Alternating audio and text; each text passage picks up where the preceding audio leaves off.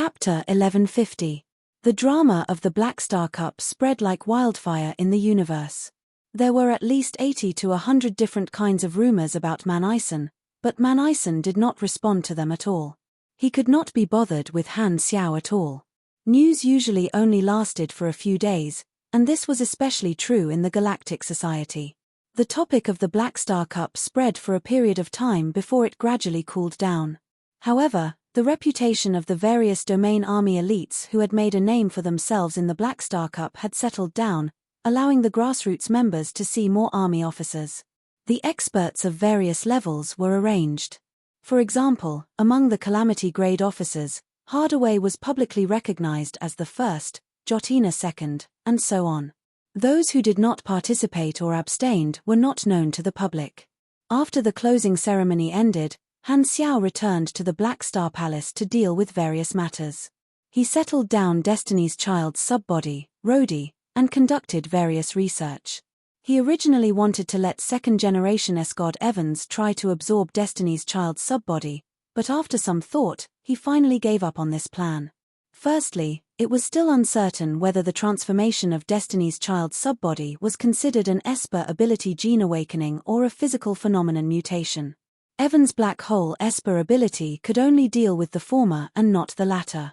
Secondly, Destiny's Child was very mysterious, and information forms were also a profound field. Han Xiao was not sure if there would be any side effects after Evans absorbed it.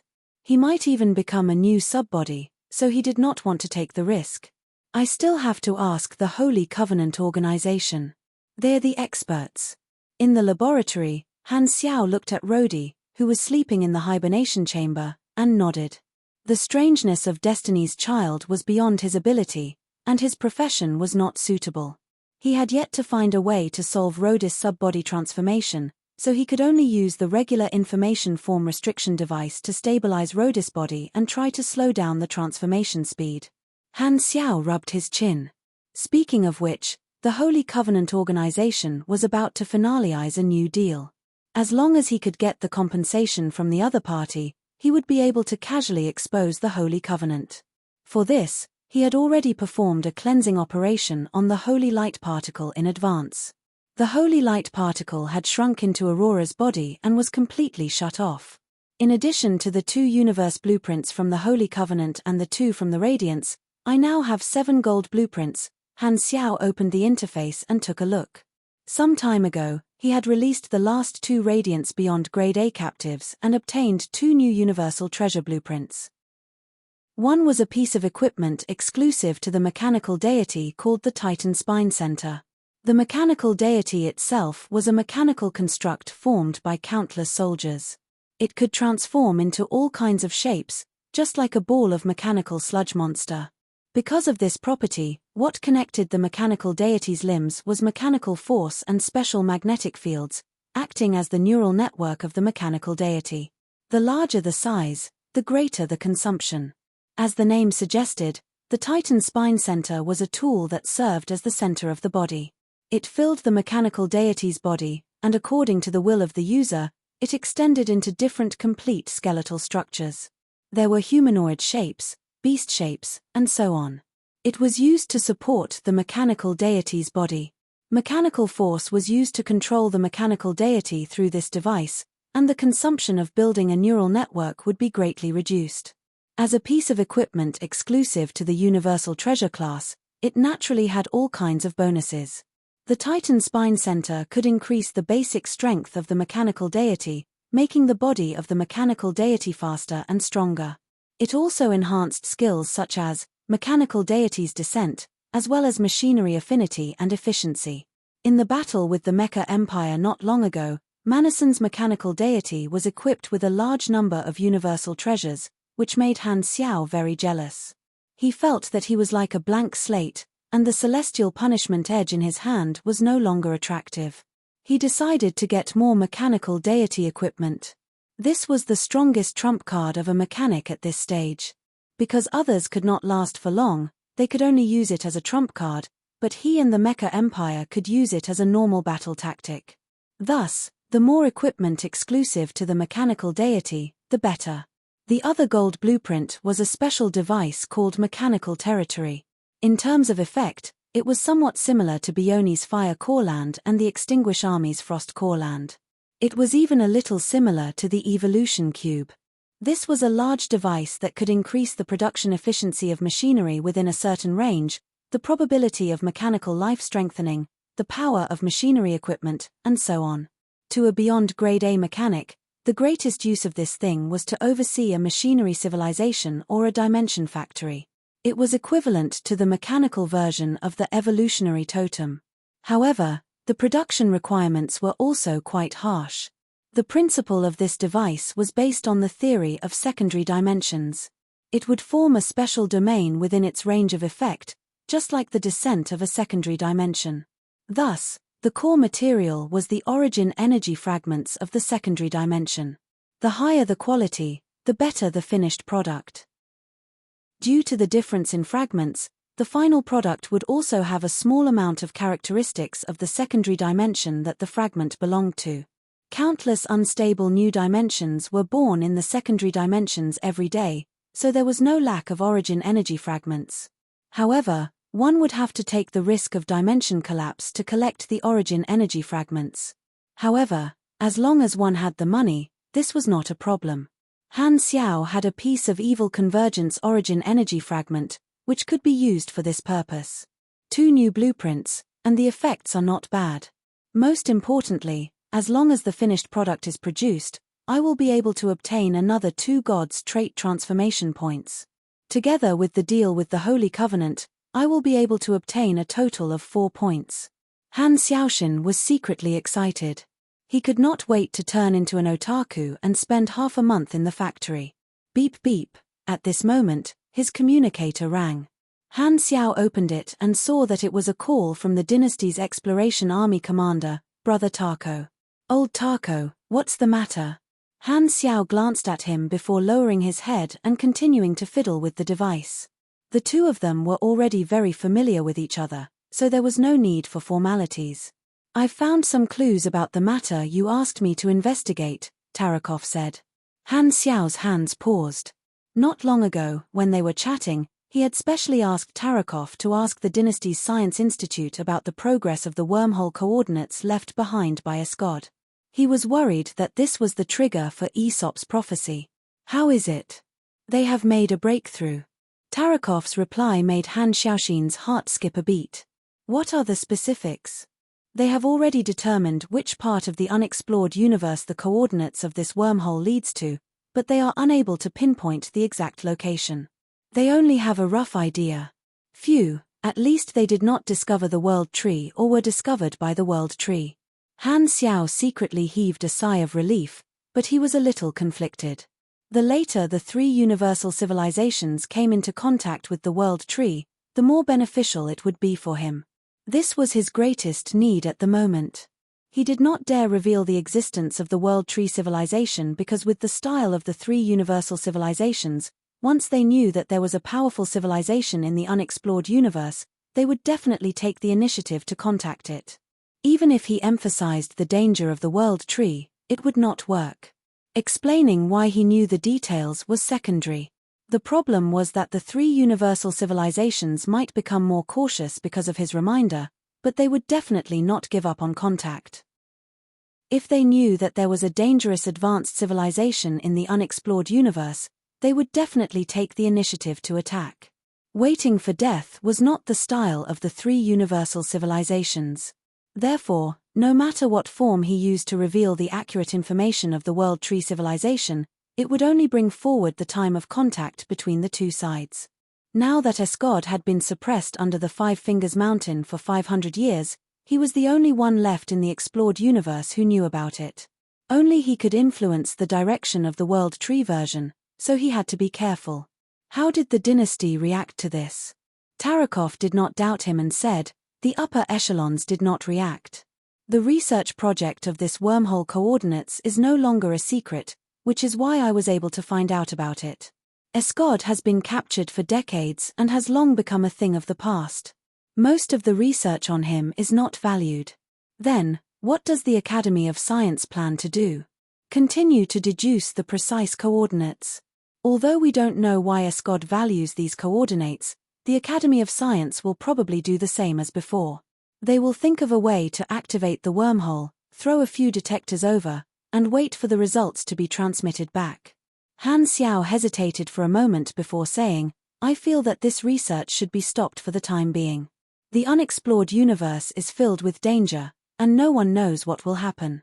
Right now, it's a crucial period in the competition between the three universal civilizations and the Supercluster Alliance. If another incident similar to the intelligent plague breaks out, it will be very disadvantageous for the dynasty. Tarakov looked at Han Xiao suspiciously. You're clearly worried about this project. Do you know something? Would you believe me if I said it was my intuition? Hee.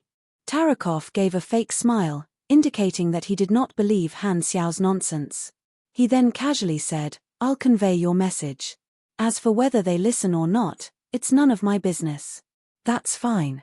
All right, I'll get back to work.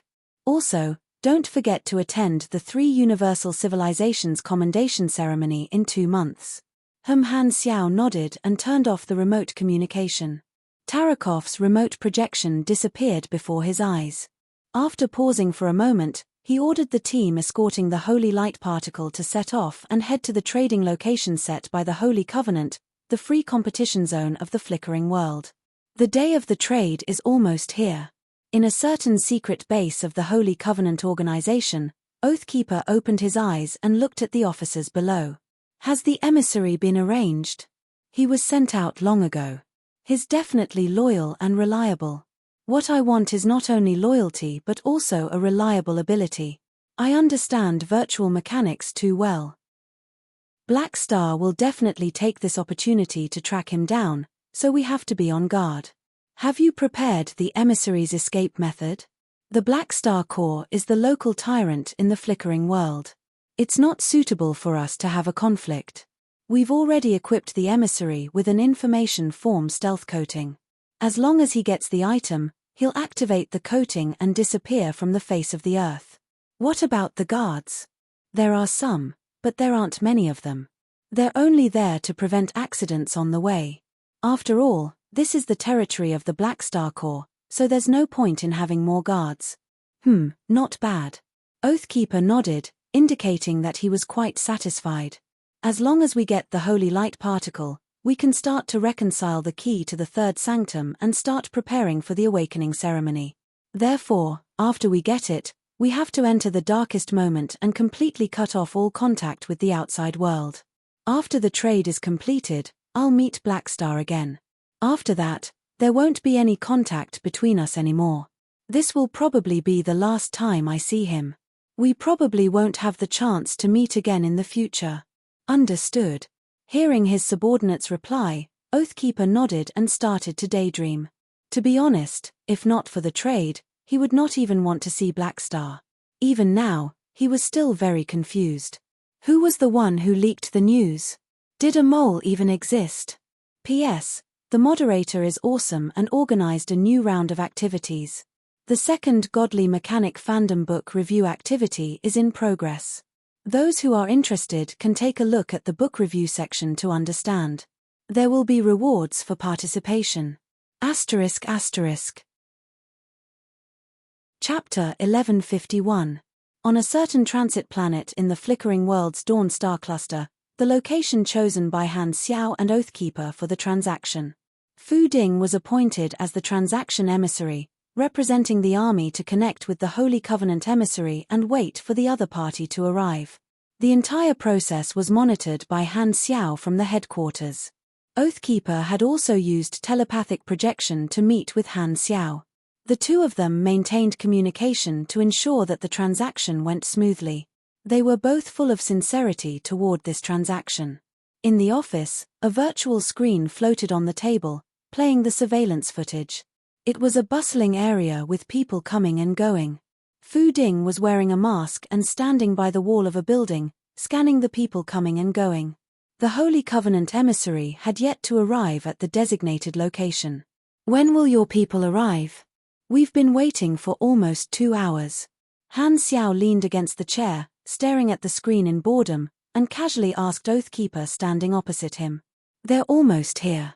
You've already said this 7 times. They're really almost here this time. After a while, a man in the same disguise finally appeared on the screen, carrying a silver alloy suitcase. As if he had received an order, he walked straight toward Fu Ding. The two of them met face to face, but neither of them took any further action. Is he the emissary? Han Xiao asked. That's right. Everything you want is in his suitcase. Han Xiao nodded and contacted Fu Ding, indicating that they could exchange the goods. Oathkeeper also used telepathic projection to give the same order. The two of them received the order and directly exchanged the goods.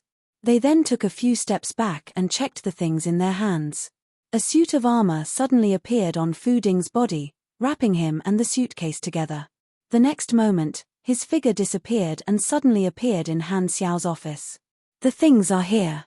The armor opened, spat out the suitcase, and placed it on Han Xiao's table. This suit of armor was the king mecha that Han Xiao had temporarily lent to Fu Ding for his use. The teleportation beacon, throne, was left in his own hands, ensuring that he would be able to obtain the goods as soon as possible. Han Xiao opened the box, and white cold air immediately flowed out. Inside were 2 cylindrical containers side by side, containing 2 primal Esper ability entities. One was emerald green, and the other was sky blue. Next to the 2 containers was a data storage device. Han Xiao activated it and glanced at it. 2 gold-grade blueprints were recorded inside, and all the items that Oathkeeper had promised to trade were available. At this time, the interface also moved and a notification popped up. Primal Esper Ability Entities, 4-4, Primal Esper Ability Collector, milestone has been activated. When you fight an Esper, all your attributes will increase slightly, and the damage dealt by the Esper will be reduced by %. You have received the Third Sanctum, Skill Fragment X1. Mission complete, looks like it's the real deal. Han Xiaoshan calmed down and waved at Fu Ding. You can go back. Before the 3-minute time limit was up, he activated the King mechanical suit again. With a flash of mechanical force, Fu Ding was sent back to the transaction site. Oathkeeper turned around and looked over. Black Star, how was it? The item is fine. What about you? What you gave me was indeed the holy light particle. Han Xiao raised his brows and extended his hand. Then, happy transaction? Although Oathkeeper was a mental projection without a physical body, he still pretended to shake Han Xiao's hand and said, happy transaction. The next moment, the Holy Covenant emissary seemed to have activated some device, and his entire person suddenly disappeared from the surveillance screen. Oh, your people sure left quickly. Are you that worried about me? Han Xiao's eyes flashed, and he smiled playfully. It's best to be careful. Oathkeeper did not deny his fear of Han Xiao. Seeing that his emissary had activated the information form coating and strictly followed the plan to leave the scene, Oathkeeper heaved a sigh of relief and relaxed his tense nerves. This transaction was very important to the Holy Covenant, and he was worried about many things. Most importantly, he was afraid that Black Star would not abide by the contract and track down the Holy Covenant emissary by any means. Now, it seemed like Black Star did not have such thoughts, and the transaction went quite smoothly. With the Holy Light Particle, the success rate of opening the Third Sanctum could basically reach the expected height. Oathkeeper suppressed his excitement and said, I will remember His Excellency Black Star's generosity.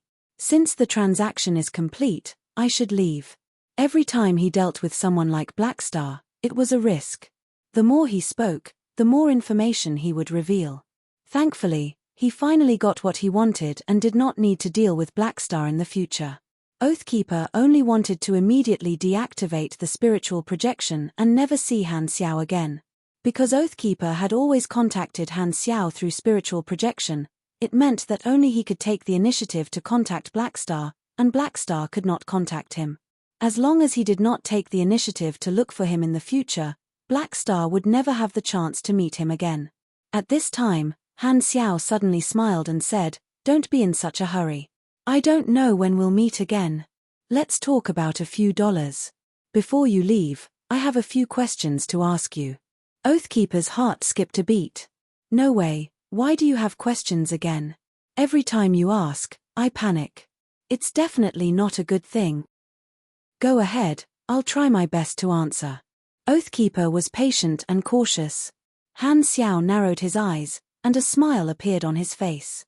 Just like Oathkeeper, now that he had gotten the benefits of the deal, he had nothing to worry about. After pretending to ponder for a few seconds, he decided to start with the least stimulating question. He asked slowly, "Do you know about Destiny's Child?" Oathkeeper's eyes widened, and he froze on the spot. "What do you know, you bastard?" He stared at Han Xiao's eyes, wanting to see Blackstar's attitude. However, the other party's handsome eyes were filled with sincerity and clarity, as if he was really just asking casually. Oathkeeper found it difficult to calm down. He held back the waves in his heart and he suppressed his emotions and asked, "Why are you suddenly asking about this? Did something happen?" "There's nothing to hide. I once met a special individual who claimed to be Destiny's Child. Unfortunately, he died in a nuclear explosion. Not long ago, I met another similar individual. After some investigation, I found that there seems to be a primal esper ability called Destiny's Child in the universe. It seems to be able to transform certain creatures into special subbodies. You happen to be experts in primal esper abilities, so I came to consult you. That's all. What else? But from the looks of it, your Holy Covenant organization seems to know a lot." Han Xiao sized Oathkeeper up and said in confusion, "Don't tell me that Destiny's Child is in your hands. The way your emissary disappeared just now does seem like an information form. It's also the technology you guys developed, right?" Oathkeeper had a headache and secretly regretted overreacting just now. It was as if he had Blackstar PTSD. "No, don't talk nonsense. It's really not in your hands." "No," Oathkeeper denied. "Well, I don't care whether it's in your hands or not. I just want to know some information. You guys specialize in primal esper ability entities, so you must know something. Otherwise, you wouldn't have asked me just now." Han Xiao knocked on the table and said casually. It looked like he believed it, but in fact, after seeing Oathkeeper's performance just now, he was 60% sure that Destiny's Child was in the hands of Holy Covenant. However, Oathkeeper would definitely not admit it, so Han Technician did not ask further. More importantly, he wanted to find out what Destiny's Child's mechanism was. Oathkeeper was helpless. After thinking about it, he picked out some information and explained in a deep voice, "Destiny's Child is a very ancient primal esper ability. Destiny's Child is a very ancient primal esper ability entity, and we don't know much about it. Most of what we know is information from other primal esper ability entities. It is said that Destiny's Child's ability involves the change of information form and the entanglement of destiny lines, and it has incredible precognition ability. The so-called destiny line is also called karma in some cultures. It's like a big net. If you flick one of the threads, the vibration will be transmitted to more threads. Therefore, every time it activates its ability, Destiny's Child has to read a lot of information and perform analysis similar to big data calculation to calculate the various possible consequences of an event and use it to make precognition. During this process, in order to read the so-called destiny line information, it will release special information form particles to collect information. This kind of particle will often cause the phenomenon of information form disturbance, producing part of its projection on random information aggregates and replacing part of the other party's information. In other words, it will create subbodies. The target is basically an individual life form. Some primal esper ability entities said that Destiny's Child can turn into a high-dimensional information form. If it doesn't want anyone to discover it, no one will be able to discover it. Therefore, no one has been able to capture it until now. Therefore, you encountered two subbodies purely because you were lucky. Hearing this, Han Xiao's eyes flickered, and his thoughts raced. The information about Destiny's Child that Oathkeeper mentioned was almost the same as what he had guessed. However, he felt that Destiny's Child's function was not limited to this. Only the precognition ability? Not necessarily. Since Destiny's Child could create subbodies, could it also create other things and even change the direction of the destiny line? The so-called information form disturbance had several manifestations, and the materialized mirage was one of them. Han Xiao had not forgotten how the domino virus that caused the intelligent plague came about. In version 1.0, the information he had obtained from the germinal organization showed that their Destiny's Child had the ability to affect the future, not predict the future. Han Xiao had only thought that the natives were ignorant, but now it seemed that it might not be a misunderstanding. Han Xiao asked a few more questions, and Oathkeeper expressed that he did not know and did not want to ask. It was obvious that he would not reveal any more information. Seeing this, Han Xiao had no choice but to change the topic. He narrowed his eyes and said casually, "By the way, you told me about the mechanism of your psychic projection ability last time. I looked into it afterward, and it seems that there is a primal esper ability called Soul Flame that fits what you said." Hearing this, Oathkeeper did not hide anything. As if he felt that this was not a secret, he nodded. "That's right, I'm the host of Soul Flame." I looked into it again based on this clue. It seems that the last host of Soul Flame in the universe was a beyond grade A esper nicknamed Soul Emperor. His name was Ruvel Sissok. I wonder if you know him? After saying that, Han Xiao stared at Oathkeeper closely, wanting to see his every move clearly. However, Oathkeeper did not show any surprise this time. He said, "I know him too, but I don't know this person." Han Xiao frowned. Unlike the question of Destiny's Child, Oathkeeper did not show any reaction to this question. He was not sure if Oathkeeper was mentally prepared for this, or if he did not care about his identity being exposed, or if he guessed wrong and the other party was not the Soul Emperor in history who was suspected to have faked his death. Han Xiao said, "Since Soul Flame once accompanied this host, it must know more. Help me ask." As soon as he said this, Han Xiao felt a little strange. It sounded like asking a man to ask his current girlfriend about her ex-boyfriend, which felt like the behavior of a straight man. "What do you want to ask?" Oathkeeper did not comment. I'm quite curious. After Soul Emperor died, who took Soul Flame, and how did you get it?" Oathkeeper's tone sank. "Don't you think these questions are too private? I'm half a scientist. Is it wrong to be curious?" Han Xiao said righteously. Oathkeeper shook his head helplessly and said, "All right, I know you're curious about my identity and think that I'm Soul Emperor or one of the beyond grade as who killed Soul Emperor and took Soul Flame. But you're wrong. These people aren't me. I didn't steal the Soul Flame from anyone. When I met it, it was already free. It took me some effort to subdue it." Han Xiao rolled his eyes. "Then can you help me ask it what it experienced after Soul Emperor died?" "It's unwilling to say." Oathkeeper shook his head, paused, and said, "However, it told me that Soul Emperor didn't die in battle. Since you've seen his life information, I won't go into detail. Anyway, in Soul Emperor's last battle, his body was indeed destroyed, but due to the uniqueness of his esper ability, his spirit did not die. He escaped and disappeared.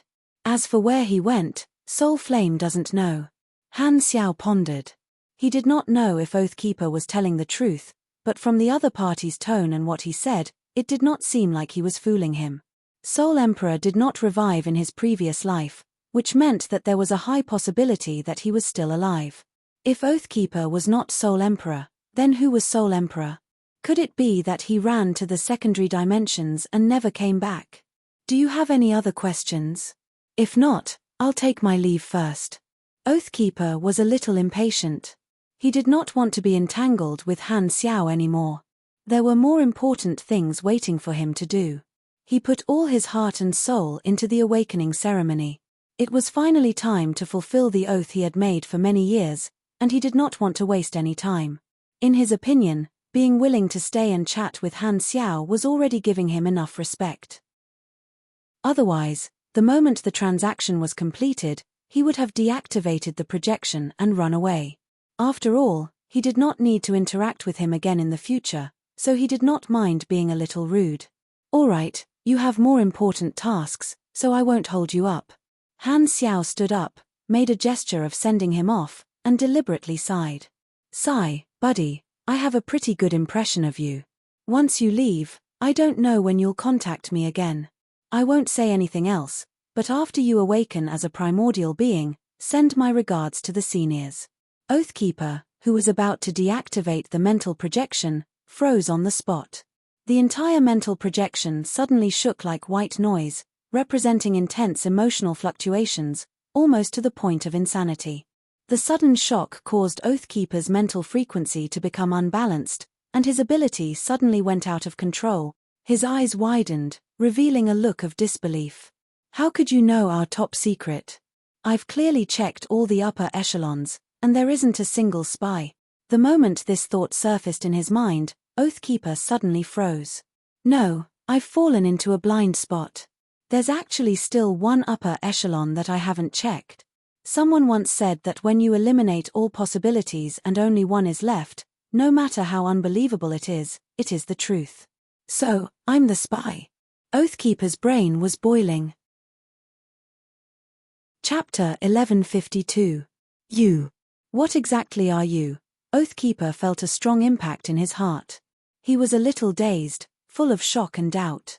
Black Star waited until now to expose our intentions, so he must have known about this secret long ago. He was just pretending in the past, and he even managed to fool me.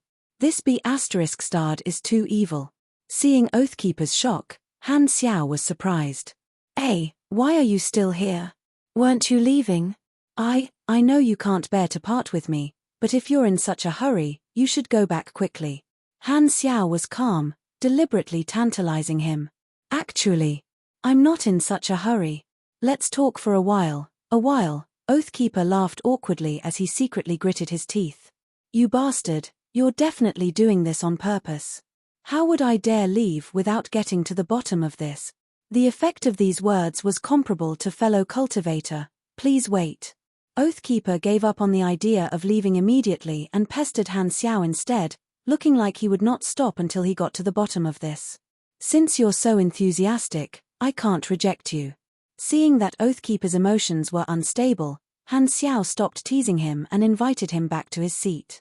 Oathkeeper took a deep breath and carefully said, So, you know about our plans. Where did you find out? Black Star had already exposed the purpose of the Holy Covenant, so it was useless for him to continue pretending that he did not know. Furthermore, he felt that Black Star definitely had some ulterior motive. Otherwise, he could have kept this information hidden. Now that he took the initiative to expose it, it did not seem like an enemy's behavior. I have my own intelligence channels. Han Xiao laughed and said, How could I possibly tell you this kind of information? You must be dreaming. Oathkeeper did not have much hope. If he were in Han Xiao's shoes, he would not reveal who the mole was either. He could only grit his teeth and bear with it. Since you know our goal, what are you planning? If he was facing an ordinary beyond grade A at this time, Oathkeeper might have thought of killing him to silence him. However, facing Black Star, he really did not have 100% confidence of winning. Black Star was just too much meat for him to handle. As long as Black Star wanted to, he could spread this information at any time. Because the other party had a handle on him, he had to be careful. What do you think I'm trying to do? Han Xiao smiled faintly. I don't know. Oathkeeper had various guesses, but he didn't dare to say them out loud. In his opinion, there were only a few reasons why Black Star would do such a thing, such as blackmail or interfering with the plan. He couldn't possibly be just scaring him out of boredom, right? Why don't you take a guess? I can't guess. TSK, you're so boring. Han Xiao shook his finger. Why are you so nervous? Since I didn't refuse to make a deal with you, don't you understand my position? Oathkeeper's eyes flashed. You mean, you don't intend to stop us? Why should I stop you? Han Xiao put his hands on his nose, narrowed his eyes, and said, I'm the leader of the Black Star Corps, the special consultant of the 3 universal civilizations, but I'm also the vice president of the Beyond Grade A Association. If you paid attention to the meeting of the gods a few years ago, you must know that I reached a consensus with the Mecha Empire during the meeting, Oathkeeper hurriedly recalled. Suddenly, an idea flashed through his mind like lightning, dispelling the fog. You're saying, there are still too few Beyond Grade As? That's right. The Mecha Empire and I both said this back then, so you understand now. Han Xiao chuckled. Oathkeeper suddenly felt enlightened. His thoughts spun quickly, and most of his doubts were answered. No wonder Black Star chose to sit back and watch despite knowing our goal. This might be the only chance to rapidly strengthen the Beyond Grade as in a short period of time. It's in his interest. However, Oathkeeper still had some doubts. I thought you were on the side of the 3 universal civilizations. I didn't expect you to do this. This is just a matter of recent publicity. I'm naturally on the same side as the 3 universal civilizations, but that doesn't mean I've become their vassal. I'm against the Mecha Empire only because they're too radical and take a different path. However, my demand for the number of Beyond Grade as is the same as theirs.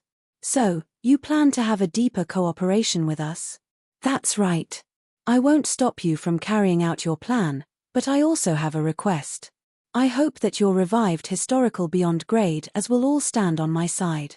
Oathkeeper nodded, then shook his head. This isn't that easy. They all have their own thoughts. Even if I revive them, they won't be my puppets. Han Xiao rolled his eyes. Speaking of which, I've actually been quite curious. Why do you want to revive the dead Beyond Grade as? He had been very curious about this question in his previous life. The Holy Covenant organization had revived so many strong people, so logically speaking, they should be very ambitious. However, during the World Tree War, the Holy Covenant only appeared with a large group of revivers to resist the World Tree civilization. It seemed like they only ran out because they were insecure. He did not know what they were doing in private. As for the batch of historical Beyond Grade as that appeared during the calamity of the Supers, he was not sure if they were also from the Holy Covenant. Because of an agreement, an oath, Oathkeeper's tone became low, as if he had a story to tell. Tell me about it. Han Xiao was curious. Oathkeeper was silent for a while, as if hesitating if he should reveal more information. However, when he thought of Black Star's current attitude, he could only slowly speak. The Holy Covenant was born at the end of the Exploration era, established by a portion of the Primordial Ones. Our purpose is to revive those who died in the war. Although we're talking about that history in a more relaxed tone, Black Star, you should be able to understand the despair and unwillingness of the Primordial Ones.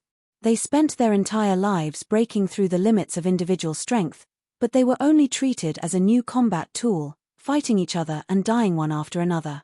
Even if you don't want to participate in the war, the tide of the era will still drag you into it. You can check the information. How many Primordial Ones have met a good end? At the same time, because we've evolved to a new level, countless people covet and fear us. You should understand this logic. When an individual becomes too strong, the group will definitely be wary of them. There's nothing new in the universe, and this logic has not changed even now. At the end of the day, we're only a minority of heretics in the universe. We're both worshipped and feared. Among the Primordial Ones, there are some who are unwilling to be born in the chaotic era of war and wish to go to the prosperous era of peace, but their lifespans are limited. There are also some who are unwilling to die in the war. Even if they're sacrificed, they're still trying to be reborn in the future. Therefore, many people began to secretly look for a way to revive and split into different factions. Some of them formed the Holy Covenant organization. This is where we came from, and it's also my oath. I see. Hearing this, Han Xiao could not help but think. The Primordial Ones wished to live through the exploration era by reviving, and he could understand this. It was not easy for them to obtain an individual strength that could dominate the entire galaxy, but they were reduced to tools of war. At that time, there was no place for the existence of Beyond Grade A organizations. Other than a few exceptions, most of the strong could only become the high-level fighters of the civilizations. Remaining neutral was an extravagant hope, and no one would be willing to do so. Furthermore, the Beyond Grade as had just been born, there was not a single civilization that did not want to delve deeper into their research. Coupled with the concern that the Primordial Ones would not be able to escape unscathed, the environment they lived in was extremely harsh. It was far from being as free, safe, and comfortable as the modern Beyond Grade as. The Primordial Ones had thought of all sorts of revival methods, or perhaps the underworld was one of them. It was just that very few people chose it. After all, not everyone was willing to become the subordinates of the two former sisters. Furthermore, the two sisters were not that reliable. No wonder the Underworld's land granny had said that the two former sisters were also invited to participate in a project regarding the sanctums. It was probably related to the Holy Covenant organization, but the two sisters rejected it as if they did not want to be revived. Han Xiao stroked his chin and pondered. So, what method did you use to revive those beyond grade as? This. I can't tell you. Oathkeeper shook his head. Han Xiao was dissatisfied. Humph, I can guess even if you don't say it. It should be related to the sanctums, right? I've shown my attitude, so you have to show your sincerity too. Oathkeeper felt that he was completely controlled by Black Star. After hesitating for a while, he nodded heavily. That's right, it's the sanctums. I really can't tell you anything more specific now. I'll tell you the method after I complete the oath.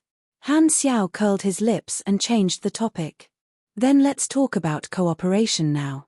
I can facilitate your plan and keep it a secret for you, but you have to give me something in return, Han Xiao stated his request. Resources and intelligence were secondary. He mainly wanted to obtain the method to revive the dead through the sanctums, as well as some of the special technology that the Holy Covenant organization had accumulated over the years. He also wanted to establish good karma with these revivers. Regardless of whether Oathkeeper was willing or not, he could only trust Han Xiao and accept him as a collaborator. Otherwise, if Han Xiao revealed some secrets, it would be even more troublesome.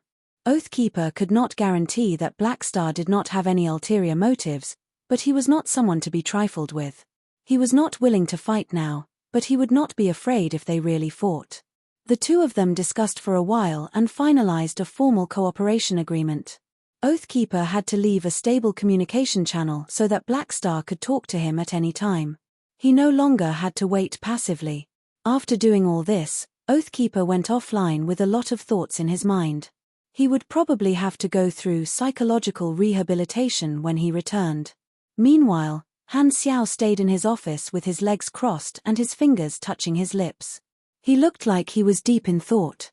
What he said to Oathkeeper was the truth, but he did not tell him everything. He did want to increase the number of Beyond Grade as. On one hand, it was to increase the authority of the Beyond Grade as in the universe and his position in the association. On the other hand, it was to deal with the World Tree. Aesop's prophecy and the progress of the dynasty's Academy of Sciences made him have no choice but to prepare and find more helpers. At the same time, he was also curious about the methods of the Holy Covenant to revive the primordial ones and wanted to dig deeper into the functions of the sanctums. Furthermore, he did not want the Holy Covenant organization and a large number of Beyond Grade as to leave his sight and hide. He proposed this cooperation because he wanted to leave a stable contact channel so that he could pay attention to and monitor the other party's movements. The final motive was that Han Technician wanted to try triggering a mission. He felt that the chances of this mission being triggered were not small. The result was also quite gratifying. A notification popped up on the interface. You have triggered the hidden mission. Return to the stage of history. Mission introduction. You learned from Oathkeeper that the goal of the Holy Covenant organization is to revive some of the Beyond Grade as in history. You have chosen to cooperate with them. Mission requirements. Assist the Holy Covenant organization in successfully completing the Awakening Plan. Reward, plus 25 favorability of all revived Beyond Grade as and plus 1 legendary point. Remarks. This mission is the initial mission of a series. Once you accept this mission, you will have a higher chance of triggering more hidden missions of the same series. Initial mission of a series means that this mission is the entry point of a storyline. That's right. If I did not cooperate with the Holy Covenant organization, the subsequent matters would have nothing to do with me. Naturally, I would not be able to intervene. Han Xiao did not hesitate and accepted the mission. He had a feeling that this mission series was probably related to the main storyline of several versions. In a certain secret base of the Holy Covenant organization, Oathkeeper retracted his mental projection and let out a long sigh. He was still in a daze as he digested the changes in the situation. Boss, what's the situation? Did Black Star fulfill his end of the deal, or did he overturn the agreement? Law and Faye stood below. Seeing Oathkeeper's reaction, they could not help but ask curiously. Oathkeeper came back to his senses, tightened his expression, and said unwillingly, "From now on, Blackstar is our temporary ally." Law and Faye's eyes widened. What happened? Why did it happen so suddenly? The Holy Covenant organization had never found a partner before. This was the first time. Could it be that this was not a simple deal? Why did Blackstar suddenly become an ally? I've long heard that Blackstar's ability to make friends is strong. Could it be that Boss was also? P2E, he fell for it. Chapter 1153. In the army commander's exclusive factory in Blackstar Palace, Han Xiao walked in with a suitcase and placed it on the table. With a click, he opened the lid and took out 2 cylindrical containers of primal Esper abilities. He held them in his hands and sized them up. He shook them slightly. The emerald green primal Esper ability was very viscous and had a liquid texture, while the sky blue primal Esper ability was like a light mist with ice chips. The emerald green one was called Nature Spiritual Power. It could control all kinds of plants and greatly accelerate their growth. It could also summon wild beasts and had all kinds of natural powers, just like a druid. It was slightly weaker in terms of direct combat, but it could extract and synthesize all kinds of toxins from all kinds of plants. It was not bad to use it for research. The Holy Covenant used this Esper ability to cultivate all kinds of magical plants and toxins. The sky blue one was called Frost Authority. Not only could it control cold air, but it could also temporarily turn snow and ice into ice statue warriors. They would be covered in ice armor, wielding ice swords, and step on the cold wind to spread death without any temperature. It also had multiple transformation functions. It was said that if the host was strong enough, they could even temporarily freeze the movement of molecules, causing the effect of condensing time and space. These 2 abilities are actually not bad. After all, they're compound primal Esper abilities. However, the main function is to activate my milestone. Han Xiao played with the 2 tubes of primal Esper ability and pondered. The primal Esper ability collector milestone allowed him to obtain targeted enhancements when facing Esper ability users and obtain an innate advantage. The effect was very impressive. As for the 3rd sanctum, fragment, although it did not seem to be of much use at the moment, Han Xiao felt that it might come in handy after he obtained the method to open the sanctum from the Holy Covenant. Speaking of which, who should I give these 2 abilities to? Han Xiao quickly filtered through one candidate after another in his mind. The first choice was to give them to Evans.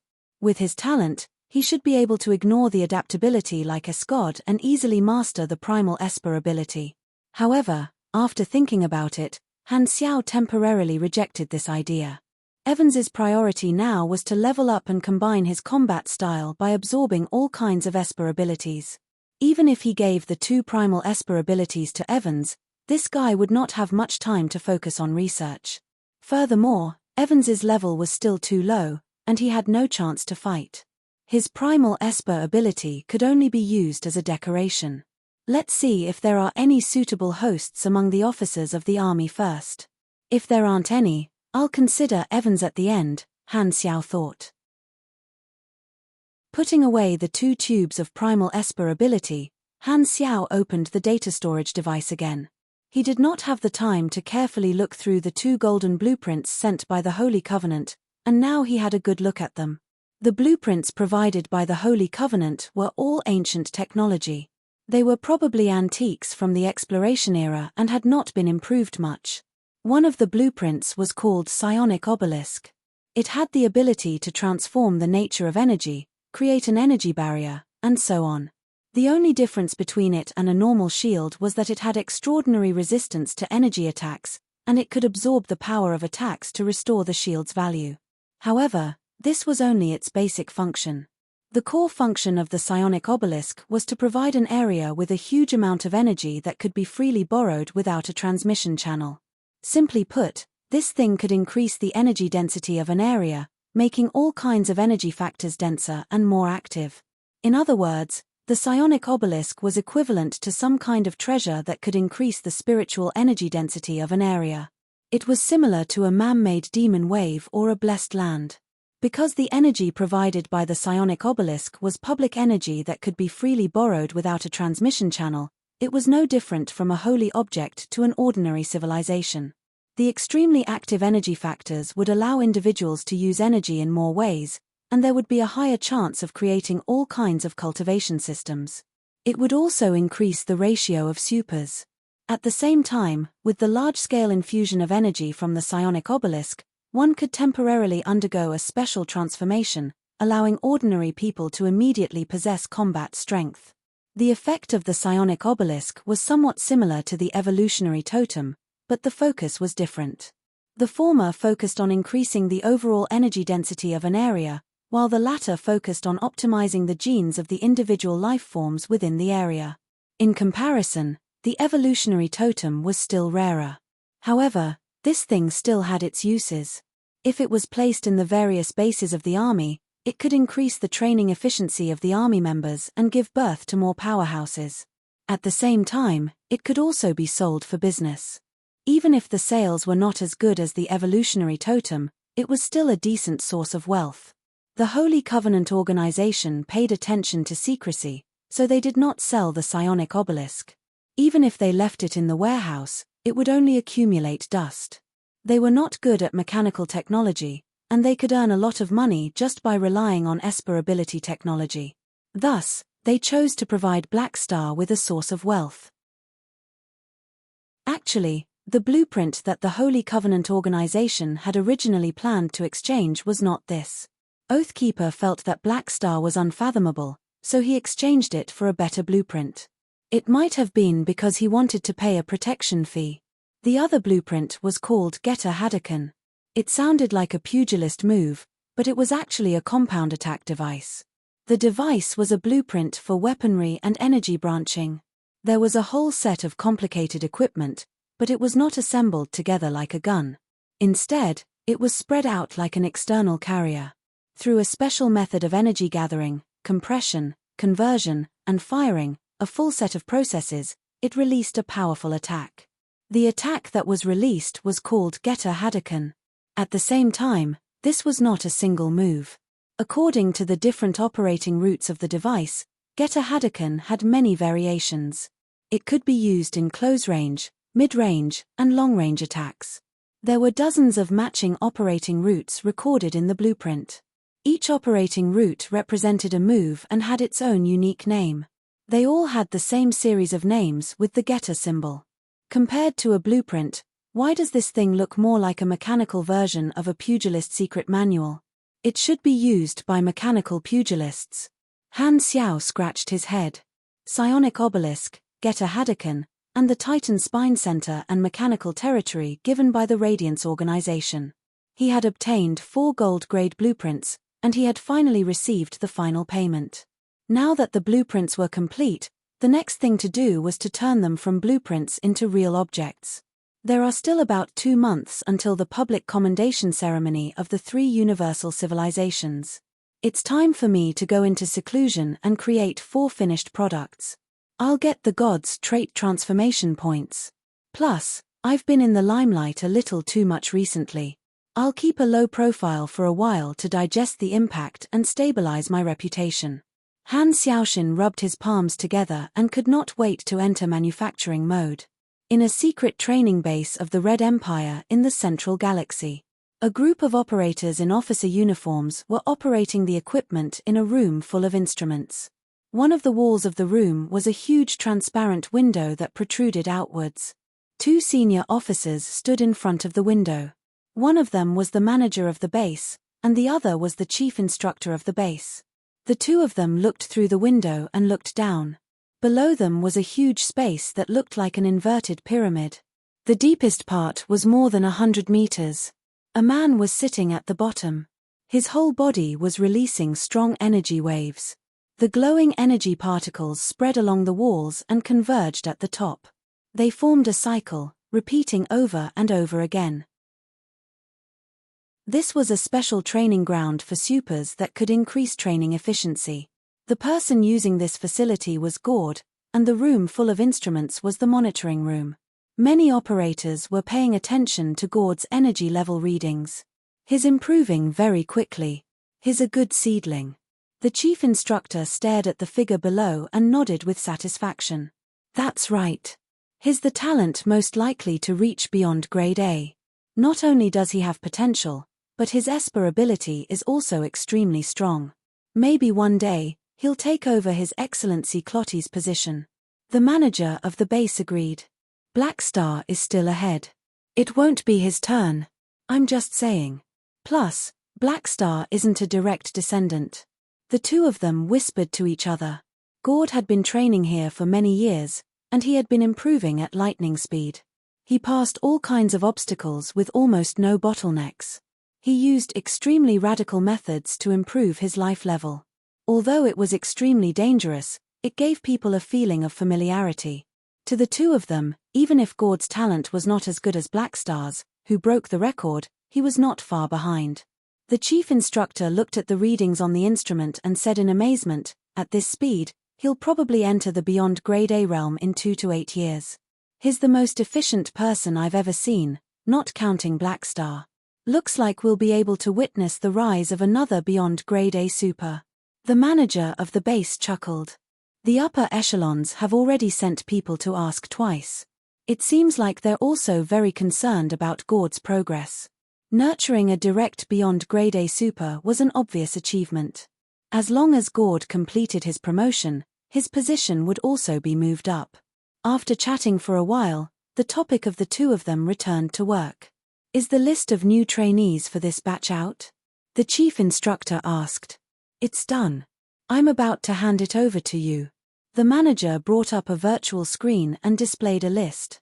This kind of secret training base would select talents from the dynasty every once in a while for targeted training. If they had potential, the dynasty would not mind picking them up from a child and nurturing them from grade D all the way to calamity grade, branding them as direct descendants of the dynasty. Therefore, not only were they recruiting calamity grades, they were also divided into different grades and classes according to their grade. The lower the grade of the class, the more intense the competition was. In the grades below the calamity grade, an elimination system had always been implemented. Either you passed the test, or you packed up your things and returned to the army. If you were capable, then go. If you were not, then don't be a dog in the manger.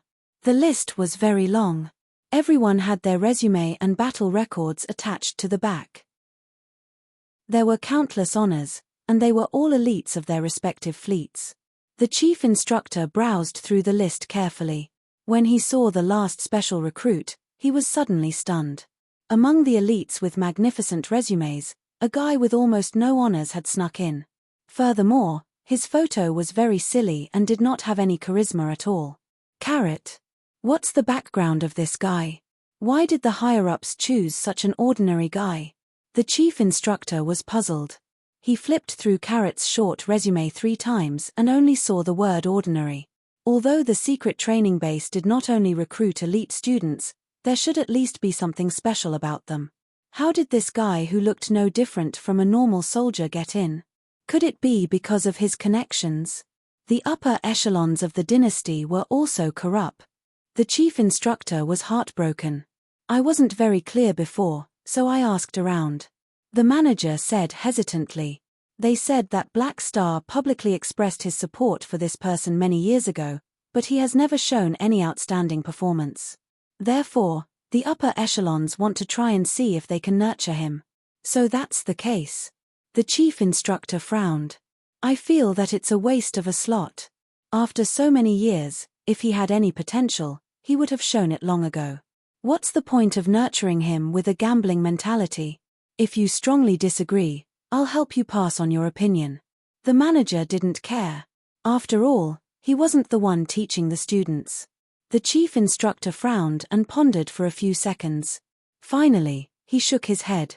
Forget it. Since the upper echelons have decided, I'll just follow their orders and give him a chance. But I won't deliberately go easy on him. If he can't meet the assessment requirements, he will be eliminated. Then, the upper echelons will have nothing to say.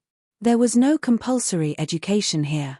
The chief instructor only liked the top students and was too lazy to spend energy on the poor ones. He even felt that it was a waste of time to look at them. In his opinion, Concentrating all the resources on the talented top students was the best way to maximize the benefits of resources. That's good. The manager looked at the list again and said, then I'll arrange for him to enter the most elite class and give him the most powerful opponents. This way, he won't be able to stay for long. He'll probably leave in the first quarter. The manager's thoughts were similar. Nurturing a poor student into an elite would not help his political achievements. Only by nurturing an elite into a top force would it be counted as a merit. Therefore, he didn't mind using his authority within the scope of the rules to eliminate the less talented students as much as possible. This would free up the quota to recruit more new students, and then dig out new potential stocks from them. In his eyes, this was also the best use of limited resources. Survival of the fittest was the law of nature. Central Galaxy, Constellation Corridor, Red Empire Academy of Sciences, Space Coordinate Research Group, Wormhole Positioning Project Office. The Academy of Sciences was divided into many groups with different projects. The Wormhole Positioning Project was a very large one. All the suspicious wormhole data collected by the dynasty were analyzed and deduced here. The wormhole data left behind by Escod was only one of the targets of this project. Furthermore, it was a sample number that was not very important. The research team leader was calculating the wormhole model in the laboratory. At this time, his secretary hurriedly walked in. Leader, the approval from the upper echelons has been received. They rejected our application for the wormhole travel test. Rejected. The research team leader was surprised. Isn't it usually just a procedure? Why aren't we allowed to do field research this time? After deducing part of the coordinates of a wormhole data, a directional travel test would usually be conducted. A few multifunctional probes would be thrown through the wormhole to conduct field research and positioning. This would establish a more accurate coordinate system and test if there were any errors in the data deduction. It was a standard experimental method. The research team leader was quite interested in this batch of test samples, which included the wormhole data left behind by Escod. He did not care about what was behind this wormhole, but this sample was especially difficult to calculate. It was not easy to determine the range, so he was eager to know if he had calculated wrongly. The secretary pushed his glasses and said hesitantly, I don't know the details, but I heard that this was a suggestion from His Excellency Blackstar. The upper echelons think it makes sense, so they temporarily tightened the review standards for most research projects. How is it related to Blackstar? What did he say? He seems to have said that the Supercluster Alliance is about to make a move. Once a conflict breaks out, the three universal civilizations won't have the time to care about anything else. Therefore, it's best to reduce the possibility of random risks. He suggested that all research projects on wormholes be suspended. The upper echelons accepted his suggestion. The research team leader could not help but complain. Blackstar is half a scientist. Isn't he just adding trouble to us? This time, a researcher carefully came over. Leader, do we still need to do the travel test? Hearing this, the research team leader said with annoyance, what do you need to do? Without the approval of the upper echelons, you dare to do research on your own? Good lad, you have no respect for your superiors. I have to correct your thinking. Someone, bring me 2 sets of wormhole data that haven't been calculated. Let him calculate it. If he can't calculate it, your holiday this year will be cancelled. So we have holidays. The researcher scratched his head with a confused expression. Where did our previous holidays go? I have a cold today. End of chapter. Chapter 1154. Central Galaxy, Abyss of Stars, Ancestral Land of Shadow. The dark gaseous planet was still suspended there, as if it had existed since ancient times. On this day, streams of light shot over from afar, and a fleet arrived through hyperdrive. The pitch-black planet suddenly became restless. The black energy flowing on the surface of the planet shot out like a solar prominence, raising waves tens of thousands of meters high. As if shaking off a body full of lice, shadows of shadow servants appeared from the waves, ready to launch an overwhelming attack at any time. At this time, the leading spaceship of the fleet suddenly burst out a ring of black soul flame, which spread rapidly and swept across the black star sphere. The next moment, the black star sphere quieted down, like a cat retracting its claws.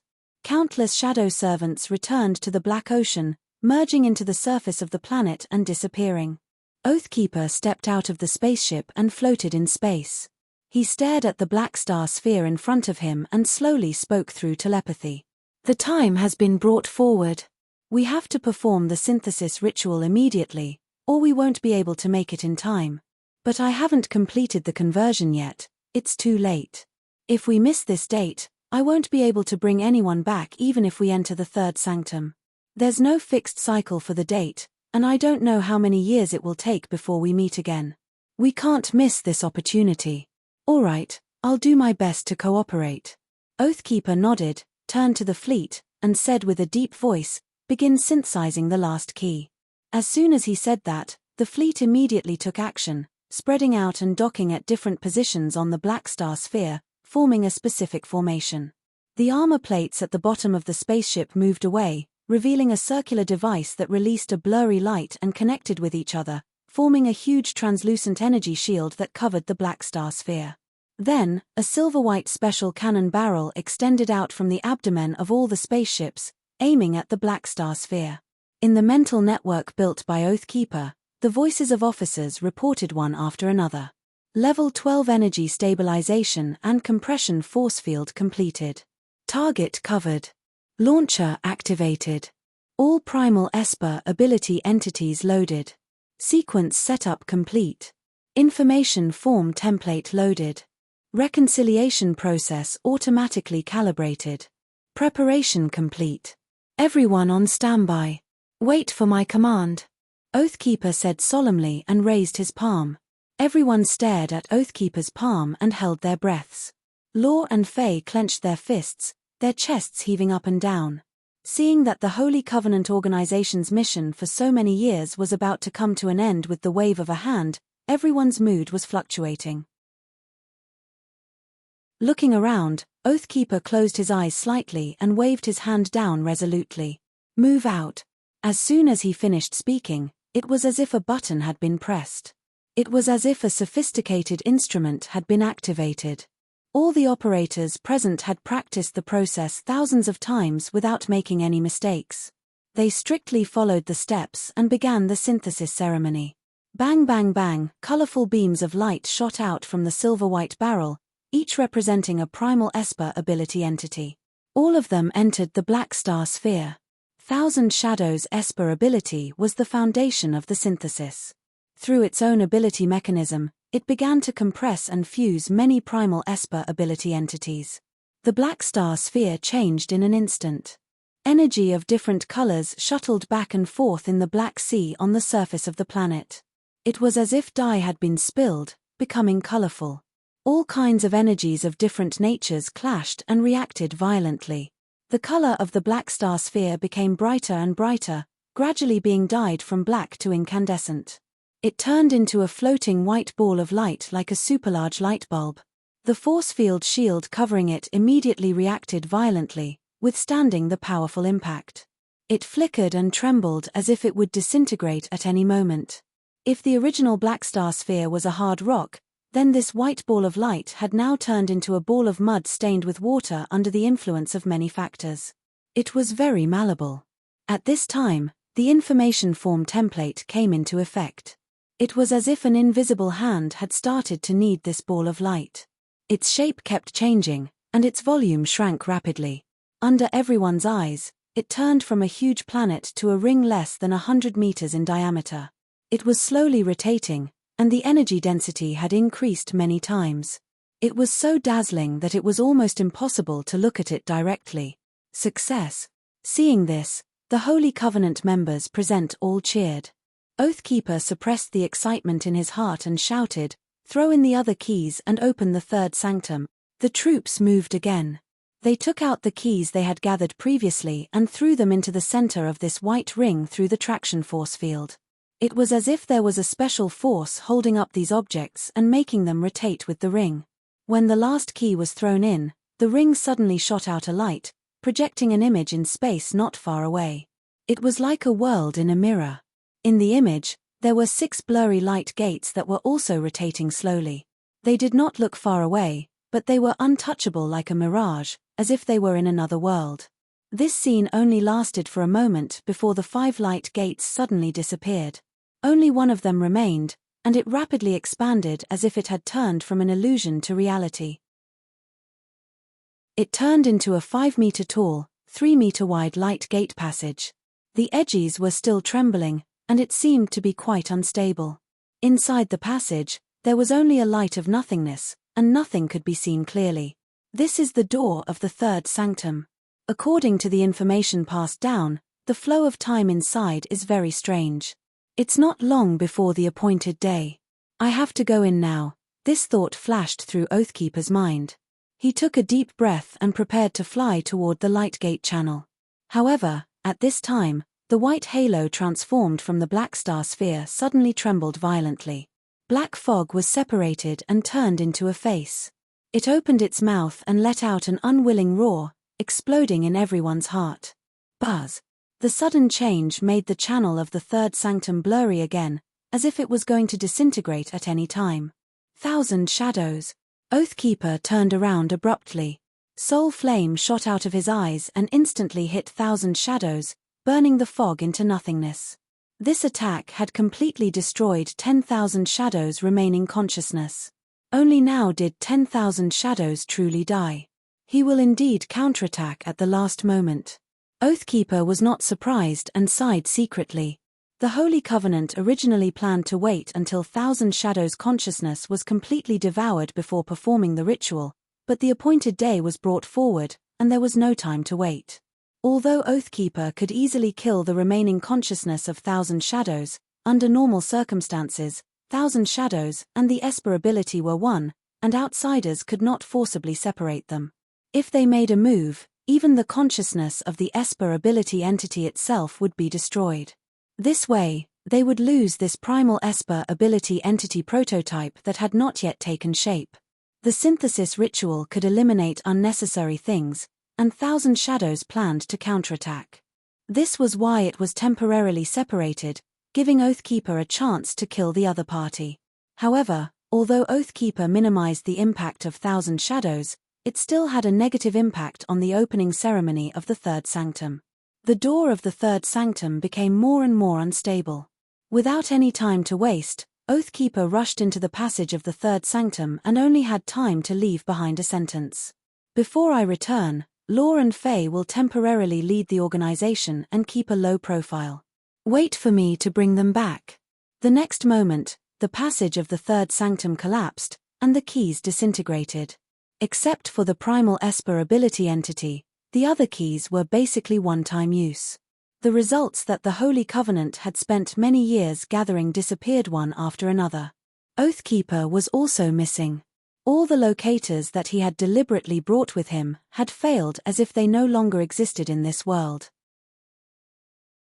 More than a month later, somewhere in the asteroid belt of the flickering world, a black and a red figure shuttled through it, fighting fiercely. Torrent, get a Hadouken. A bright blue thick ray flashed, and the asteroid belt along the way was instantly annihilated, leaving behind a blank path. The red figure dodged the attack with blink and waved a red energy to block the opponent. Light flickered in the starry sky as the two of them fought back and forth. It was Han Xiao and Hela, who were sparring as usual. The two of them had fought many times and knew each other well. Han Xiao landed a heavy knee on Hela's abdomen, kicking her until she could not straighten her back. Then, he slashed her throat with a powerful palm blade. Only then did the sparring end. Cough cough cough. Hela knelt on an asteroid, covered her neck, and coughed for a while. Only then did her broken throat recover. I lost again. Don't be discouraged. You're improving very quickly. The underworld is really a good thing. Han Xiaoshan was a little jealous. Ever since she had obtained the underworld dimension, Hela's growth speed had also reached the level of a cheat. The better the underworld recovered, the more it would increase her Esper ability. Therefore, Han Xiao had been sparring with Hela recently, and he had been going as hard as he could. If he went easy on her, Hela would complain that he was going easy on her. No matter how fast I improve, I'm still not as fast as you. Hela stood up, pointed at the device floating beside Han Xiao, and said, "Your new weapon is not bad. Even I can't take a few hits from it. After all, I'm a mechanic. Our system is different." Han Xiao smiled and put away the Getter Hadouken. In the past 2 months, he had already created all 4 new gold-grade blueprints. With Billion Mecha Empire Manison, the success rate and efficiency of creating universal treasures had greatly increased, and the cost had been greatly reduced. The evolutionary totems could be easily mass-produced, but the psionic obelisk was very difficult. However, Han Xiao had also created a batch of finished products and installed them in many bases. The mechanical territory was mainly provided to the mechanical civilization. The application range of the Titan Spine Center was limited to the mechanical deity. Only the Getter Hadouken was the most practical. Not only was it suitable for many kinds of combat environments, but it could also be combined into various moves, creating a combo similar to a mechanical pugilist's. It was deeply loved by Han technician. The attack power of the Getter Hadouken itself depended on the output power of the energy core and the energy input from the user. It had an attack enhancement effect, increasing the original attack power by a percentage. Its lethality was very impressive. Other than focus fire, mechanics generally lacked powerful output methods. The Getter Hadouken made up for this gap to a certain extent. Furthermore, every time he used this weapon, Han Xiao could not help but shout out, as if it could increase its power. The 2 primal Esper abilities were also dealt with. The nature spiritual energy found a host, which was Yi Yeqing, who was the director of the Pharmaceutical Research Institute in the logistics department. Their abilities were very compatible, and they were successfully adapted. As for the Heavenly Frost Authority, it did not find a host, so Han Xiao temporarily made it a mysterious energy host. After casually cleaning up the battlefield, Han Xiao casually asked, "In a while, the 3 universal civilizations' joint award ceremony for the heroes of the intelligent plague will be held. Do you want to attend? I didn't participate in the intelligent plague. Why would I go?" Hela shook her head. "You, on the other hand, are going to receive the award on stage and have to say a few words. Are you ready? What's there to prepare? Isn't it just a formality? I'll say it as soon as I open my mouth. Give me what you can." Hela rolled her eyes. Usually, she was very dignified and hardly chatted with her subordinates. Only when facing Han Xiao would she say a few more words. Speaking of which, the free competition zone has been a little strange recently. What do you mean? The progress of the 4th exploration phase is estimated to have reached 80%. The Supercluster Alliance's expansion is getting bigger and bigger. They are no longer just exploring the inner regions but have started to invade and seize the planets occupied by other organizations on a large scale. Furthermore, their territories are connected. Not only do they include the central area of the free competition zone and many resource-rich star systems, but they have also built a Stargate transportation system, connecting many borders. Their strategic intentions are obvious. Han Xiao did not find it strange. That's normal. The Supercluster Alliance is preparing. It's estimated that in a while, the 3 universal civilizations will have an official conflict with them. They want a piece of land in the flickering world, but the 3 universal civilizations are not willing to let the supercluster have space to develop. At the same time, they have the excuse of free competition and anti-monopoly, so the conflict between the 2 sides cannot be resolved. There are also some other organizations that are acting a little strange, including many non-army immortals. They seem to be getting restless. Got it. I'll pay more attention to this. Han Xiao nodded. The signs of the World Server National War were appearing, and the shadow of the Supercluster Alliance was behind it. The 2 of them chatted for a while before returning to their respective fleets and heading in different directions. Hela returned to the free competition zone, while Han Xiao was heading toward the planet where the 3 universal civilizations were holding the award ceremony, the Dawnstar Cluster, the gateway to the flickering world. The fleet sailed for a while and successfully arrived at their destination. The celebration planet was already filled with guests, and countless spaceships formed a long line in the universe. After reporting their identities, The fleet was led by the dynasty guards through the VIP channel and docked at the port. As soon as Han Xiao walked out of the spaceship, he saw Tarakov waiting for him there. The two of them approached with large strides and shook hands. "How long have you been waiting here?" "Not long, Your Excellency Black Star." "You're early." "Hehe, I'm the most punctual person." After exchanging a few pleasantries, Tarakov suddenly lowered his voice and said, "I didn't know where to hide. Because I had to keep my whereabouts a secret, I didn't inform you. Now, I can tell you. The leaders of the 3 universal civilizations will be attending this meeting. Be prepared." Han Xiao raised his brows. "You mean, that's right. They'll be attending in person this time, not in projection." Han Xiao was rather surprised. "I thought I was just here to go through the motions, but it turns out to be so impressive. It seems like the 3 universal civilizations are determined to make me famous." Chapter 1155. After waiting for a few days on the celebration planet, Han Xiao clearly witnessed the increase of the planet's security level.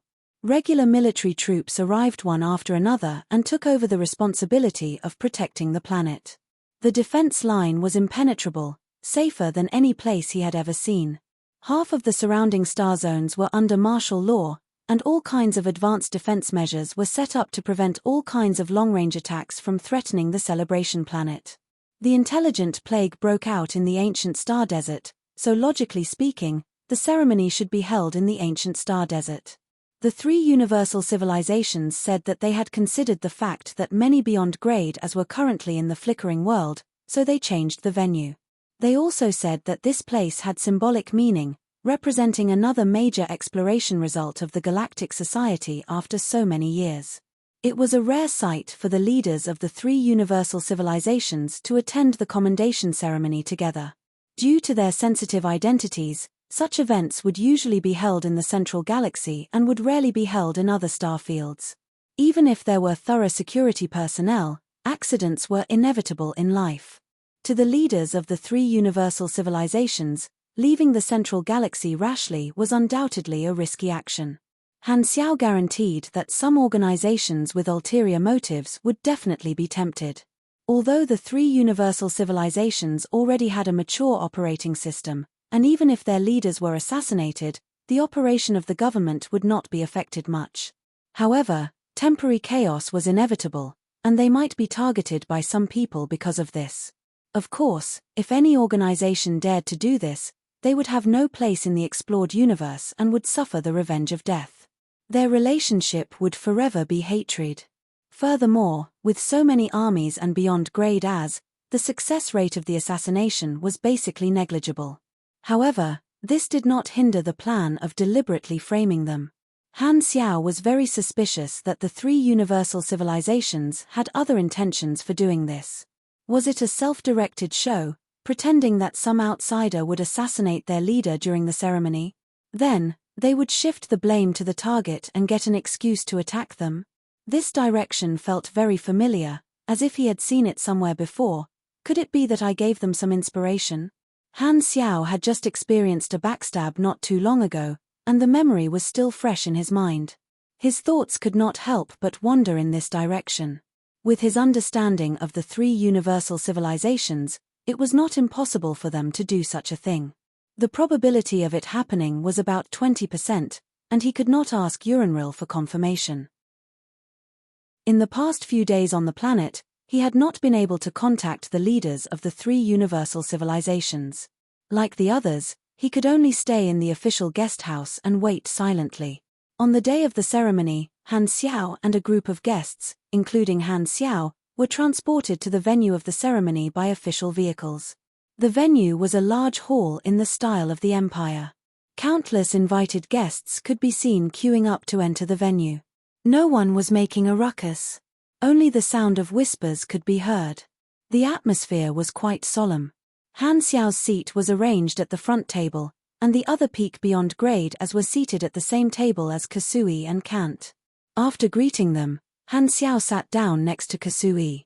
He glanced at the people at the same table and whispered, "The Mecha Empire didn't come? He's here, but it's just a clone." Kasui pointed behind him. A steel lump was arranged in the distance, sitting at the edge of the venue. Even though it was separated by a layer of steel, Han Xiao could smell Manasan's scent on it. He won't cause trouble during the ceremony, right? Han Xiao blinked. Manison isn't that crazy, Kant interrupted. Today, Kant had turned into a handsome middle-aged space human. His nose was high, his eyes were deep, and his facial features were sharp. He was sitting upright. Han Xiao glanced at the security guards at the edge of the venue and whispered, "I have a feeling that it won't go so smoothly. There might be an assassination attempt. We have so many beyond grade as sitting below. Who would be so bold?" Sun Hunter said in a muffled voice. "Maybe it's a self-directed act." Han Xiao winked. Secret Master could not help but roll his eyes at Han Xiao. He snorted and said, "Come on, do you think the 3 universal civilizations are like you? How can you do such a petty thing?"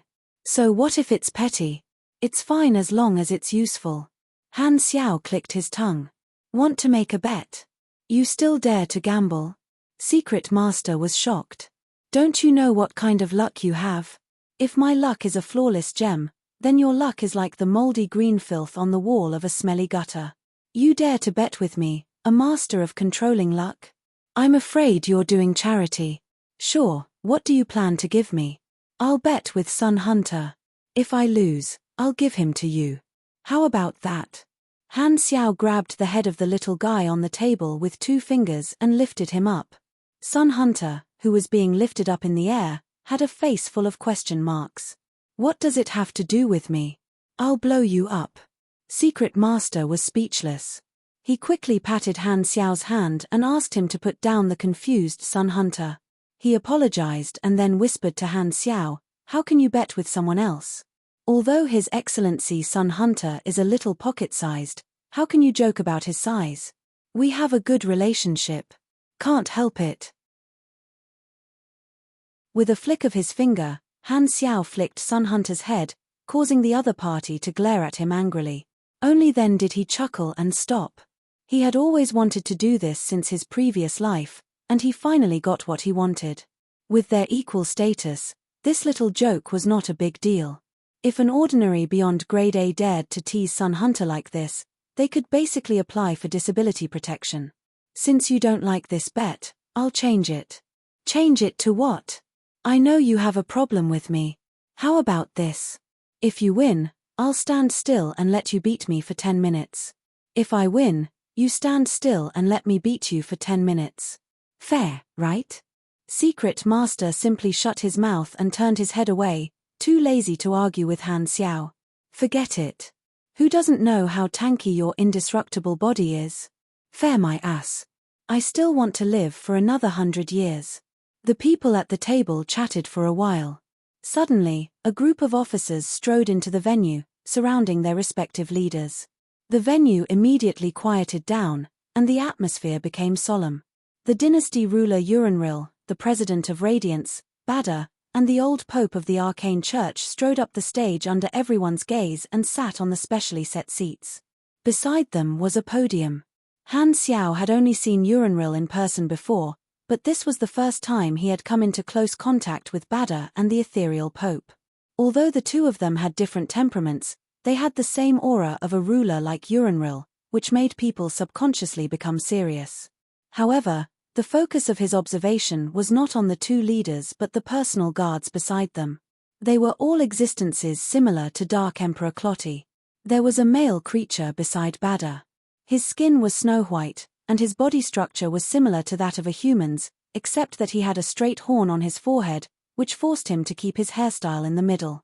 His hair was golden, smooth, and as thick as a lion's mane. It was tied into a braid that reached his waist. He seemed to have some elf bloodline, as his ears were long and pointed. He had deep purple eyes and a well-proportioned mouth, but he did not have a nose. The part where the nose should have been was flat, but it did not look ugly under the aesthetic standards of the humans of the universe. Instead, it was very harmonious. This person was wearing a soft and gorgeous robe, embellished with light gold and ice blue. He exuded an elegant and noble aura, and his temperament was gentle, like the elf king in the legends of some civilizations. This person was the president's personal guard of the Radiance Alliance, a pinnacle beyond Grade A, Golden Ring Ulu. Ulu's ability was to borrow the power of a specific secondary dimension. It sounded quite similar to Traveler, who had already died, but their combat strength was completely different. This guy was at the same level as the Dark Emperor, able to fight back and forth with Kasui. Han Xiao turned around and looked to the other side. Beside the ethereal Pope was a huge guy. He was not the type of pugilist who had trained but was born with a huge body, as if he had part of the giant bloodline. This person was the captain of the Pope's personal guard of the Ethereal Federation, the God's Chosen Warnos, who was also the high priest of the Temple of 10,000 Gods. Compared to Ulu's flashy outfit, Warno's appearance and temperament were very low-key, as if he was just an ordinary middle-aged man with wrinkles at the corners of his eyes. His expression was meticulous, and he wore a silver-grey priest robe. If not for his eye-catching size, he might not have been able to be found in a crowd. Ulu and Warnos. Han Xiao whispered to himself. These two people were just like the Dark Emperor, usually following their leader and rarely participating in activities outside of their duties. This was the first time he had seen them in person. He had only heard of them before and did not have much interaction with them.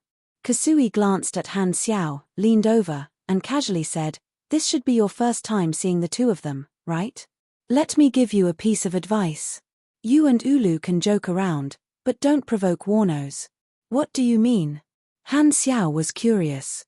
Although Ulu is the personal guard of the leader, his personality is different from Clotty's. He's gentler and not as cold. Other than occasionally showing an inexplicable sense of superiority, he's not a bad guy. However, Warnos, just don't provoke him. Now that you mention it, I'm even more curious. You're Ethereal's ally. Do you know something?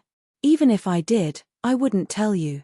I can only say that he's the publicly acknowledged strongest beyond Grade A, so he naturally has his reasons. Kasui smiled faintly. At this moment, Uranril stood in front of the podium, looked around, and spoke loudly. "Friends and guests, today, in order to honor all the heroes who have made great contributions to the Intelligent Plague disaster, we hereby hold a grand award ceremony to award the honor to every hero who has made outstanding contributions. First of all, on behalf of the 3 universal civilizations, I would like to extend my warmest congratulations to the heroes of the universe who have received the Medal of Honor and the Title of Honor today. We've been through storms and storms together, and we've experienced disaster after disaster. Now, our wills are as strong as an impregnable fortress, and we've once again stepped on a new disaster. Ever since the Galactic Society was officially established at the end of the exploration era, generations of heroes with a sense of responsibility for history have sacrificed themselves for the greater good. They have contributed countless efforts to our universe, leading us to overcome difficulties one after another and shaping the cornerstone of the Galactic Society today. Although many people have passed away, their radiance will always be passed down with our reproduction generation after generation. Only by crossing new mountains can we see a wider distance. Over the years, the Galactic Society has achieved many achievements under the leadership of the 3 universal civilizations. We have cut through all obstacles, constantly explored the unknown universe, and expanded our territory. Now, the flickering world we are in is a milestone achievement, the full fruit of our exploration. To be able to achieve such an achievement, we can't do without the cooperation of the entire Galactic Society. The Galactic Society is an inseparable whole, and everyone's contributions are indispensable. The bonds of order connect us, forging a never-ending pioneering spirit, allowing us to not be afraid of all difficulties and obstacles. Anyone who tries to destroy this order and unity will be the enemy of the entire universe. The media broadcasted Uranril's speech to the entire universe. After she finished speaking, there was a tsunami of applause. Han Xiao and the other beyond grade as also gave her face and clapped a few times. Han Xiao could hear the hidden meaning in Uranril's words. She emphasized the importance of the collective, emphasized the correctness and results of the leaders of the 3 universal civilizations, and also vaguely stabbed the Supercluster Alliance and the Mecha Empire. Although she did not say it explicitly, Everyone knew who she was hinting at by those who destroy the order and unity of the Galactic Society. Bada and the Pope of Ethereal also came up to give a short speech. Then, they entered the formal commendation process. The meritorious people came up to the stage one by one, accepted the awards from the leaders of the different civilizations, and gave a speech. Some people even had to answer one or two questions from the reporters. The process was all the same. The atmosphere of this commendation ceremony was formal and serious, and there would be no entertainment performances. It was like a large-scale report to publicize the results of their work to the entire universe. Entertainment was not considered, and everyone could only sit and wait for their names to be called. Time passed very quickly while they were in a daze. The commendation ceremony soon came to an end, and there was only one person left. Everyone's eyes were focused on Han Xiao. Black Star, you limited the outflow of the intelligent plague virus and discovered the true face of the virus core at the critical moment. You reversed our wrong strategy and helped us reformulate the plan, changing the fate of the disaster. At the same time, you seized the virus and destroyed it during the actual operation, completely eliminating the hidden dangers and preventing the second outbreak of the intelligent plague. You saved countless lives. Your contribution is huge, and you are hereby awarded. Hearing Uranril's voice, Han Xiao stood up, walked up to the stage, and shook hands with the three leaders. Below the stage, countless media reporters recorded and took photos. They purposely turned on their flashes, illuminating the stage in white. Black Star has many good qualities. He's determined, flexible, and principled. Bada said a lot of praises before finally concluding.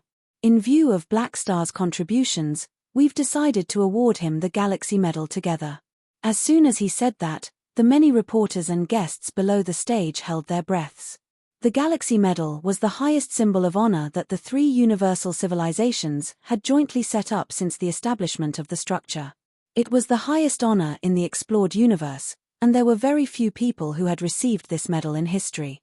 Although many people had expected this, they were still shocked when it actually happened.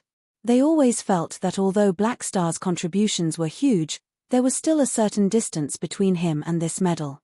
Now, it seemed like the three universal civilizations were deliberately supporting him. No matter what they thought, the honor was real. The applause below the stage was thunderous. Clap, clap, clap, clap.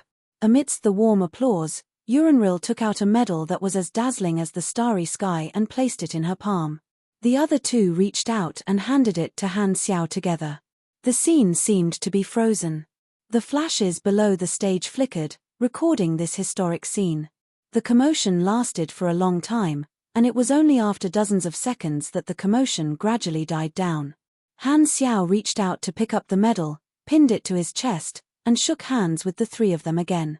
Only then did he come to the podium, cough, and speak. Thank you to the Red Empire, the Radiant Federation, and the Arcane Church for your kindness. It's my honor to receive this honor. As a part of the explored universe, I have the responsibility and obligation to maintain the stability and prosperity of the universe. After reading a long speech according to the script, Han Xiao looked up at the clock on the wall of the hall and smiled. I'm the last person to receive the medal. Since the ceremony is about to end, I won't make a long speech.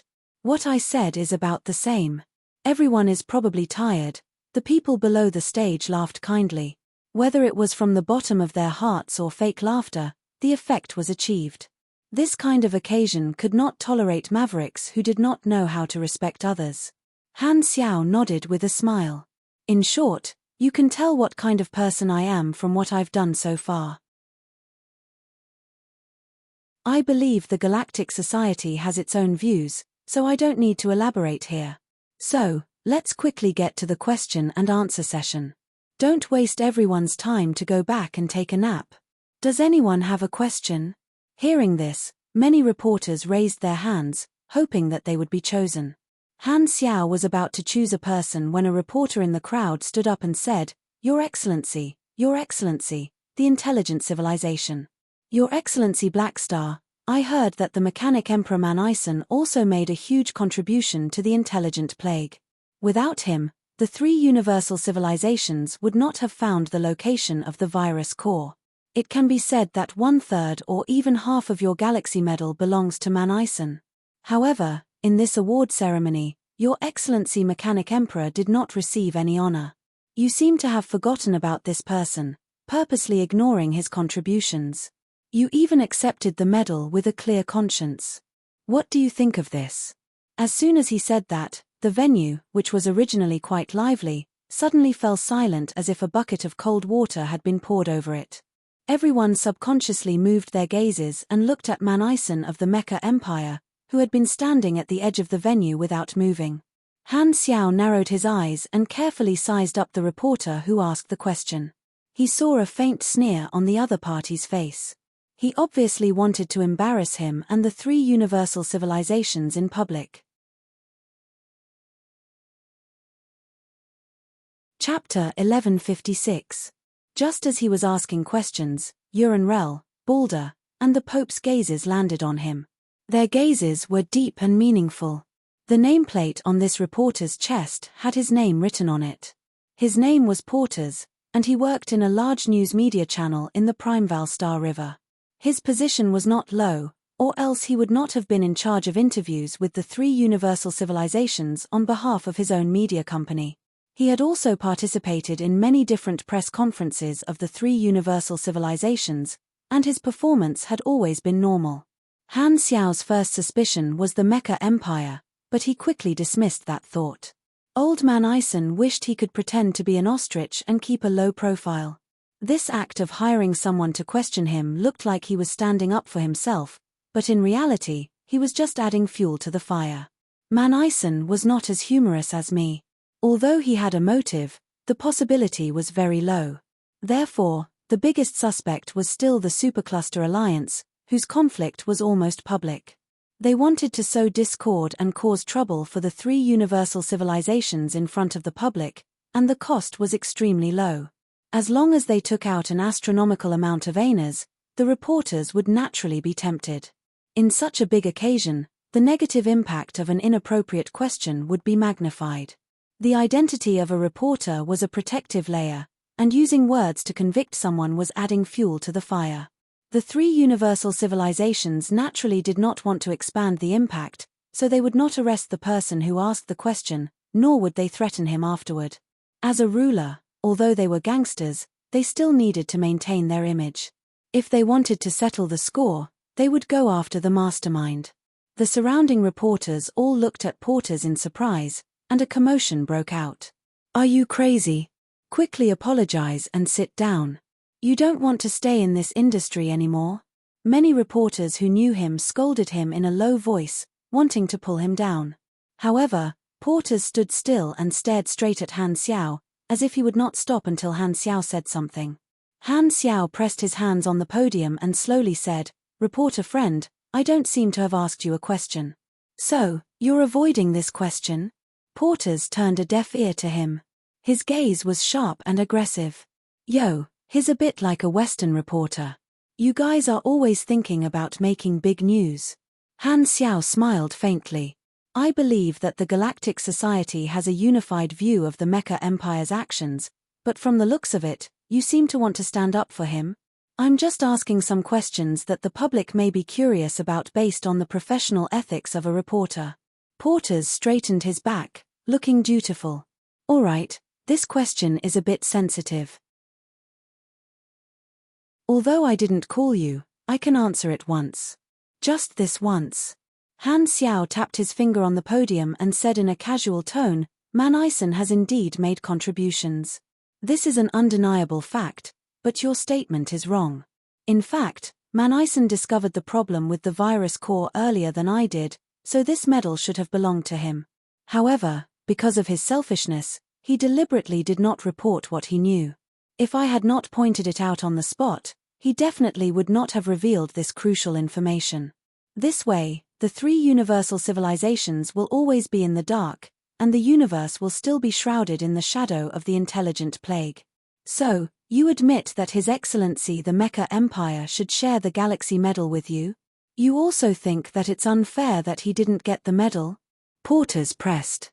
"I only admit that he has made some contributions, not that he should get the medal. Don't distort my meaning. Furthermore, Manason's final decision is enough to make all of us re-examine his motives. Your Excellency Blackstar, please don't go off topic.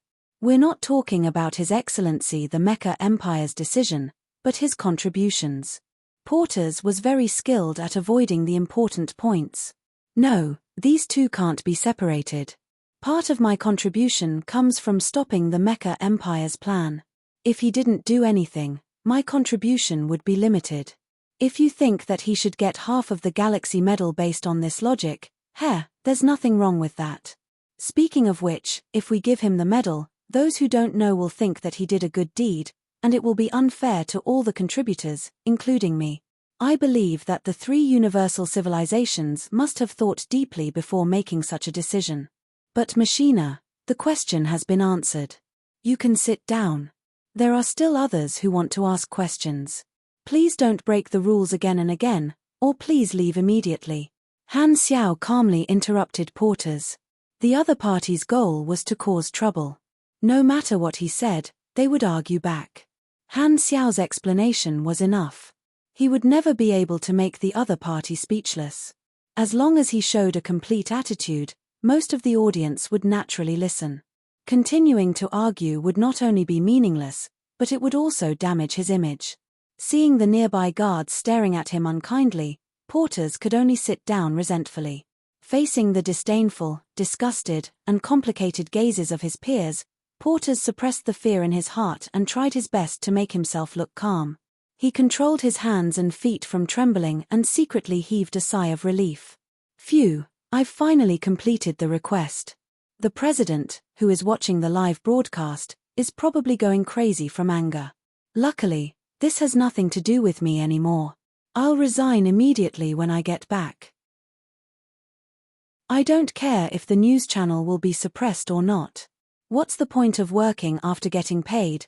Porters fantasized about the future, only feeling that a beautiful life was waving at him. The image in his memory was still very clear. Not long ago, some mysterious people contacted him, intending to use a large sum of money to make him cause trouble on today's occasion. He knew that as long as he did this, his career would come to an end. Even if the upper echelons of the 3 universal civilizations were too lazy to deal with a small fry like him, the people below would take action spontaneously and ask the media industry to ban him. He was already mentally prepared for this. Not only was the amount proposed by the employer tempting, but the other party also had a huge background. Since they had come looking for him, as a small reporter, he had no choice but to do it. Rejecting them would not end well either, so he did not have much choice. Although today's action would lead to a ban and investigation in the industry, not only did the employer give him money, but they also promised to arrange a way out, allowing him to change his appearance and move to their territory to avoid the influence of the 3 universal civilizations. Being a rich man for the rest of his life and enjoying this money that he would never be able to spend in his lifetime. This was Porter's wish. Seeing that there was nothing wrong with Blackstar's answer, the atmosphere quickly returned to normal. The reporters continued to ask questions enthusiastically, pretending that the little episode just now did not happen. From the beginning to the end, the expressions of Uranril and the other 2 did not change at all. Manison was silent the entire time, with no intention of interrupting at all. It was as if his mind had wandered off, thinking about what to eat for dinner. No one came out to cause trouble again. Han Xiao answered a few friendly questions before returning to his seat. The leaders of the 3 universal civilizations said some more pleasantries, and only then did the award ceremony come to a successful end. The guests left the venue one after another, and the leaders of the 3 universal civilizations left the venue under the escort of the guards. Han Xiao exchanged a few words with the Beyond Grade as before leaving through the VIP passage. As soon as he walked out of the venue, he received a message from Sylvia. Army Commander, I watched the live broadcast. How should we deal with that reporter, Porters? Sylvia went straight to the point. What do you plan to do? Get rid of him? Don't. Getting rid of him will only vent our anger, and it will also give the Supercluster Alliance something to use against them. There's no need for that. The 3 universal civilizations will make it impossible for him to survive. That's enough. So, we don't have to do anything? Let me think. Han Xiao thought for a few seconds, and his expression gradually became playful. Monitor the flow of funds in all his accounts. The Supercluster Alliance will definitely think of ways to launder money and transfer the reward to his account. As long as they find a large amount of income, they will hack his account and donate all the money he collected and his normal savings. Let him work for free. Heh, that's bad. I like this plan. Sylvia's eyes sparkled, and she hung up the communication. Han Xiao left the quantum network and did not take porters seriously. He would not care too much about a tool that was being used. He quickly threw this matter to the back of his mind. At the same time, he took off the Galaxy medal on his chest and looked at it carefully. The item introduction on the interface showed that this medal gave him a new universe legendary point, Galaxy medal recipient. At the same time, it also had an additional effect. The basic relationship between the three universal civilizations and their vassal factions was solidified to respect, which was equivalent to an innate relationship starting from 3,000 contribution points. The number of factions is enough. At the very least, it will give me a legendary point. Han Xiao nodded with satisfaction. He did not have much hope for this kind of honor medal, and it was already a pleasant surprise to have an additional reward. He was not picky anyway. At this time, 2 dynasty officers walked out from the corner in front and blocked his path, as if they were there to welcome him. Your Excellency Blackstar, the 3 leaders would like to see you. Han Xiao paused and nodded. Lead the way. At the same time, in the temporary jurisdiction of the Supercluster Alliance in the Flickering World, the emissaries of each ally secretly met in a round-table conference room through remote projections. A virtual screen floated in the middle of the round table, showing the live broadcast of the award ceremony. After watching the live broadcast, many of the emissaries of the supercluster civilizations shook their heads. The effect is SOSO, not reaching the expected impact. An ordinary reporter can only do this much. I told you not to have too much hope. It's enough as long as it has a little effect. Now that the prestige of the 3 universal civilizations has been consolidated, attacking them will only add up. This is just a minor detail after all. Strength is the most important principle. That's right, so let's move on from this topic for now. Let's get back to what's really important. Where were we earlier? Speaking of the various funding and support agencies, it's time to act collectively, such as those Immortals organizations. This time, we have to strike first and not wait for the 3 universal civilizations to make a move before we counterattack. The stowaways we sent in the first exploration phase can be officially activated. The 3 universal civilizations control the door to the Flickering World, and we're alone. If we want to obtain an endless supply of resources and reinforcements, we have to count on these chess pieces buried in the first phase. The first batch of targets has also been chosen. Our regular army will not move, and everything will be left to those proxy organizations.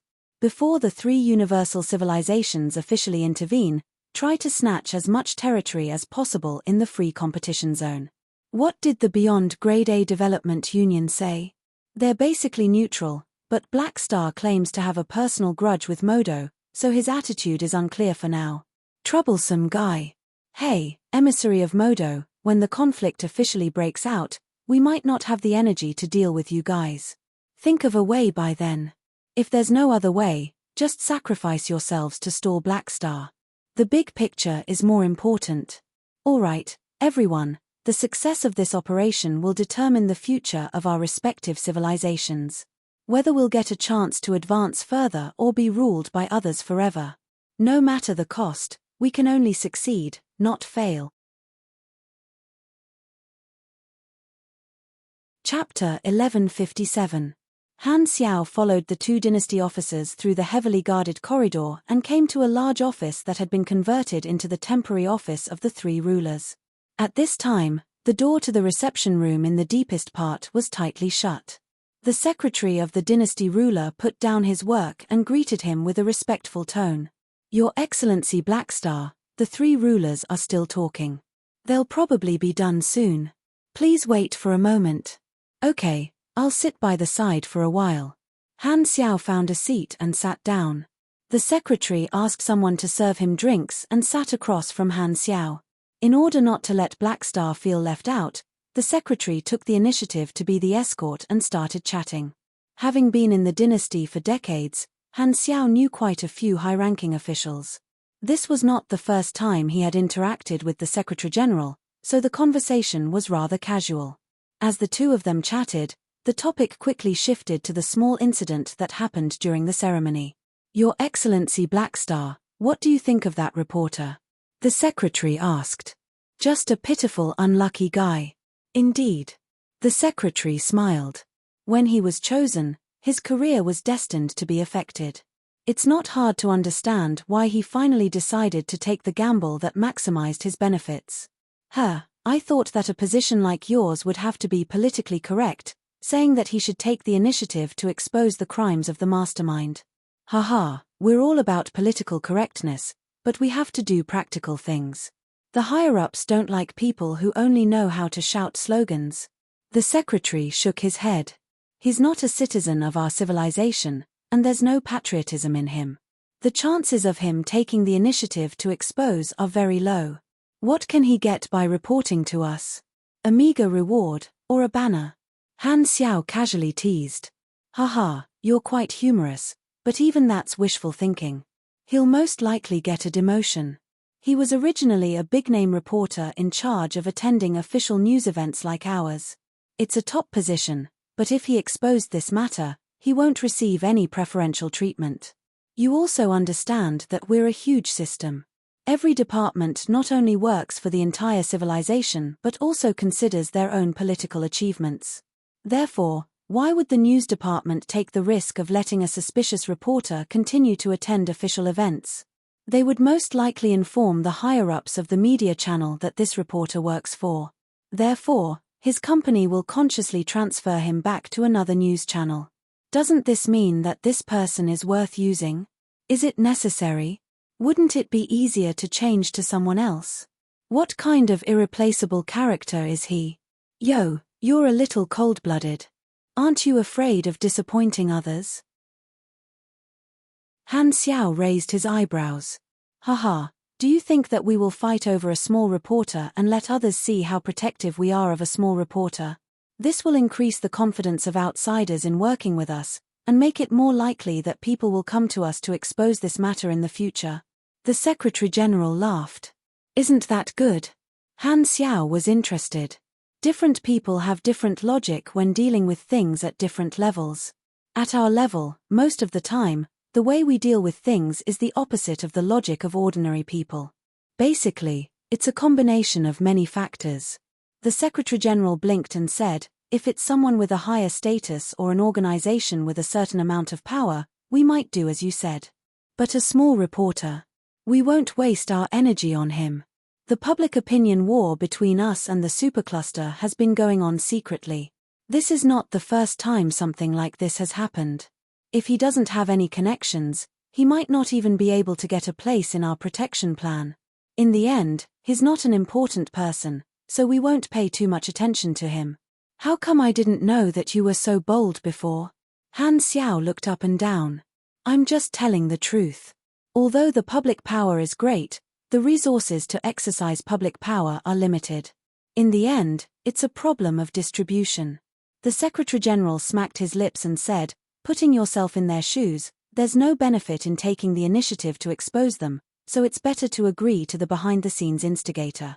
At least on the surface, you can get a large sum of money, and what you do is within the scope of your normal duties. You didn't cross the line.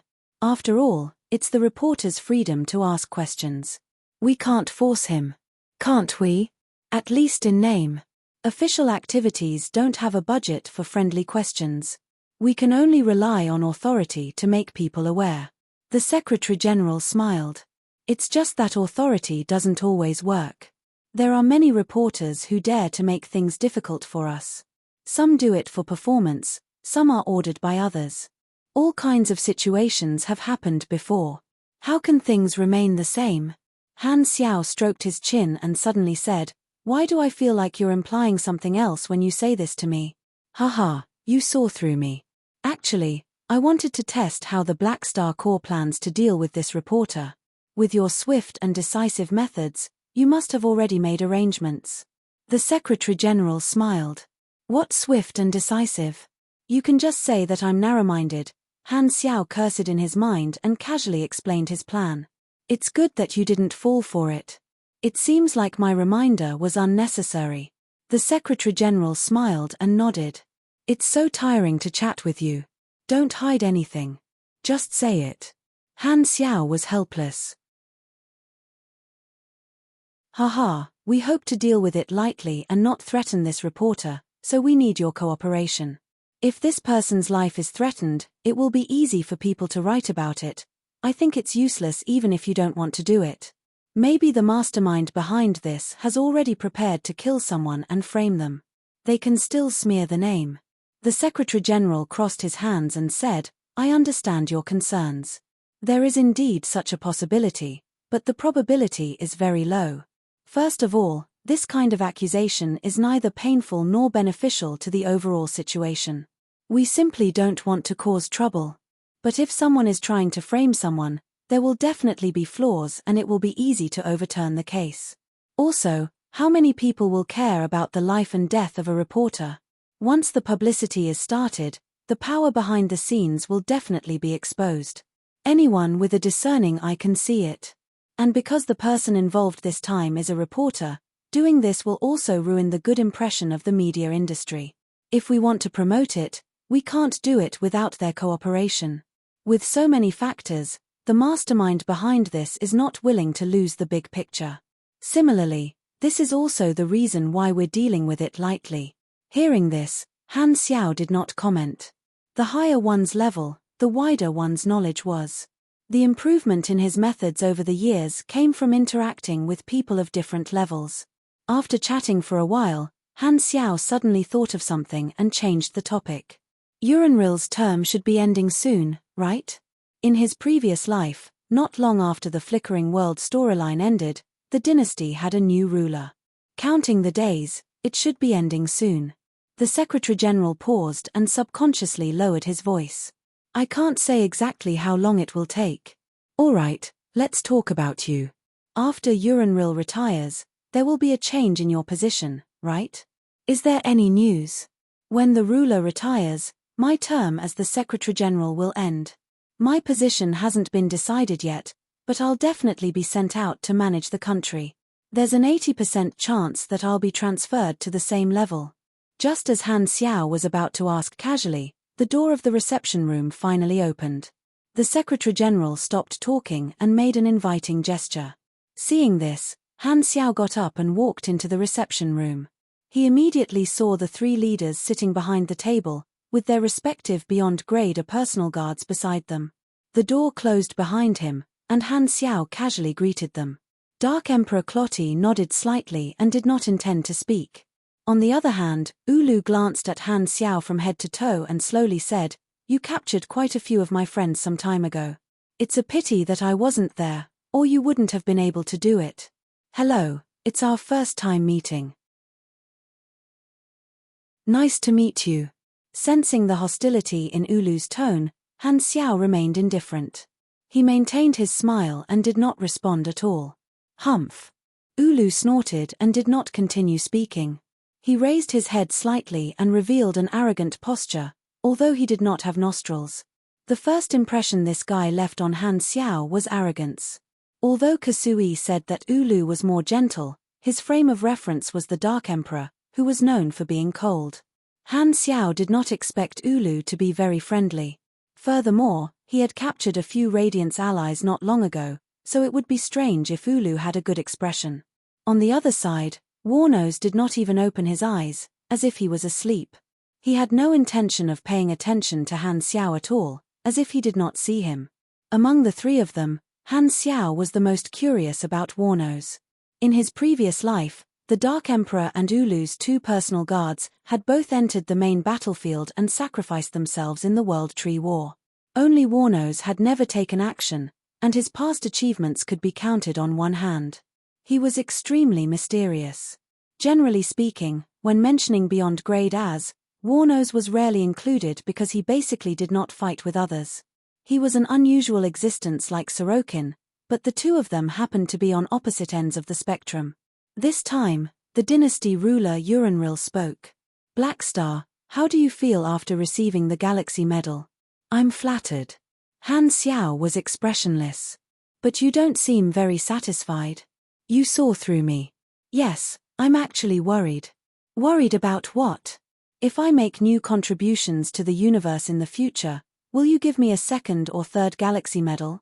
I feel like I have to open a warehouse to store this thing. Who knows, one day, I won't be able to store it. How distressing. Han Xiao sighed. Uranril, ? Is that what you're saying? Let's cut the pleasantries. You didn't call me here just to encourage me, right? If you have something to say, just say it. Han Xiao shrugged.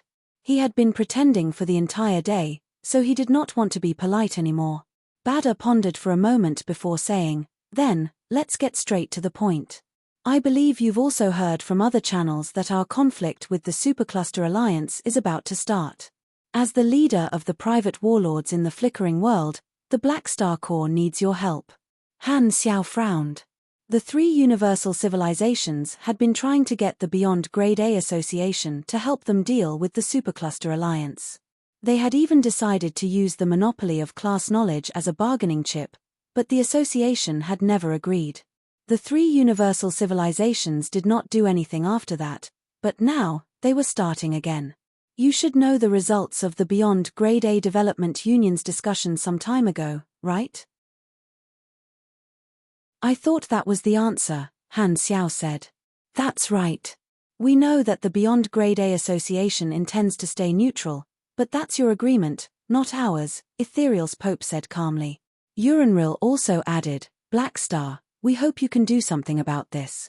The Red Empire had given their territory to their Beyond Grade A allies precisely because they hoped that their allies would contribute at this time. However, the establishment of the Development Union had exceeded their expectations, and their allies now wanted to stay neutral. Of course, they would not agree. Although the Black Star Corps territory was a reward for meritorious service, giving it out also had a purpose. If it did not achieve the effect that the dynasty wanted, they would not give up so easily. I thought we had reached a consensus on this issue, but it seems like you've misunderstood my position. Han Xiao narrowed his eyes. Don't misunderstand. We know what you mean, but this is not beyond the scope of our agreement, Bada said with a deep voice. The three universal civilizations were trying to build momentum for Black Star because they wanted to find a spokesperson to speak for them in the association. With Han Xiao as a link, they could influence the Development Union through him. At this juncture, the spokesperson would come in handy. The Supercluster Alliance also had Beyond Grade As, so the three universal civilizations would not easily allow their allies to go on strike. If I do this, I'll deviate from the united front and lose the greater picture. Han Xiao waved his hands. Don't worry, we've considered this and have already chosen an entry point for you. Ethereal's Pope leaned forward. Since you've publicly stated that you have a personal grudge with the Modo civilization, you can use this as a reason to make more Beyond Grade As intervene without damaging your reputation in the association. You think it won't be damaged just because you say so? No way. Han Xiao waved his hands. Then let's each take a step back. We won't force you to participate in the entire event, but if the Beyond Grade As of the Supercluster Alliance take action, I hope the Development Union will respond. Since you've shouted the slogan of regulating all Beyond Grade A conflicts, you should follow through to the end. This happens to be within your scope of responsibility. Han Xiao immediately understood the three universal civilizations plan. He snorted in his heart and put on a troubled expression as he explained, but in this case, the Beyond Grade As who are willing to stand up for the Supercluster Alliance will definitely be their direct subordinates. You have your own direct subordinates too, so isn't it just right for the direct subordinates to fight the direct subordinates? If you insist on the association taking action, it will more or less be biased. It doesn't seem appropriate. Bada's tone became heavier as he said with dissatisfaction, according to what you've said, what do we still need you allies for? Han Xiao raised his brows and said, if you have the ability, Cancel the alliance with all the beyond grade as. Badder was immediately speechless. You're the best, so I'll shut up.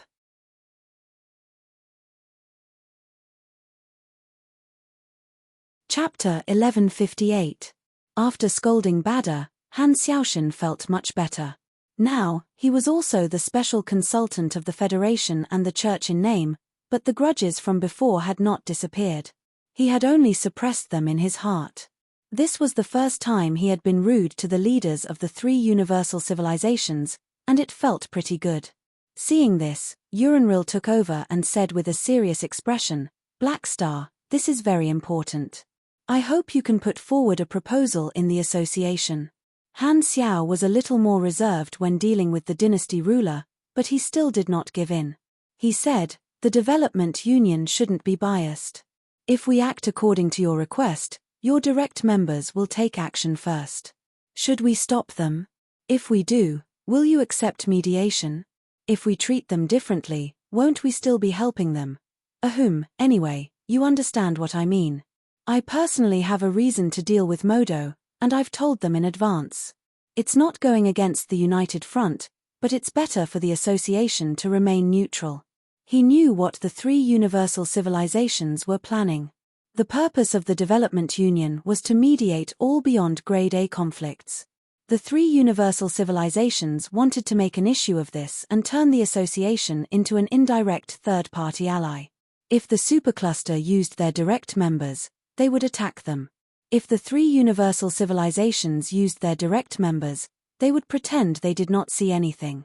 This way, the final effect would make people think that the Development Union was still the three universal civilizations' henchmen. Of course, Han Xiao could not agree. He was the vice president of the Beyond Grade A Association and an ally supported by the three universal civilizations. His identity was sensitive, and both sides needed him. Therefore, he could not easily take the wrong path. The three universal civilizations had the advantage in terms of direct beyond grade as, so they had no reason to restrict their own advantages. Therefore, they would most likely not agree to the association's way of treating them equally. As expected, after hearing what Han Xiao said, the three universal civilizations' leaders rejected this proposal. As rulers, they could not give the association a higher law enforcement authority than them. The ethereal Pope slowly said, "Black Star, let us speak openly. We understand your position very well. The Mecha Empire wants to create opposition, but you're different. You don't want to separate the beyond grade as from us, and you don't reject working with us. That's why we have high hopes for you. Therefore, this matter can actually be discussed. Just tell us what you want." "That's right. My goal is to form a more equal cooperative relationship between the beyond grade as and the advanced civilizations, not to become your vassals. As for the premise of equality, you have to at least loosen most of the shackles on the beyond grade as, such as the monopoly of class knowledge. Isn't this the deal we proposed before? We used the removal of the knowledge monopoly as a bargaining chip in exchange for the Development Union to deal with the Supercluster Alliance, but you didn't agree. How should I put it? In the eyes of many beyond grade as, using this to make a deal is no different from blackmailing and compromising. Another goal of the association is to form a united front. We don't want to be forced to continue being involved in faction disputes. Therefore, most people hope that the three universal civilizations will unconditionally loosen the many restrictions, including the knowledge monopoly, and reform the alliance system. After that, we'll be willing to talk about new terms of cooperation. This is a matter of order." Han Xiao explained the association's request. The Beyond Grade A United Front was actually the same as a union strike. It was to improve the welfare of the entire class and fight for better treatment for themselves. Therefore, they were quite united before the benefits were in their hands. If we do that, what form of cooperation do you hope to achieve? The ethereal Pope threw the question back. To be honest, the association's opinion is not unified for the time being, but more people suggest to reduce the nature of allies and strengthen the employment relationship. In order to reduce the coercion and increase the freedom, the cooperation will no longer be limited to one company. Also, outside of the employment relationship, We won't suffer any retaliation from faction disputes, Han Xiao explained the expectations of the Development Union. There were too many twists and turns in this. The needs of the advanced civilization allies were different from those of the neutral beyond grade so it would be difficult to obtain a result that everyone was satisfied with when they had different standpoints. The three leaders shook their heads and did not agree. Neither side was willing to give in, so this meeting could only end without reaching a consensus. Striding out of the reception room, Han Xiao sighed and felt somewhat helpless. As his position in the universe grew higher and higher, the choices he faced every day became more and more critical. Every choice could have a profound impact on his own development. If he was not careful, he would deviate from the path, and it would be difficult to fix. Only by experiencing this personally could he understand the dangers involved. At the same time, after Han Xiao left, the three leaders in the reception room exchanged glances. Looks like there's no need to count on the Development Union to provide any help. Black Star is really not careless at all. When he received benefits, he had a clear conscience. When we asked for repayment, he also rejected without any shame. His principles are really strong, Bada said. Come on, this isn't our main goal for building momentum for him. Rejection is to be expected.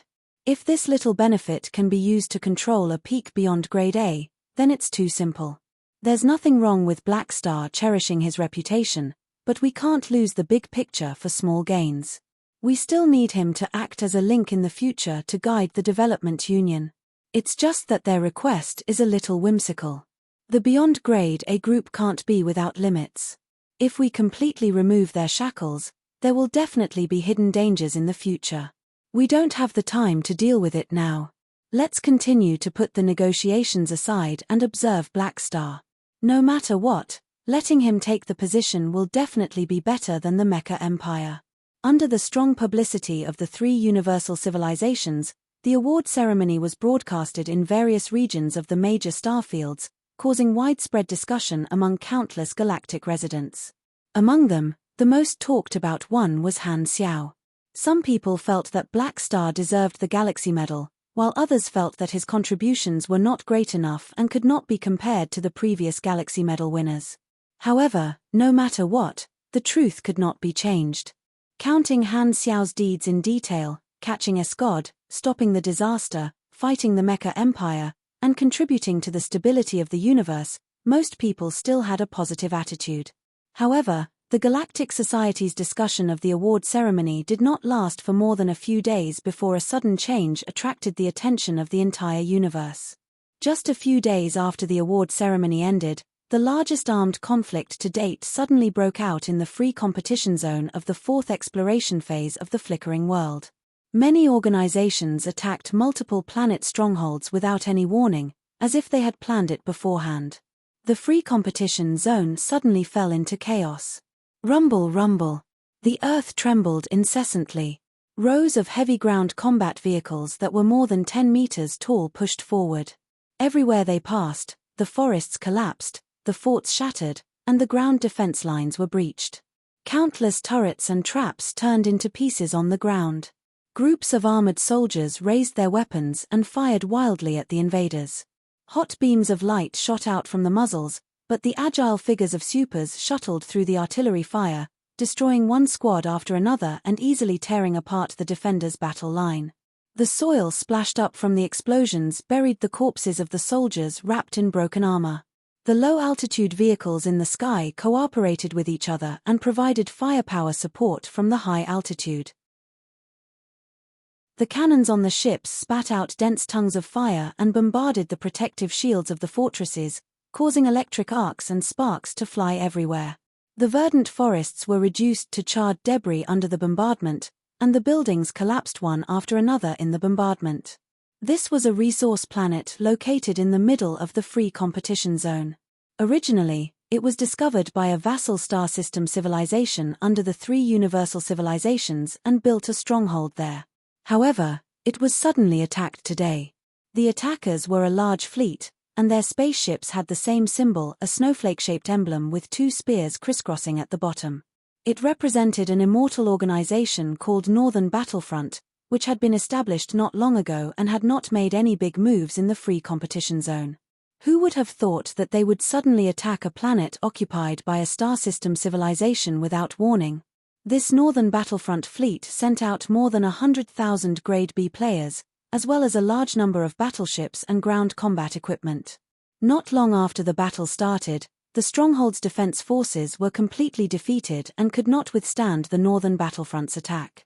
An allied player organization like the Northern Battlefront was formed by a large number of guilds, and they had also recruited many independent players who had brought money into the organization. They were very strong and could support a certain scale of galactic war. After all, after surviving in the galaxy for 4 versions, the guilds had accumulated a certain amount of capital. Currently, there were tens of millions of active players in the entire galaxy. The Black Star Corps had recruited more than 10 million people and was already the largest player faction. The remaining people were scattered in various organizations, and their numbers were also large. The Guild Alliance had recruited quite a number of people. There was also a group of players from the 3 universal civilizations in the Stronghold, only 100 or 200 of them. They had no choice but to fight their way out. However, they were quickly drowned by the Northern Battlefront army and could not do anything. A Northern Battlefront battleship hovered high in the sky. In the command room, the leader of the Northern Battlefront looked down at the one-sided battle and smiled with satisfaction. Victory is right in front of us. Quickly finish off the enemy. We still have other strongholds to attack. He was the leader of the Northern Battlefront's many allied guilds and was in charge of operating the organization. His ID was Fire of the North Sea, and he was the president of a large club in Europe. Where are we going next? Another upper echelon of the allied guild asked. We'll attack whoever is closest to us. Sweep all the way. Fire of the North Sea waved his hand in high spirits. The Northern Battlefront communicated with the NPC organizations in the name of the organization and reached an agreement with the Supercluster Alliance. As an agent, they would help the Supercluster Alliance conquer cities. Every time they conquered a stronghold, they would receive additional rewards. Furthermore, they would not have to spend any effort to occupy the planet. The Supercluster Alliance would be in charge of development and provide them with a high share of resources, which was equivalent to an endless stream of funds. At the same time, during the war, the Supercluster Alliance would also provide resource support, material purchase discounts, and other benefits. Not only the Northern Battlefront, but the Galactic Business Alliance, the 5C Alliance, and many other player guild alliances had also reached an agreement with the Supercluster Alliance and temporarily fought for them. The conflict between the 3 universal civilizations and the Supercluster Alliance was already an open secret. The Supercluster Alliance would not be afraid of the 3 universal civilizations and the Black Star Corps like the smaller factions in the past. The clubs of the various countries saw an opportunity and started a national war through the battle between the 2 factions. Starting a national war was partly for entertainment, but it was also more for benefits. First, it was to transition from an ordinary organization to a supercluster faction through this channel. Second, it was to recruit more independent players through the war and strengthen the organization. Third, it was to speculate in the war and ask for a share of the various resources. Fourth, it was because of the main storyline mission of the faction war. Fifth, it was to provide outside help for this season's Pro League in advance and alleviate the situation of the Black Star Corps dominating the game. Now that the Supercluster Alliance had made the first move, the Northern Battlefront and the other guild alliances had started to expand the territory of the Supercluster Alliance in the free competition zone, which led to the current situation. Fire of the North Sea opened the star map and looked at the real-time expansion of the Supercluster Alliance's territory in the free competition zone. He clenched his fists excitedly. This is an unprecedented event. The Black Star Corps advantage in the flickering world is too great. Only if the Supercluster Alliance that we support wins can we turn the tables and obtain the same amount of resources. The same scene played out on many planets in the free competition zone. Apart from the player guild alliances, there were also other private armed organizations fighting for territories for the Supercluster Alliance. About 2,400 planets were invaded on the same day, and they were all resource planets, transportation hubs, or other strategic locations. Up until now, the fourth exploration phase had basically been completed, and the Superstar Cluster Alliance could accurately choose the most valuable targets to attack. All of a sudden, the Supercluster Alliance's territory increased tremendously, firmly occupying the core areas of several star clusters in the free competition zone. With this as their foundation, they started to expand, greedily seizing the planets and strongholds that other organizations had developed, taking a large amount of territory into their hands and starting to build the deep defense line in their strategic blueprint. Facing the sudden attack of the Supercluster Alliance, the entire world was shocked. Galaxy Chronicles, the First World Server War on February 25, year 732, the three universal civilizations held a commendation ceremony to give Black Star a Galaxy Medal.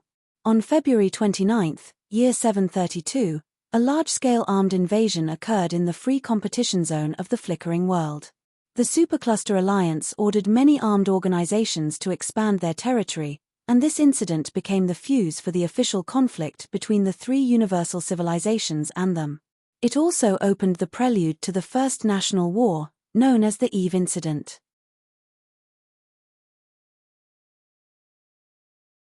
Chapter 1159. Recently, the weather in Guangzhou suddenly changed.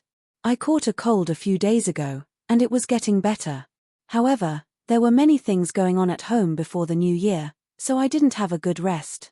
Today, my cold got worse, and I had a fever. I felt dizzy, and my back was strained. The soreness was unbearable, and I felt uncomfortable even when lying down. I really wanted to remove my muscles and tendons to iron them. My lungs had always been bad, and whenever my cough got worse, I was worried that my alveoli would explode. Furthermore, it was really difficult to write a storyline at this stage. According to the outline, the Supercluster Alliance and the World War would be the last in version 40. After that, I would use a few chapters to finish the prologue before entering the next version update. This would pave the way for the calamity of the Supers or the World Tree War. The general direction was quite clear. However, the problem was that it was very difficult to determine the role of the main character in this current battle. Due to the restrictions of the United Front, there seemed to be very few chances for beyond grade A characters to appear. This wasn't good, and the focus of the description would be off. Furthermore, everyone probably wouldn't like to watch a normal galactic battle without the main character's scenes, so there would be limited meaning in writing it. Thus, I was still thinking about the specific writing method. Should I carefully depict the clash between the players and the two factions, write about the battle between different organizations and different guilds, or just focus on Han Xiao's actions and use the battle between the two factions as a background to quickly pass through? Although the former was more suitable in terms of structure, it was quite bloated. The latter could be reduced to about 100,000 to 200,000 words so that it could enter the later versions as soon as possible. Today, I forced myself to write about 2,000 words, but the effect wasn't good. I deleted all of them after a glance, so I wanted to take a leave to adjust my state and recuperate.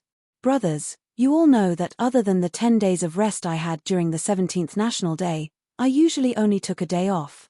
However, this time, I was really sick, and one day really wasn't enough. I had to take another day off. If I was in good condition on the 18th tomorrow, I would definitely write an update. However, if I didn't get better overnight, I would still have to take a break tomorrow. I just didn't know if the hospital would be able to provide transfusions on the weekend tomorrow.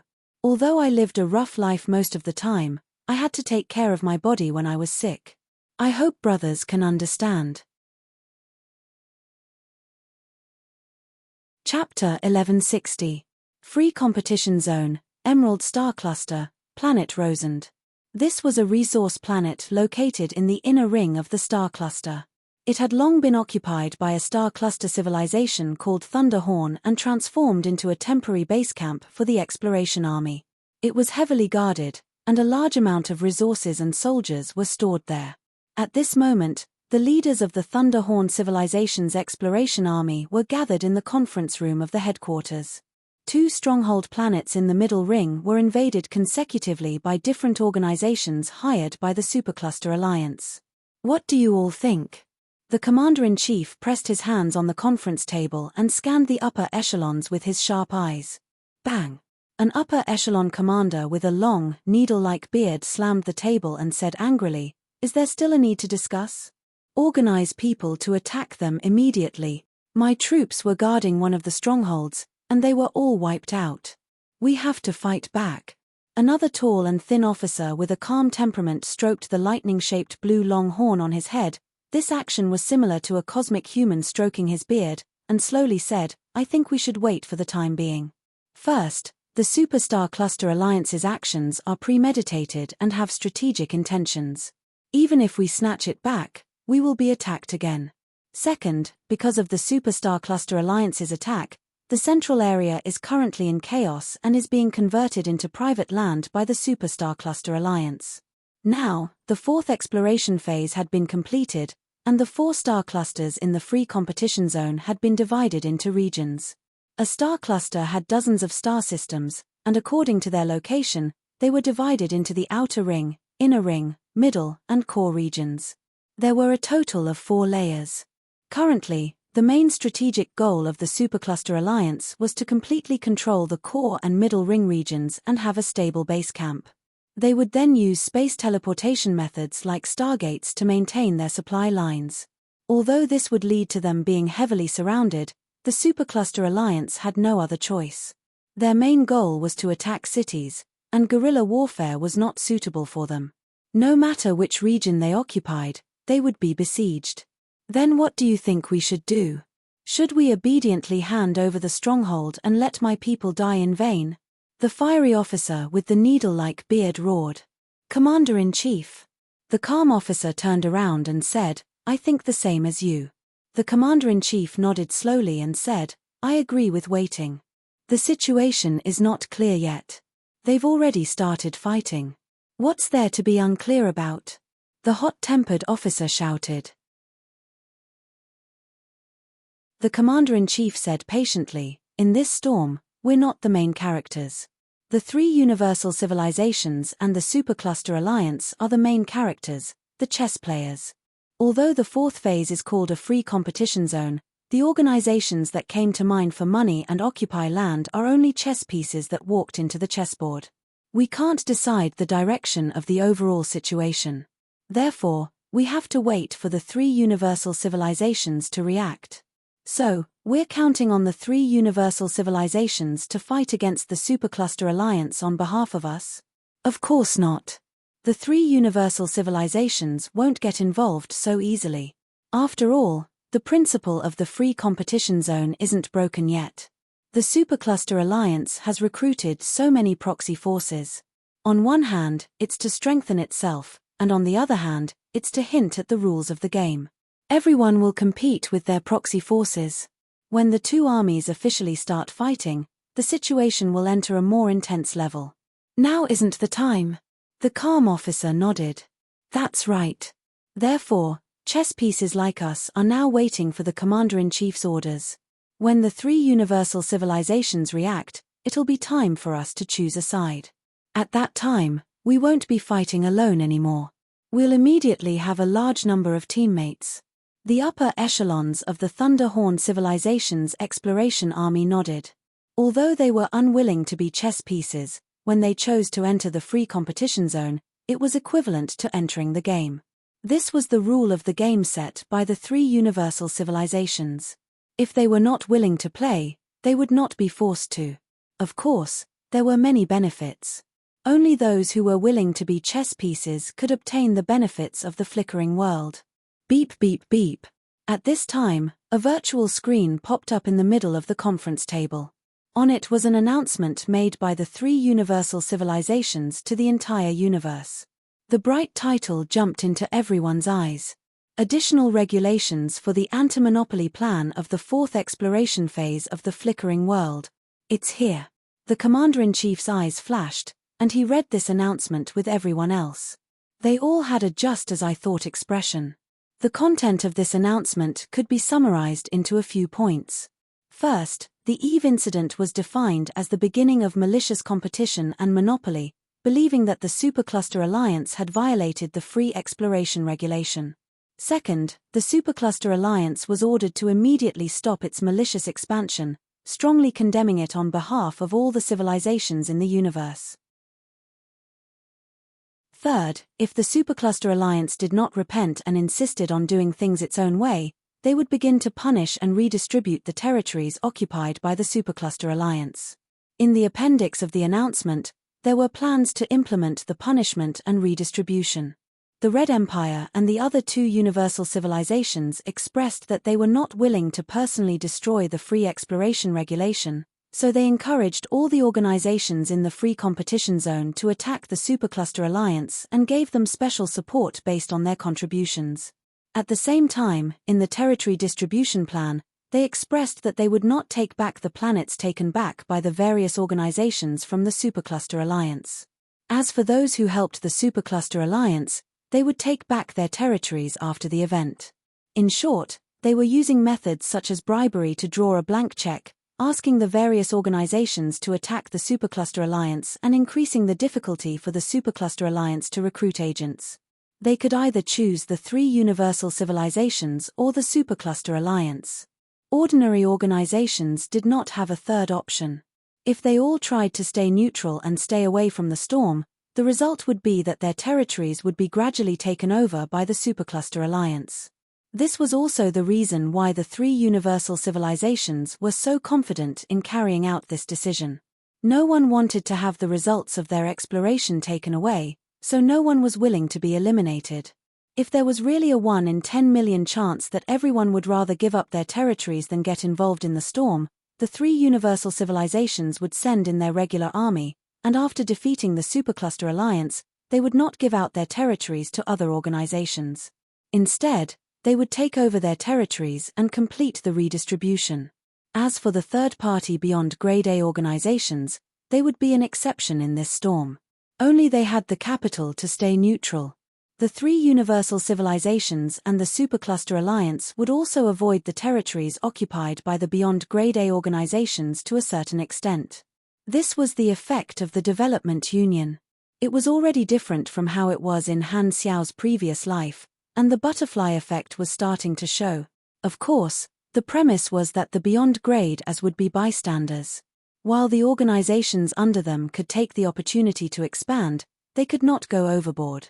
There had to be a limit. What an insidious strategy. The commander-in-chief stroked his horn, snorted, and suddenly raised his voice.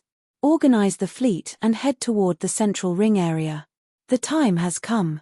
We now have enough indirect allies. Everyone stood up and saluted in unison. Understood.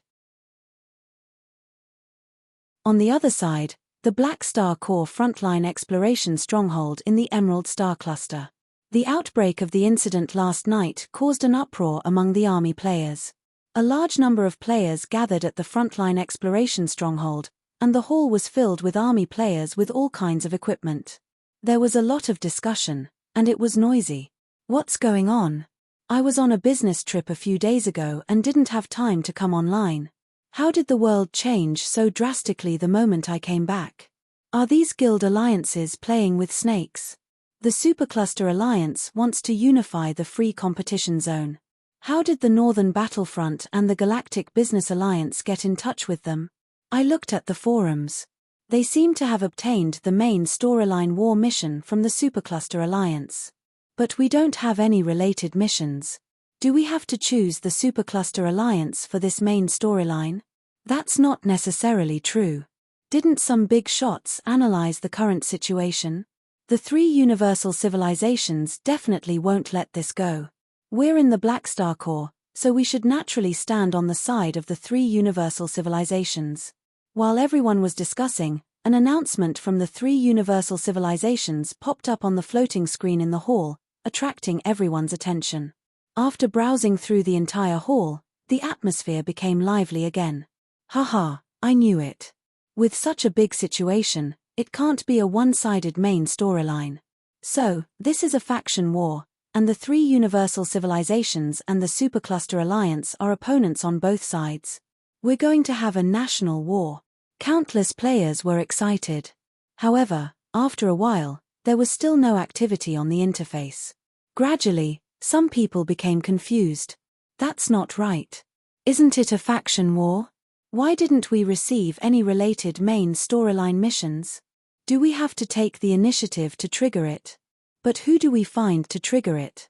We're members of the army. Maybe we have to wait for the army to make an official announcement before we get a mission?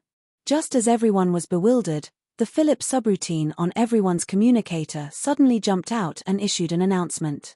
Black Star Corps Expedition Order. Due to the conflict between the three universal civilizations and the Supercluster Alliance, the Army has decided to carry out an armed crusade against the Modo Civilization's exploration team. The reason is detailed in the Appendix Kundi Civilization, Collapse Expand. When attacking the area occupied by the Modo Civilization, you don't have to worry about affecting other supercluster civilizations. If other organizations try to stop us, we can attack them together. Expelling and killing the Modo civilization is our primary strategic goal.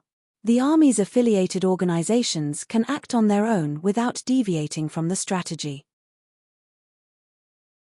As soon as the announcement came out, a mission popped up on the interface of all the Army players at the same time: start a faction war with the Modo civilization. Other than the specific requirements, it was no different from the main storyline missions that the Supercluster Alliance players received. Seeing this, many people beamed with joy. That's right, that's right. We'll only get a main storyline mission after the Army makes an announcement. So, the Modo civilization has a grudge with us? Sigh. It's obvious that you didn't read the background story of the version update carefully. The Modo civilization schemed to make use of a local Kundi civilization in the flickering world and almost wiped them out. They deserve to be beaten up. Countless Army players were excited and could not wait to charge into the middle circle area. However, what they did not know was that the mission they triggered was actually problematic. It was not the main storyline of the battle between the three universal civilizations and the Supercluster Alliance. Normal vassals of the three universal civilizations or mercenaries of the Supercluster Alliance would not specify which civilization they were going to attack. Instead, as long as they helped their own organization expand and kill anyone from the other faction, their mission rating would increase. Although the mission the Army players received was the same, the target was only the Modo civilization. Because of the United Front, the Black Star Corps and other beyond Grade A organizations could not respond to the call of the Red Empire and take the initiative to get involved. Therefore, normally speaking, the Army players did not have any main storyline missions of the battle between the two factions. Luckily, I'm smart. Looking at the excited reactions of the Army players on the forums, Han Xiao secretly heaved a sigh of relief.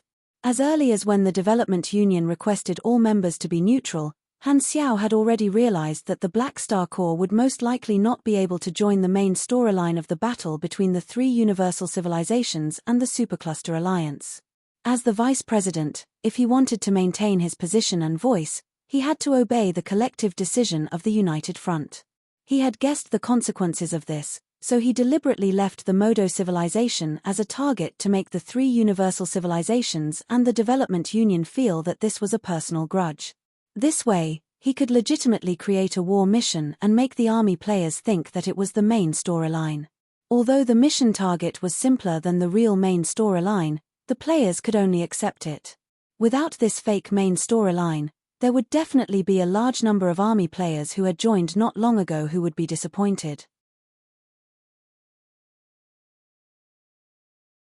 In order to participate in the First World Server National War, there would definitely be people who would switch factions. After what he did, the negative impact was minimized. Although the specific mission was different, at least they could enter the national war, which was enough to satisfy the needs of most Army players. At the same time, this could also form a contrast with the other Beyond Grade A organizations. Most Beyond Grade A factions could not participate in the main storyline, but the Black Star Corps had a fake main storyline. This way, it could attract some players from the other factions to switch to the Army. On the other hand, during the National War in his previous life, the players had a lot of room to play freely. To put it nicely, they could move freely, but to put it bluntly, they could fight their own battles. The fake main storyline he created had a strong goal, and the final effect was to unify the power of the tens of millions of players in the Army, concentrate resources on Modo, and have a greater chance of completing the Kundi race leader's last wish mission. This way, this hidden danger was basically solved. United Front, Han Xiao mumbled helplessly. Now that the United Front had become a new shackle, it could still be maintained for now. However, as this clause affected the interests of more members, there would definitely be problems. The three universal civilizations probably also had plans to destroy the unity of the Beyond Grade as. To be honest, based on the current situation, he felt that the chances of the Development Union reaching an agreement with the three universal civilizations were extremely low. There was a strong conflict of interest between the two sides. On the association's side, because of the different needs, the current collective decision was naturally not the best plan. It could only be said that it was a plan that no one strongly opposed. The Development Union wanted the three universal civilizations to unconditionally remove the monopoly of knowledge before talking about other cooperation. In the eyes of the Beyond Grade as, this was a reasonable request because their ultimate knowledges were all obtained through meritorious deeds. They had contributed enough over the years, and they had already gathered enough ultimate knowledges. It was just that they were not allowed to teach them. Only by breaking the monopoly of the three universal civilizations could they remove the shackles of their factions. This way, the association would spread knowledge on its own, so the current and future Beyond Grade as would no longer need to work for the three universal civilizations to obtain ultimate knowledges. After all, most people were not citizens of the three universal civilizations in the first place, so they did not have the responsibility to contribute. This way, if anyone wanted to join the three universal civilizations in the future, they would only be looking for a backer and would no longer be necessary. However, even if Han Xiao used his toes to think, he knew that the chances of the three universal civilizations agreeing to it were extremely low. Unconditionally, even he himself felt that he was dreaming. However, as the vice president, he had the obligation to convey the collective decision. At the same time, he could not represent so many people and make decisions on his own. Therefore, he could only convey the association's intentions truthfully. According to Han Xiao's own thoughts, agreeing to the deal proposed by the three universal civilizations was actually not a bad idea. He would use dealing with the supercluster in exchange for them removing the monopoly of knowledge. However, most people did not agree. Firstly, they did not want to destroy their original intention. Secondly, they did not want to take the risk and get involved in this storm. Thirdly, they had different standpoints. If the two sides continued to be in a stalemate, Han Xiao could basically conclude that the final result would be that the Beyond Grade A Association could not take it anymore and would start to teach knowledge in private. The three universal civilizations would then take the opportunity to make things difficult for them. Difficult, but luckily, it's not a problem for me. Han Xiao shook his head. Firstly, he had already obtained the ultimate knowledges, so he was actually not that concerned about the problem of the knowledge monopoly. Secondly, he knew where the turning point of this matter was, so he did not care about the problem being exposed now. When the calamity of the supers or the world tree appears, we can break the current situation. Now is far from the time. Speaking of which, I wonder if the Holy Covenant has succeeded. Han Xiao curled his lips. He temporarily threw this thought away, thought for a while, picked up the communicator, and dialed a person's number.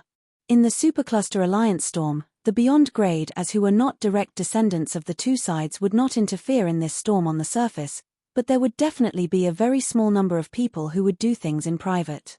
Sorokin, who had the backing of the three universal civilizations, would definitely be one of them. The two of them had the same interests, so they might be able to secretly work together this time and beat Modo into a pulp. Furthermore, Han Xiao already had a bold guess about Sorokin's identity. Just nice, I can verify it. Han Xiao thought.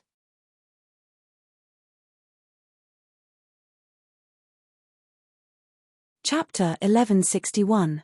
In the top floor office of the Limitless Financial Group's branch in the Flickering World, a huge virtual star map floated in the middle of the room, showing the current distribution of the free competition zone. The Supercluster Alliance occupied a large area of the core and middle ring of the 4-star clusters. Its territory was dyed red and clearly marked, and it was expanding toward the blue areas that represented the other organizations. Sorokin stood with his hands behind his back, staring at this star map with flickering eyes. This will be the second advanced civilization armed conflict incident that will affect the entire universe after the Crimson Tide. There are business opportunities everywhere. After solving the crisis with Traveler, the Limitless Financial Group turned around and hugged the thighs of Radiance and Ethereal, so they had to contribute in this storm. At the same time, this was a reasonable opportunity to make money from the war. As the head of the financial group, Sorokin naturally would not miss it. During the proxy war phase, the business of selling materials, arms, and other resources can be promoted. Those organizations that are on the side of the three universal civilizations need to replenish their supplies on the spot. This is the first business opportunity, but this is just a small profit. The real profit lies beyond the chessboard, which requires an entrance ticket. I should be able to qualify, Sorokin mumbled to himself, feeling a little excited.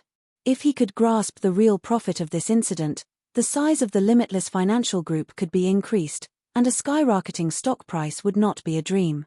Beep beep. While he was fantasizing, his personal communicator rang. It was a call from Black Star. Seeing the name of the caller, Sorokin's expression changed slightly. Now that he saw Han Xiao's name, his heart would always tremble subconsciously. However, he adjusted his emotions very quickly, put on his signature fake smile, and answered the call. Your Excellency Black Star, my dear partner, how do you have time to contact me today? I have something to cooperate with you. Han Xiao went straight to the point. The conflict between the three universal civilizations and the supercluster has finally broken out. This is my chance to settle the score with Modo. Everyone knows that I'm going to deal with Modo, and we should have the same interests in this regard, right? Sorokin's eyes sparkled, and he smiled. That's right. Putting aside my relationship with Radiance and Ethereal, Traveler sold me out. I have a score to settle with the Modo civilization behind him. Until now, he still thought that the Modo civilization was the one behind Traveler. He completely believed Han Xiao's lies and blamed the Modo civilization for this. Since we have the same goal this time, there is a basis for cooperation. You are a commercial organization, and it is not suitable for you to participate in armed conflicts, so I need you to provide a large amount of funds and supplies. Is that okay? The Black Star core influence in the flickering world is far greater than mine, yet they still need me to provide war resources? Sorokin raised his brows. The more war materials, the better. Anyway, I don't mind having too much. Han Xiao was not embarrassed at all. Although he was not short on money, spending other people's money to fight a war was definitely more comfortable than spending his own. Sorokin clenched his teeth and cursed in his mind, but the smile on his face did not change. Sure, I'm more than happy to fund the war against the Modo civilization. I'll get the officer to send the list of supplies over later. Just give it to me accordingly. Okay. Sorokin clenched his teeth and smiled. There's another thing. With your foresight, you must be able to see the business opportunity of the second battlefront.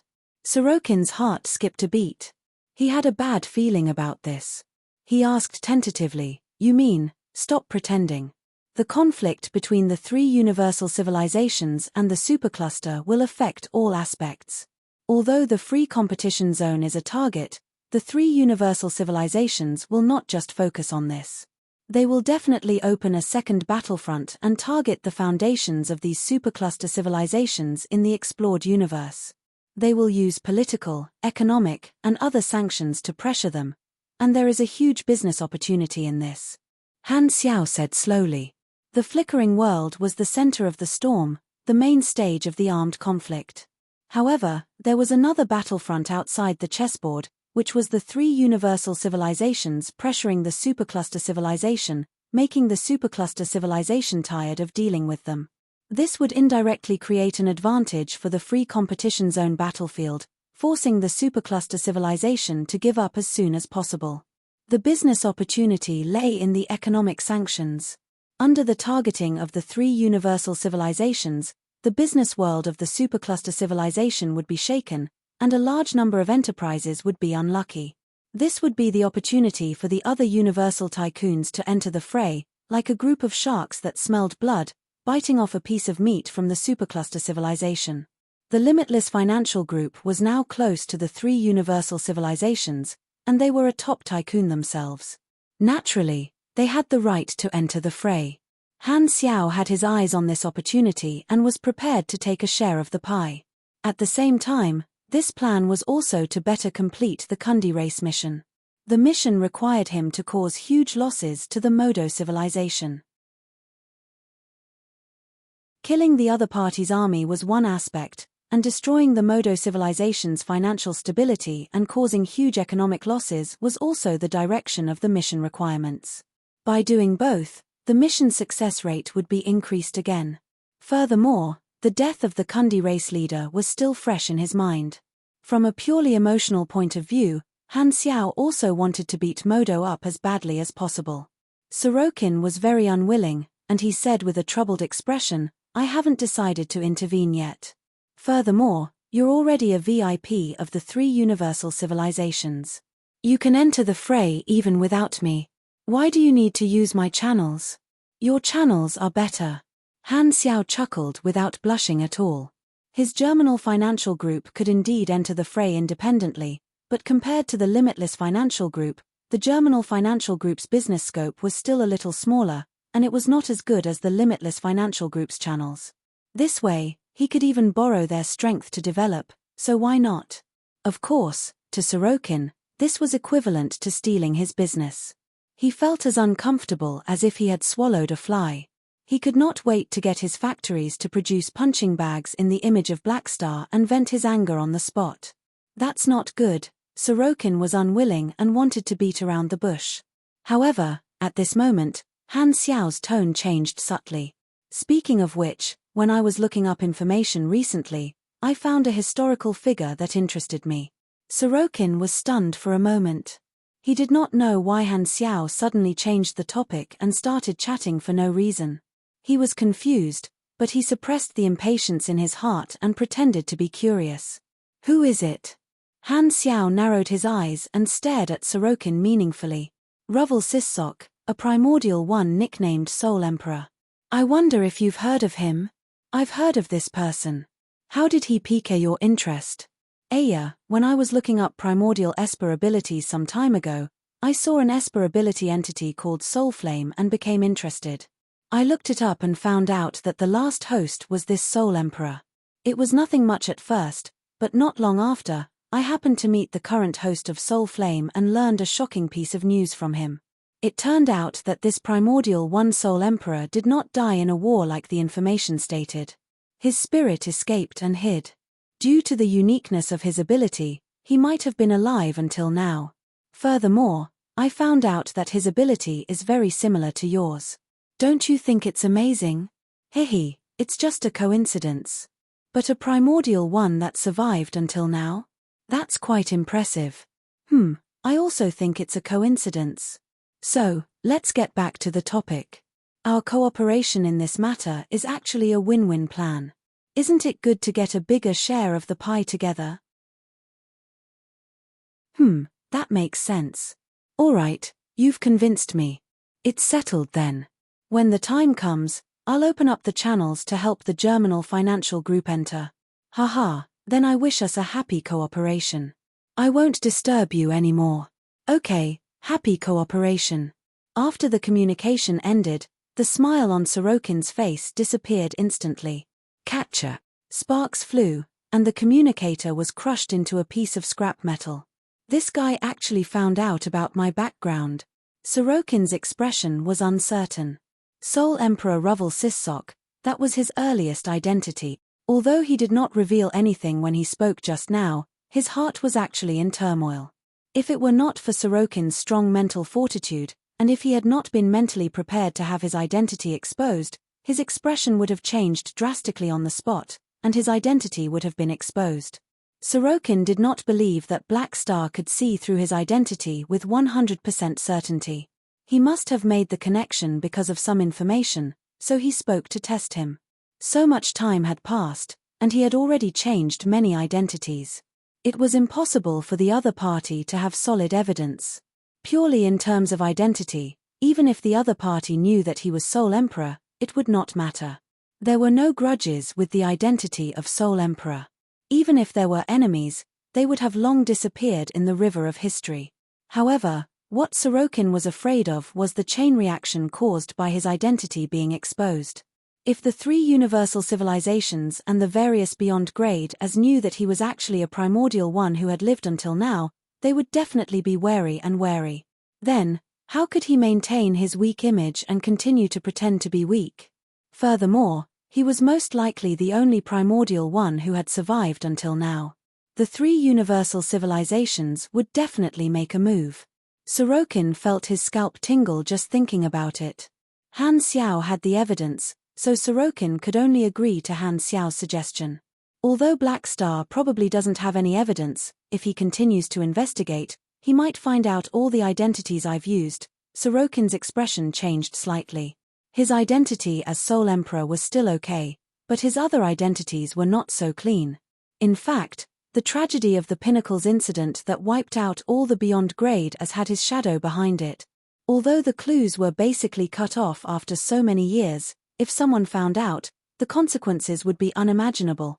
He only wanted Black Star to think that the identity of sole emperor was enough to blackmail him and stop investigating.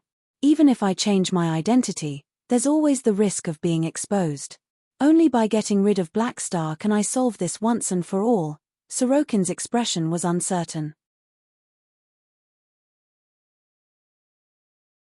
Chapter 1162. As soon as the anti-monopoly regulations of the three universal civilizations were announced, the effect was equivalent to war mobilization. The 4 star clusters in the free competition zone were immediately stirred up, and all the observing organizations made their choice. A small number of organizations were not willing to be involved in the war, so they reluctantly gave up on the investment that had lasted for years and withdrew from the competition. Most of the organizations were not willing to be eliminated, so a large number of star system and star cluster civilizations and various civilian armed organizations mobilized their forces, standing on the side of the three universal civilizations and fighting the representatives of the supercluster alliance head-on in the inner and middle star clusters. Just like what the various civilizations had predicted, when the fourth phase of territory exploration was completed, the atmosphere of free development would gradually turn into frequent armed robberies. With the outbreak of large-scale conflicts, the flames of war spread rapidly. Under the attention of the entire universe, the free competition zone entered a state of war. The armed forces of a large number of organizations started to block, and the expansion of the supercluster alliance was immediately stopped. Countless intense battle lines were drawn in the 4 star clusters, and the stronghold planets at the edge of the territory kept repeating the process of losing and then regaining, forming a crisscrossing force distribution map. The Emerald Star Cluster was divided into 14 war zones, most of which were in the inner and middle star clusters. The bridgeheads of the Supercluster Alliance scattered in the outer star clusters were under the most intense siege, and their strongholds connecting to the outside of the star cluster were quickly falling. However, because everyone's goal was to snatch territory, the intensity of the war was controlled, and planet destroyer weapons were banned. Fleet battles and surface battles were the main focus. After all, if a planet was destroyed, there would be no more territory to snatch. Thus, surface combat weapons and supers played an important role. A large-scale war meant the rapid depletion of battleships, ammunition, and weapons. Demand determined the market, giving a large number of financial groups the opportunity to make money. Many financial groups that had expanded their business in the flickering world were selling all kinds of war resources. Orders from the Black Star Army and the Germinal Financial Group were also increasing rapidly. The logistics department's assembly line was fully operational, and ships of arms were transported to the free competition zone. On the other side, under Han Xiao's orders, the armed forces of the army gathered at the frontline exploration strongholds of the army and attacked the Ferdinand star system where the Modo civilization was located. Currently, the Supercluster Alliance's army was still biding its time, and the representative organizations surrounded their territory as the outer line of defense. The Black Star Corps fleet went straight into the defense line, exchanging fire with the representative organizations of the Supercluster Alliance. In the inner ring of the Emerald Star Cluster, a stronghold planet at the edge of the Supercluster Alliance's territory had been taken down by a large armed organization under a supercluster. A main force was temporarily stationed there. And today, this planet was attacked by Black Star's advance troops. With the surface stronghold as the center, a hemispherical sky-blue energy shield was inverted on the surface, covering an area of tens of millions of kilometers. Above the shield was a fierce space battle. The defense fleet was struggling to resist the attacks of the Black Star Corps fleet. They were being slaughtered and were on the verge of collapse. The rotating rapid-fire turrets of the Black Star Corps warships threw out whip-like light chains, sweeping and lashing in the battlefield, interweaving into a net of light. Along the way, clusters of fireworks lit up from time to time. In the dazzling brilliance that illuminated the universe, silent killing intent was everywhere. The small special guerrilla warships were like agile hummingbirds, swimming in the battlefield where the light cannons crisscrossed. They moved up, down, left, and right, using thrilling maneuvers to avoid the cannons. From time to time, they would shoot out charge cabins to shatter the shields of the enemy warships and bite deep into the armor of the enemy warships, helping the players to land on the enemy warships. The blue tail flames of the rear thrusters of the heavy assault fleet left light marks on the battlefield, shining like meteors. With the support of the powerful dark energy engine, the assault fleet cut through the waves and tore the formation of the enemy defense fleet into pieces, shattering the enemy's cooperative defense line. The army commander was one of the top mechanics in the universe, and the battleship building technology of the logistics department was also outstanding. The performance and firepower of the battleships of the army had the advantage. Under the ferocious coverage of the firepower, the dense energy beams penetrated through the defense shield of the stronghold and hit the surface of the blue shield like a storm. Lightning arcs as thick as dragons were created, and spiderweb-like cracks appeared on the shield. The quadrangular cone-shaped land torpedo missiles left the belly of the ship and descended from the sky, drilling into the ground, trying to penetrate the base's protective shield from the ground.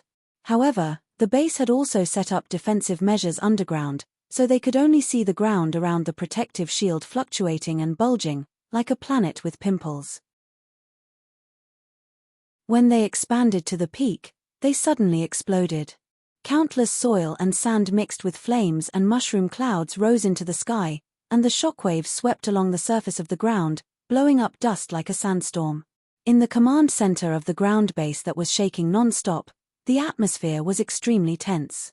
The base commander stared at the durability of the energy shield with an anxious tone.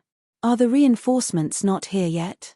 "Commander, the other allied organizations are unwilling to fight the Black Star Corps and have all refused to come to their aid. Only the Modo civilization, which is closest to us, has sent troops and is rushing over through the hyperdrive base station. Damn it, these bastards. Inform all the captains that we must not let the Black Star Corps break through the shield of the base. Once they release a large number of immortals to the surface, we will be finished. Stall their fleet for me," the base commander yelled. Now, the nickname of the players as the Cancer of the Universe had already spread throughout the universe. They were almost the kings of ground warfare. If the battle was maintained in a fleet battle, they could still hold on for a while, but if the immortals broke through the ground defense line, there would only be one result: a one-sided defeat. Facing the Cancer of the Universe that did not fear death, came back from the dead, and disregarded life, no normal soldier would not feel fear. When encountering such an opponent, no matter how many casualties they caused to the enemy, it would be useless. The ground troops had no morale or fighting spirit to speak of. Once they entered a direct battle, it would definitely be a bloody massacre. Not to mention, the Black Star Corps had an army of tens of millions of immortals. Now that they were charging toward the war zone controlled by the Modo civilization, they were like a walking meat grinder. Even most of the agent forces of the Supercluster Alliance hurriedly moved away from the direction of the Black Star Corps because of fear. They did not dare to obstruct the army. Their goal was clear: they were only coming for Modo. No one wanted to waste their forces here. "Commander, the energy durability of the base shield has dropped below 20%. 3 energy furnaces have overheated and are expected to break in 11 minutes and 27 seconds. Please give instructions, the operations team leader said in a panicked tone. The base commander looked at the fleet that was retreating, clenched his teeth, and said, "Reserve fleet, prepare to take off at any time and seize air supremacy.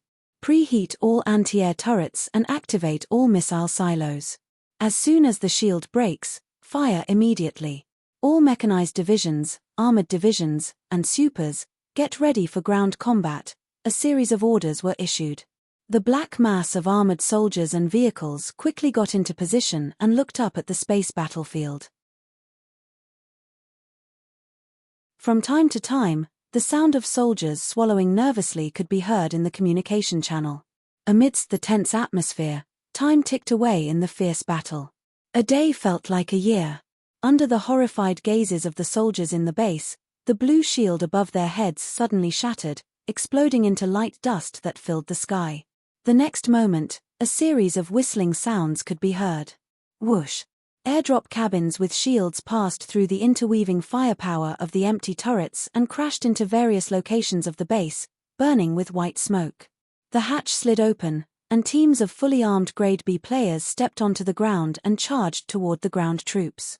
The rapidly approaching immortals were like devils in the eyes of the base soldiers. They all gathered their courage and charged forward with a roar. Boom! 2 torrents of steel collided on the ground. Grade B was already the backbone of the universe. The moment they came into contact, more than 100,000 players destroyed the defense lines of the armored divisions on the ground like they were dried twigs and smashed through them in a mighty manner. The yellow soil that was swept up by the explosions of vehicles and armors rose into the sky. The waves formed by the players swallowed soldiers one after another, drowning the positions made of steel and flesh, causing huge casualties. It was not that there were no players who were killed, but the troops of the base watched as every player that they killed with all their might was revived on the battlefield the next moment. Their efforts were completely futile. An aura of despair spread in the hearts of every soldier, and the seeds of fear bloomed and condensed into the deepest nightmare. Very soon, the first soldier whose mentality collapsed appeared and fled in panic. This was like a signal, and more soldiers fled in all directions. The entire line collapsed. "They're devils. This is a battle that we're bound to lose. Run. I don't want to die for nothing." Desperate cries sounded in the communication channel, and the defense forces of the base quickly collapsed. The base commander wanted to go into battle to boost morale, but a cannon master sniped him with a super long-range concentrated solid energy bullet and turned him into ashes. At this time, a light flashed in space not far from the planet, and the Modo civilization's support fleet appeared at the jump point. Seeing this, they immediately knew that there was nothing they could do. "We're too late.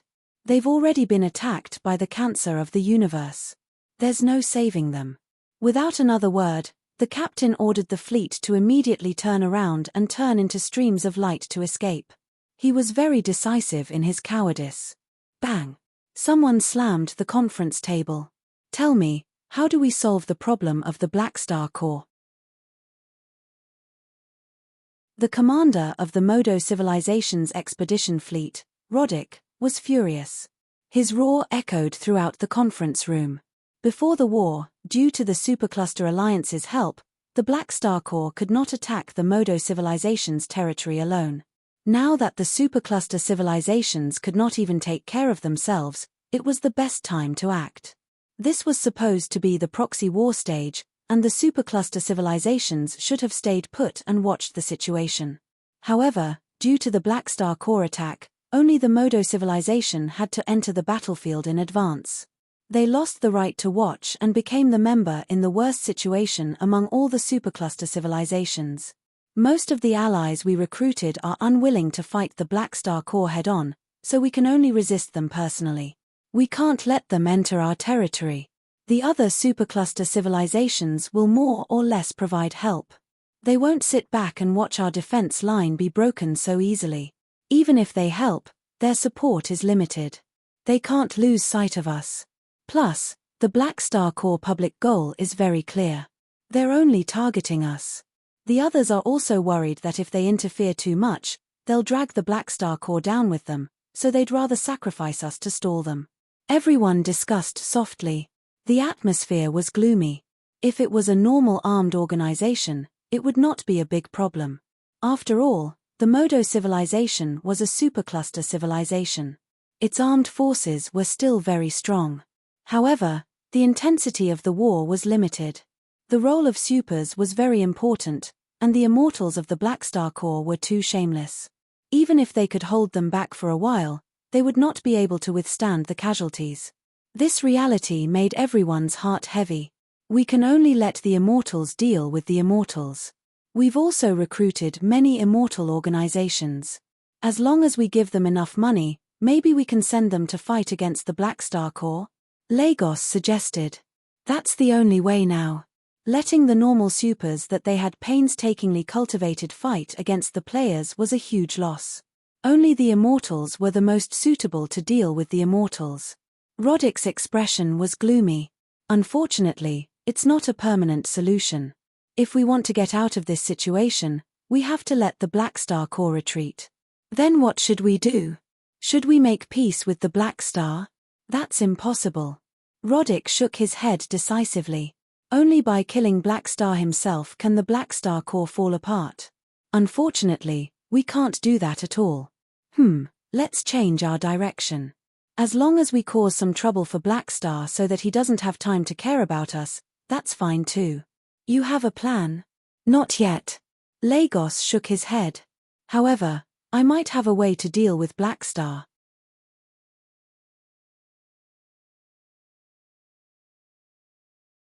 Chapter 1163. Roddick's eyes flashed, and he said, "Tell me what you think. What weaknesses do you think Black Star has?" Lagos looked around. Hearing this, everyone fell into deep thought. Black Star's strength is shocking, his body is tough, his foundation is huge, and his prestige is top-notch. Roddick's expression was not good. I can't think of any weaknesses. In other words, what does Black Star care about? His army. But we can't shake his foundation. His mother planet. It's heavily protected, and we don't have a chance to attack him. Plus, such a small problem isn't enough to make Black Star worry about himself. His officers. As far as I know, the important members of the Black Star Corps are all equipped with teleportation devices similar to the multidimensional sky-opening transportation device. It can't be blocked, and it won't work to threaten Black Star. As for the other things, Black Star doesn't seem to care much about them.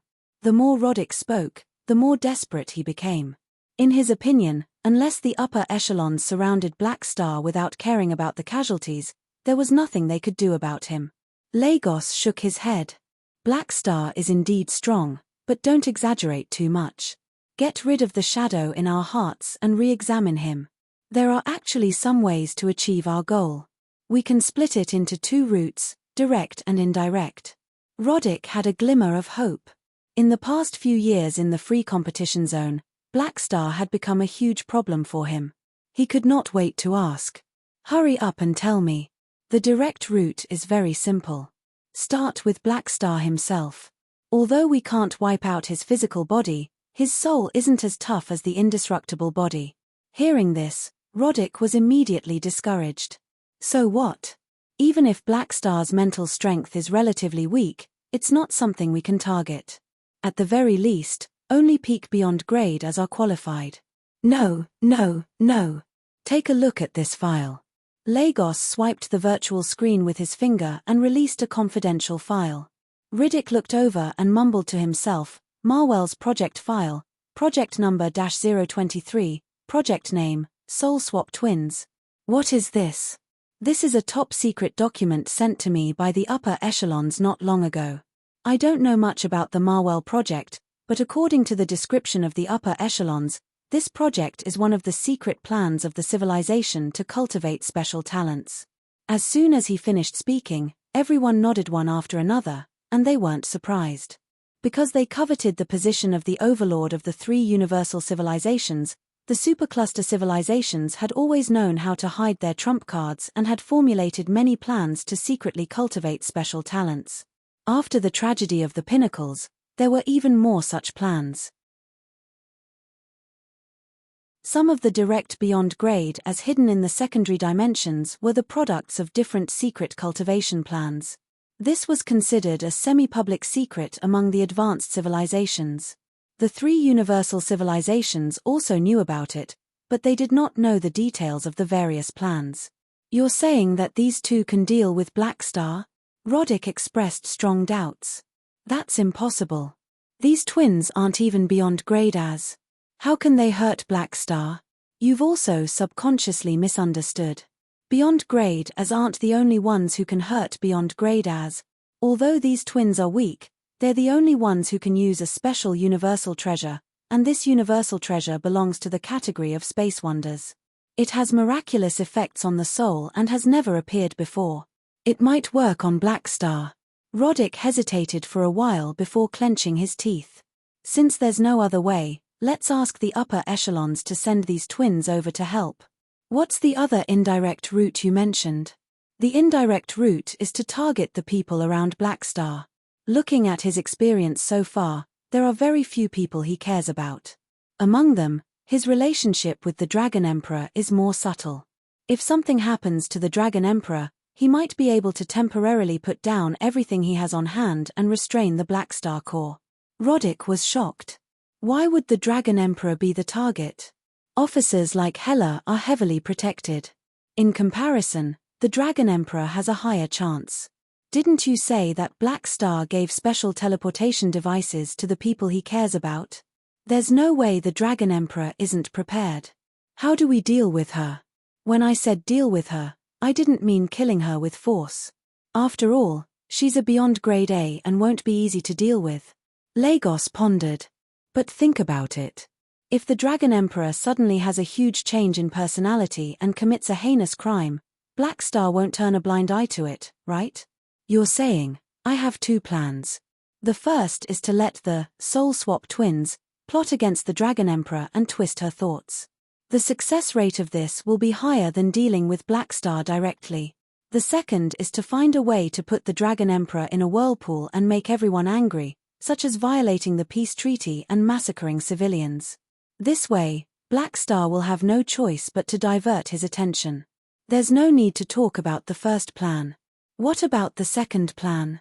It can be framing or baiting the Dragon Emperor into going crazy. According to the data, she has a very obvious weakness. Lagos' eyes flickered. We'll have to plan for the specifics. Hearing this, Roddick's eyes sparkled. This sounds quite reliable. Of all the war zones in the 4 star clusters, the Ferdinand star system war zone in the Emerald star cluster was the most eye-catching.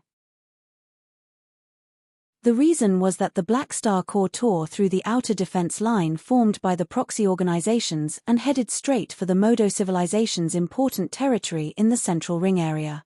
Although the Black Star Core said that they were only targeting the Modo civilization, the Army's current actions had already had a huge impact on the overall war situation in the Emerald Star Cluster. The outer defense circle formed by the Supercluster Alliance had a gap opened. With the Black Star Core attack direction as the breakthrough point, a large number of organizations on the side of the 3 universal civilizations chose to follow the Army and try to enter the Modo civilization's territory through the gap, which was one of the central areas of the Supercluster Alliance.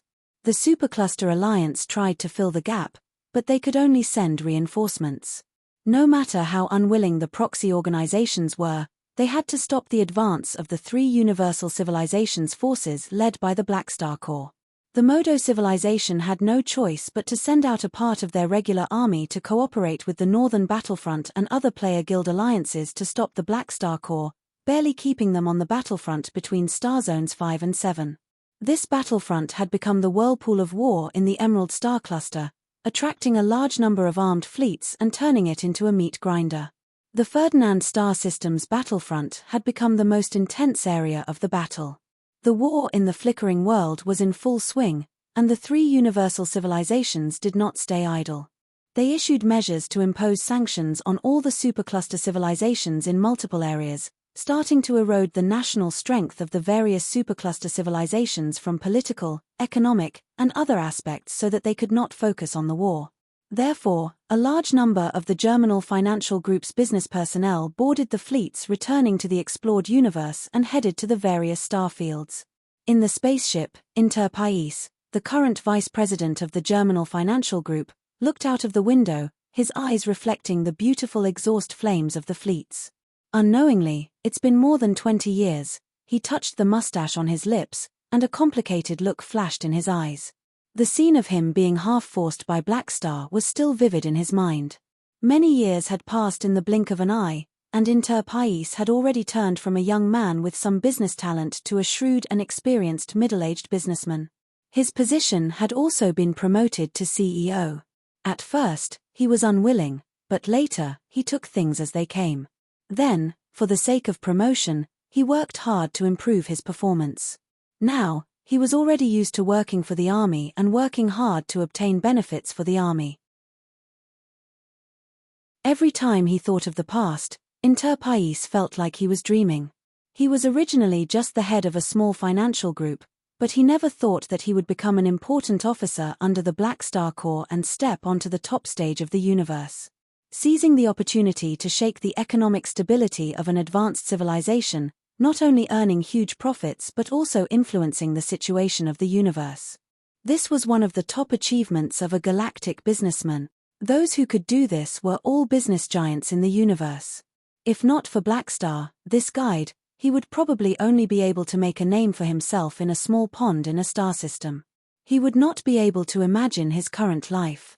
Speaking of gratitude to Blackstar, there was indeed a little, but Enterprise was more lamenting about how his fate had changed.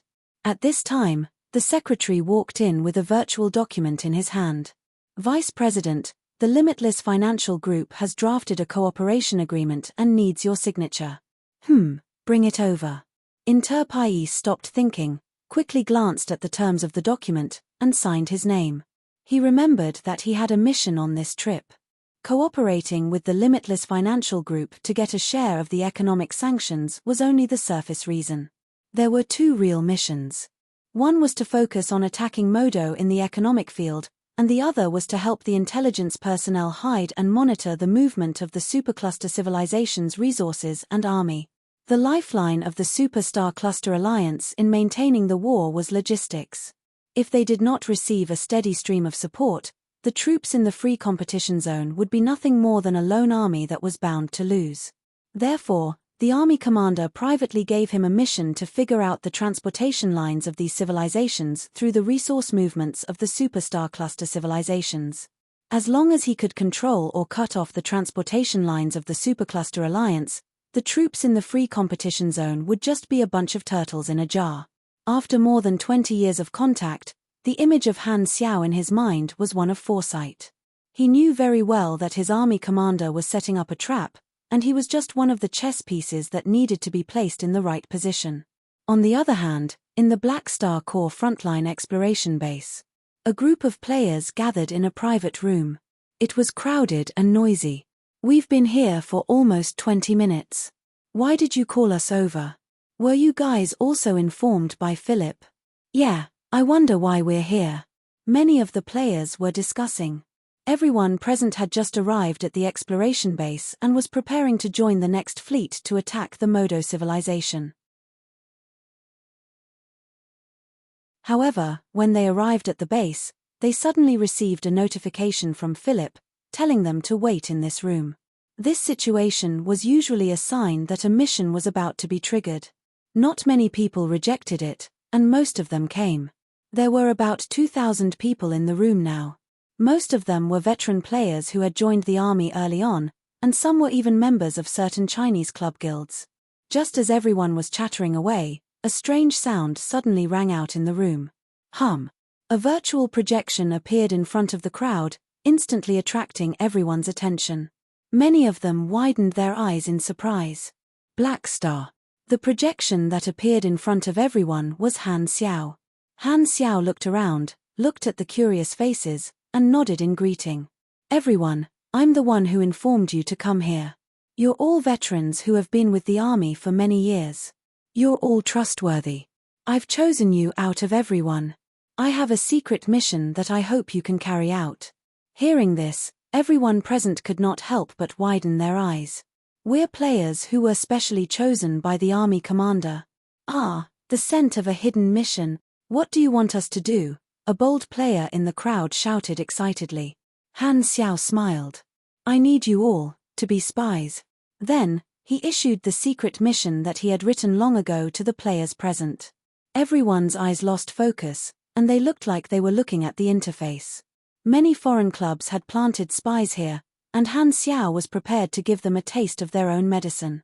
He sent some army players to pretend to join those guild alliances to gather information while also planting spies in the Modo civilization to investigate the transportation route.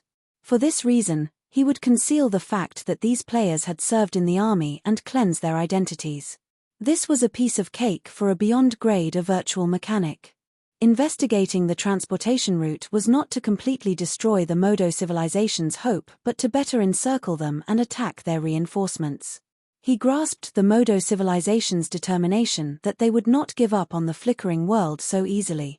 As long as they could survive, the Modo civilization would continue to invest troops into this meat grinder. Not only would this satisfy his mission requirements, but it would also keep the Black Star Corps involved. After all, if Modo was gone, the Black Star Corps would have no reason to intervene in the war. This was only one part of his strategy.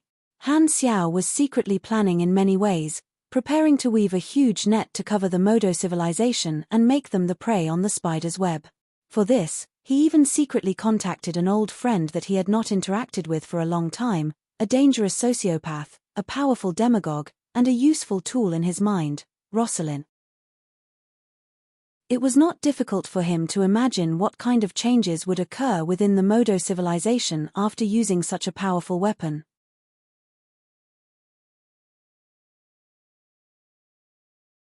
Chapter 1164. In a certain star field of the explored universe, on the colonial planet of a certain star system civilization. In a rented temporary stronghold, the upper echelons of the Silver Revolutionary Army gathered. Most of them had gloomy expressions. Although the competition in the flickering world has caused the situation of the universe to change, our efficiency in promoting our program is far from what we expected. It can even be said that our progress has stagnated. The current leader of the Silver Revolutionary Army, Edmund, frowned. Originally, the Silver Revolutionary Army had predicted the conflict in the flickering world and wanted to take the opportunity to strengthen their army. However, although the conflict had broken out, spreading their ideology was not as easy as they thought. A bespectacled man pushed his glasses and said, according to the research, the popularity of the 3 universal civilizations in the entire universe is 1174. 1% higher than the prediction of the mathematical model for the same period. In other words, the 3 universal civilizations are more popular than predicted during this period. The turmoil in the flickering world should have allowed the galactic residents to see the 3 universal civilizations' domineering way of maintaining their dominance, but it did not significantly worsen the image of the 3 universal civilizations as predicted. How did that happen? According to calculations, the source of the deviation in reality is the intelligent plague incident that happened not long ago. This disaster caused countless galactic residents to feel fear, and the 3 universal civilizations' response was very timely. It only took them half a year to resolve this extremely threatening universal crisis, allowing the galactic residents to see the execution of the 3 universal civilizations' authority.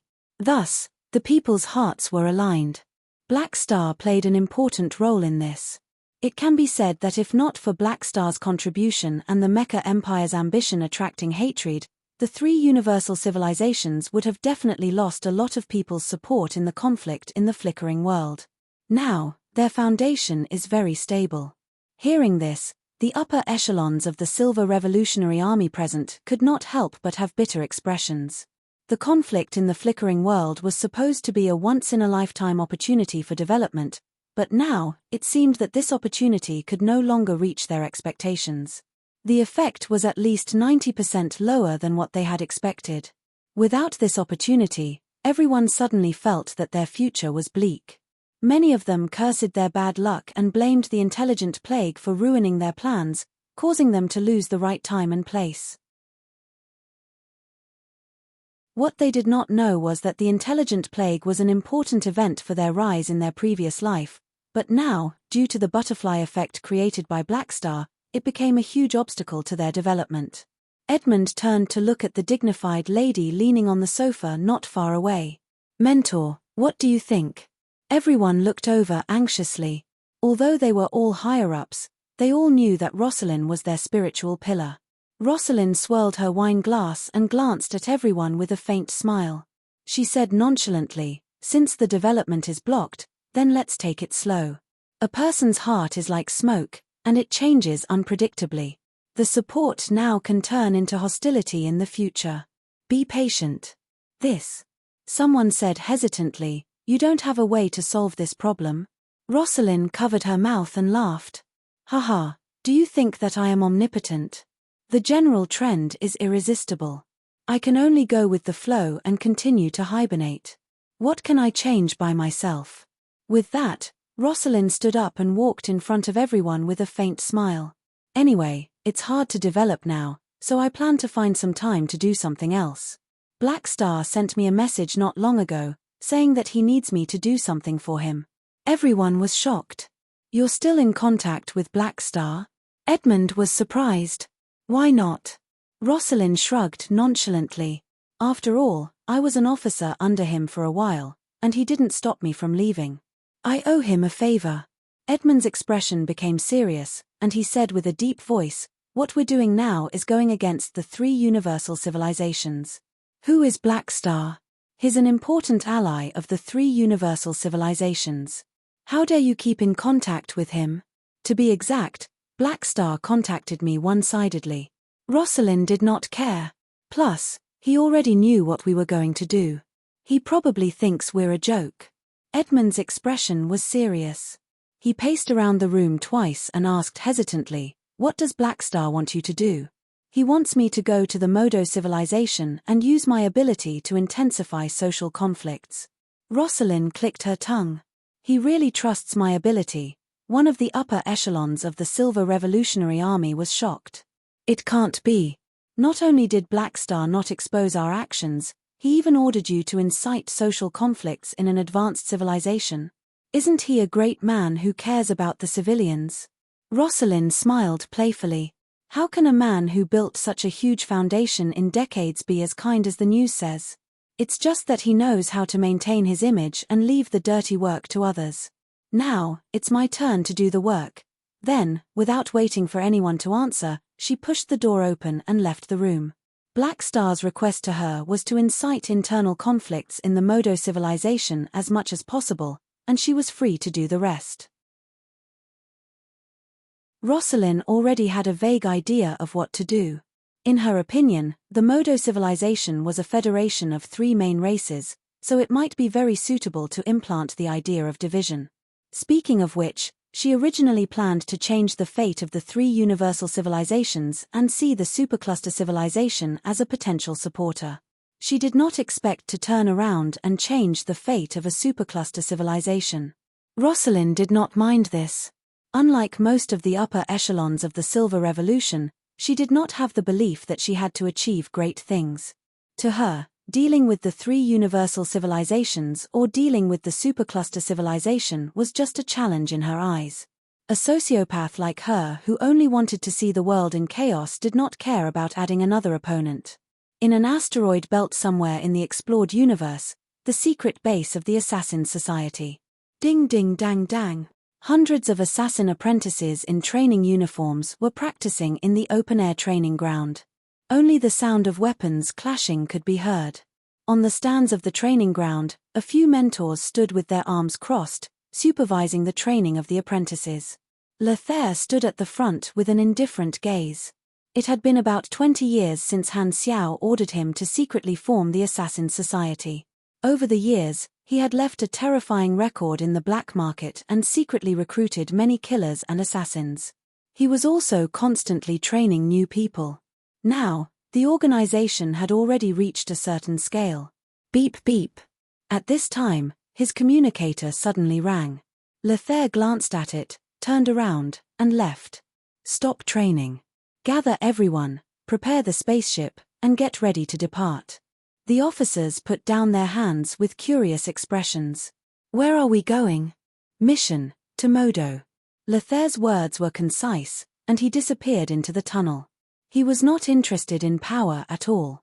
He always remembered that the organization he established was a sharp blade hidden in the dark by Blackstar, stabbing toward the target that Blackstar pointed at. Primeval Star River, in a secret military base in the Modo civilization. Ta-ta-ta. Heavy footsteps sounded in the corridor outside the door, slowly approaching. With a catcher sound, the door opened with a loud bang. Dazzling light shone in, piercing through the pitch-black darkness. A group of soldiers stood at the door, and only their silhouettes could be seen against the light. The leading officer spoke with an emotionless voice. Soul Swap Twins, we have a mission. As soon as he said that, there was no response, only dead silence. However, the silence did not last long. A rustling sound came from a corner where the light could not reach, and a humanoid figure shrouded in shadow and fog walked out of the darkness. On his shoulder was a figure the size of a baby, also shrouded in shadow. Only a pair of blood-red eyes could be seen on the two of them. It was impossible to tell what species they were. Clearly, they had undergone some kind of mutation, and only their size could tell the difference. These two were the Soul Swap Twins. The one with a normal size was the older one, and the one with a baby-sized body was the younger one. Did Modo allow us to go out again? The younger brother on his shoulder asked. His voice was as hoarse as that of a dying old man. Seeing the two of them, the officer said with a deep voice, "Old rules, come on board with us immediately. You can only use the Soul Swapper when we arrive at the mission location." "Humph, who are we going to deal with this time?" The taller one said with a sharp voice, filled with resentment. Blackstar. Hearing this name, the twins looked at each other, and an inexplicable fluctuation flashed across their eyes. There was no nervousness in their eyes. Instead, there was a hint of excitement and greed, as if they had suddenly discovered a treasure. This time, the officer took out a magic bead and said, "The target this time has a prophecy ability. This magic bead is engraved with a top-tier aura-concealing magic circuit. Wear it on your body, and it can effectively interfere with and mislead the prophecy ability. The other party will not be able to accurately predict the details related to the two of you." After giving out the magic bead, the soldiers immediately walked forward and brought the Soul Swap Twins out of the room. Every soldier's face was tense, and they subconsciously quickened their pace. It was obvious that they wanted to bring the Soul Swap Twins onto the spaceship as soon as possible. Before coming into contact with that space wonder called the Soul Swapper, the Soul Swap Twins were also quite dangerous. They were locked up in prison most of the time. Although the Soul Swap Twins' grade was not high, other people would have more and more hallucinations if they came into contact with them for a long time. Perhaps because of this mutation, the twins were the only ones qualified to use the Soul Swapper. Furthermore, both of them had to be present at the same time to activate this special Space Wonder-type universal treasure. At the same time, on floating Dragon Island in the shattered star ring, Aesop suddenly raised his head and looked out of the window with shock. The next moment, Aesop closed his eyes and activated his ability. His thoughts seemed to have passed through many dimensions and locked onto the territory of the Modo civilization. The alarm came from the Modo civilization. What did they do? They seem to have used a concealment device. My senses are very blurry, and I can't see the specific possibilities of the future. Aesop frowned, feeling a little uneasy.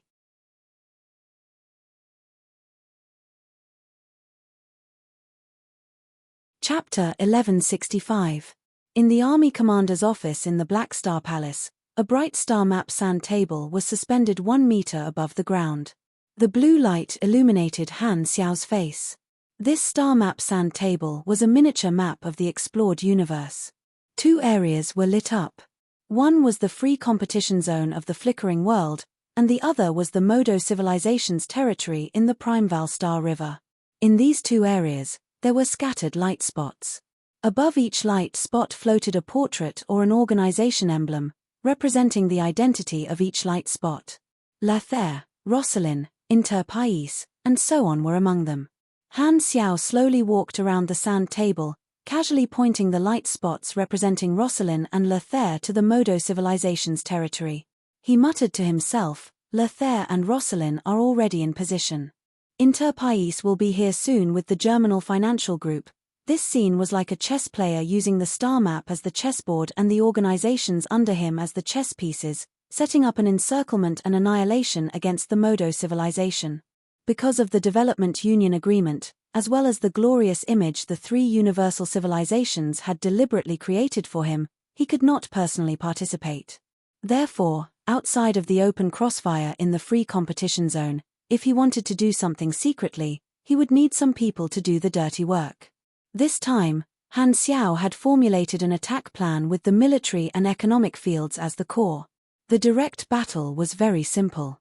Encircle the enemy and exhaust the Modo civilization's armed forces and resources. There was nothing much to say in this regard. The economic field was also the highlight. Taking advantage of the war, sanctions, and other opportunities to shake the Modo civilization's domestic economy, there would definitely be a large number of financial groups and enterprises going bankrupt. His Germinal Financial Group, along with the Limitless Financial Group and other business giants, would enter the fray and hunt these assets, sucking the blood of the Modo civilization. The partners that Han Xiao found for the Germinal Financial Group were not limited to the Limitless Financial Group. Now, the Black Star Core was a huge community of interests, and Han Xiao had a lot of connections with the heads of financial groups. He contacted a bunch of people and proposed similar cooperation requests from the two sides of the three universal civilizations and the Black Star Core. Faced with such a rare opportunity, not many financial groups would refuse to participate in the hunt against the Modo civilization. With his current influence and status, even if he stayed in the Black Star Palace and did not move, he would still be able to leverage a terrifying amount of resources. The chain reaction caused by this might not be able to regress the overall economy of the Modo civilization by many years, but it would most likely hurt their vitality. At the same time, the Germinal Financial Group and its many partners could also make a lot of money from this. This feels more and more like the mastermind behind the scenes. Han Xiao smiled and pondered. Now, only the last step is left. The surveillance of the Shattered Star Ring is also to find the transportation route. The Shattered Star Ring was connected to the flickering world. If the Supercluster Alliance wanted to send reinforcements and supplies to the flickering world, they would have to pass through the Shattered Star Ring. The Shattered Star Ring was their main backline, and the army had eyes everywhere. As long as they monitored the movements of the Supercluster Alliance's fleet, they would be able to find the transportation route. The Supercluster Alliance definitely knew this and would definitely use all kinds of methods to conceal their fleet. To them, maintaining the concealment of the transportation route was the key to deciding the outcome of the war. Sylvia and Hurlus have both been transferred to the flickering world. The person with the highest position in the Shattered Star Ring now is Lagi. I don't trust him. Han Xiao shivered and decided to change the person in charge as soon as possible. Hella and Sylvia can't be transferred back for the time being. Nero has already grown up. It's time for him to take on more responsibilities. The Shattered Star Ring was the headquarters of the Black Star Corps, and the position of the Dragon Head had already been stabilized.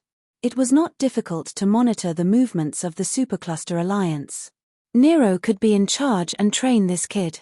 Nero was at the prime of his life, and he already had the ability.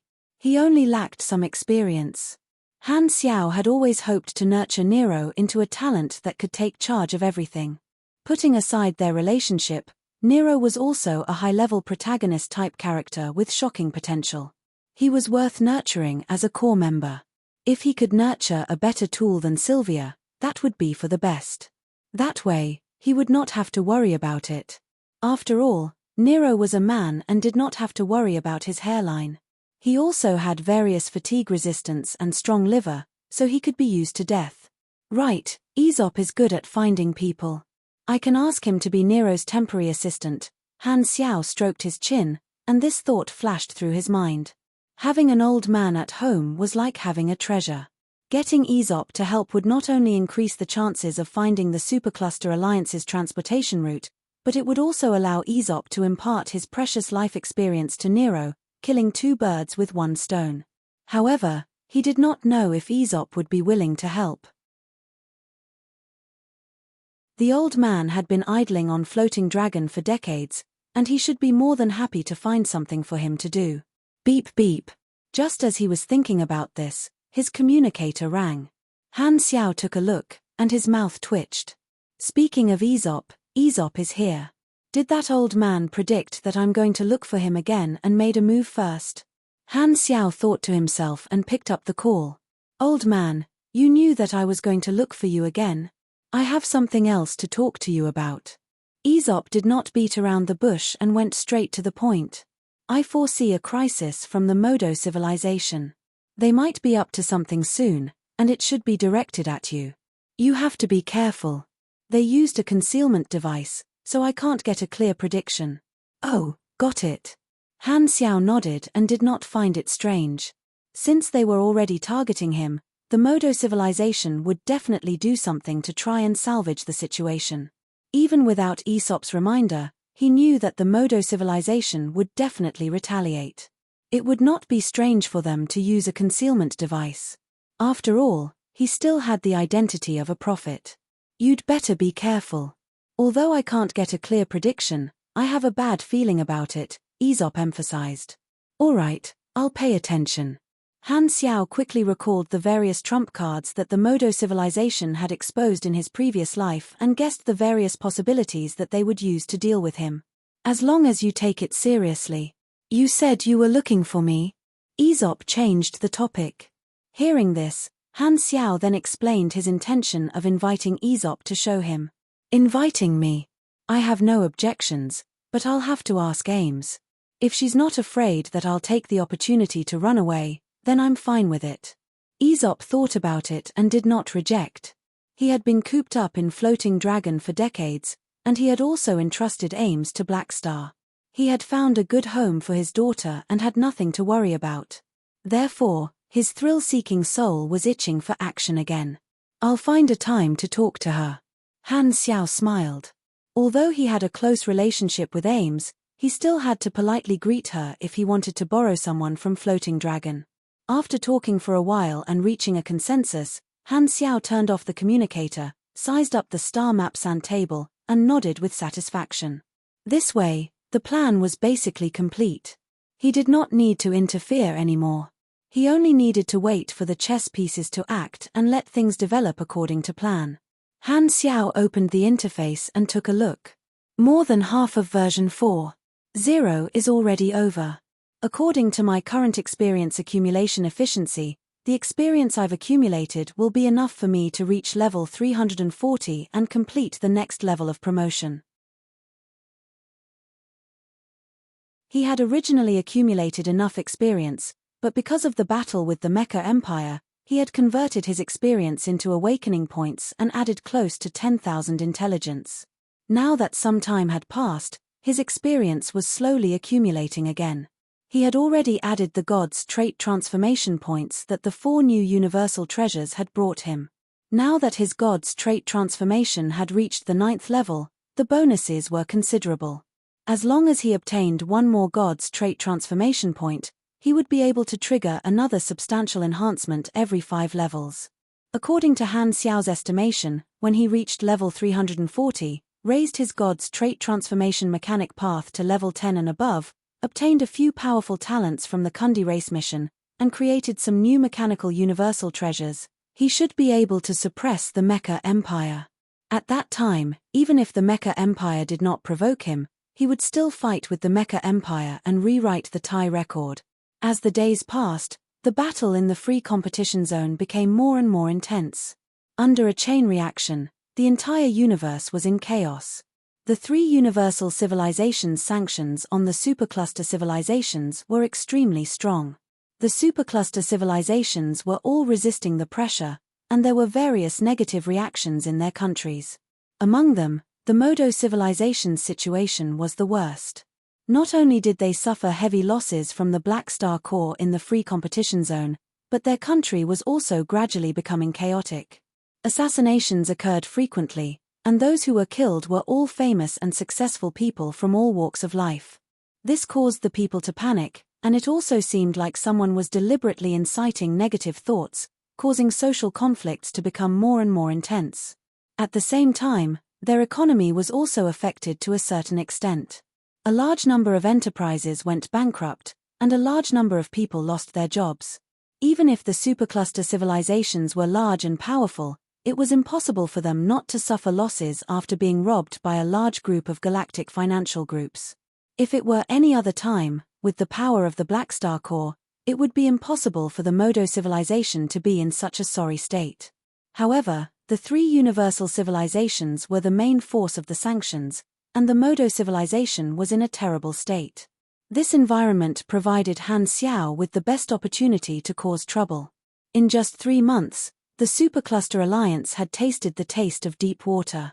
However, without caring about the cost, the overall war in the free competition zone actually gained some advantages, except for the war zone where the Modo civilization was located. One day, 3 months after the conflict between the two sides officially broke out, a fleet without the symbol of an organization arrived in the shattered star ring through the Interstarfield Stargate. It was the secret fleet that was specially sent to transport the Soul Swap twins. Happy New Year, all the best.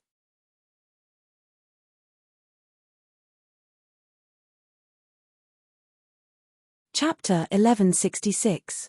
In the current universe, the conflict in the flickering world was seen as the Superstar Cluster Alliance's first resistance to the hegemony of the three universal civilizations. After a few months of fermenting, the Galactic Society gave this event an official name, the Flickering War. For the Flickering War, the Supercluster Alliance had been preparing for decades. During the first to third exploration phases, they had constantly sent stowaways into the starfield to build secret stargates. Previously, when the three universal civilizations were busy dealing with the intelligent plague, the Supercluster Alliance had been secretly preparing war resources, avoiding eyes and ears, building hidden warehouses in different desolate universe belts, and even building secret military communication networks. Now, all the hidden hands were connected. The Supercluster Alliance had built secret transportation networks to transport blood to the flickering world, and the secret troops that transported the Soul Swap twins had arrived at the Shattered Star Ring through a secret stargate. They did not leave any records in public stargates.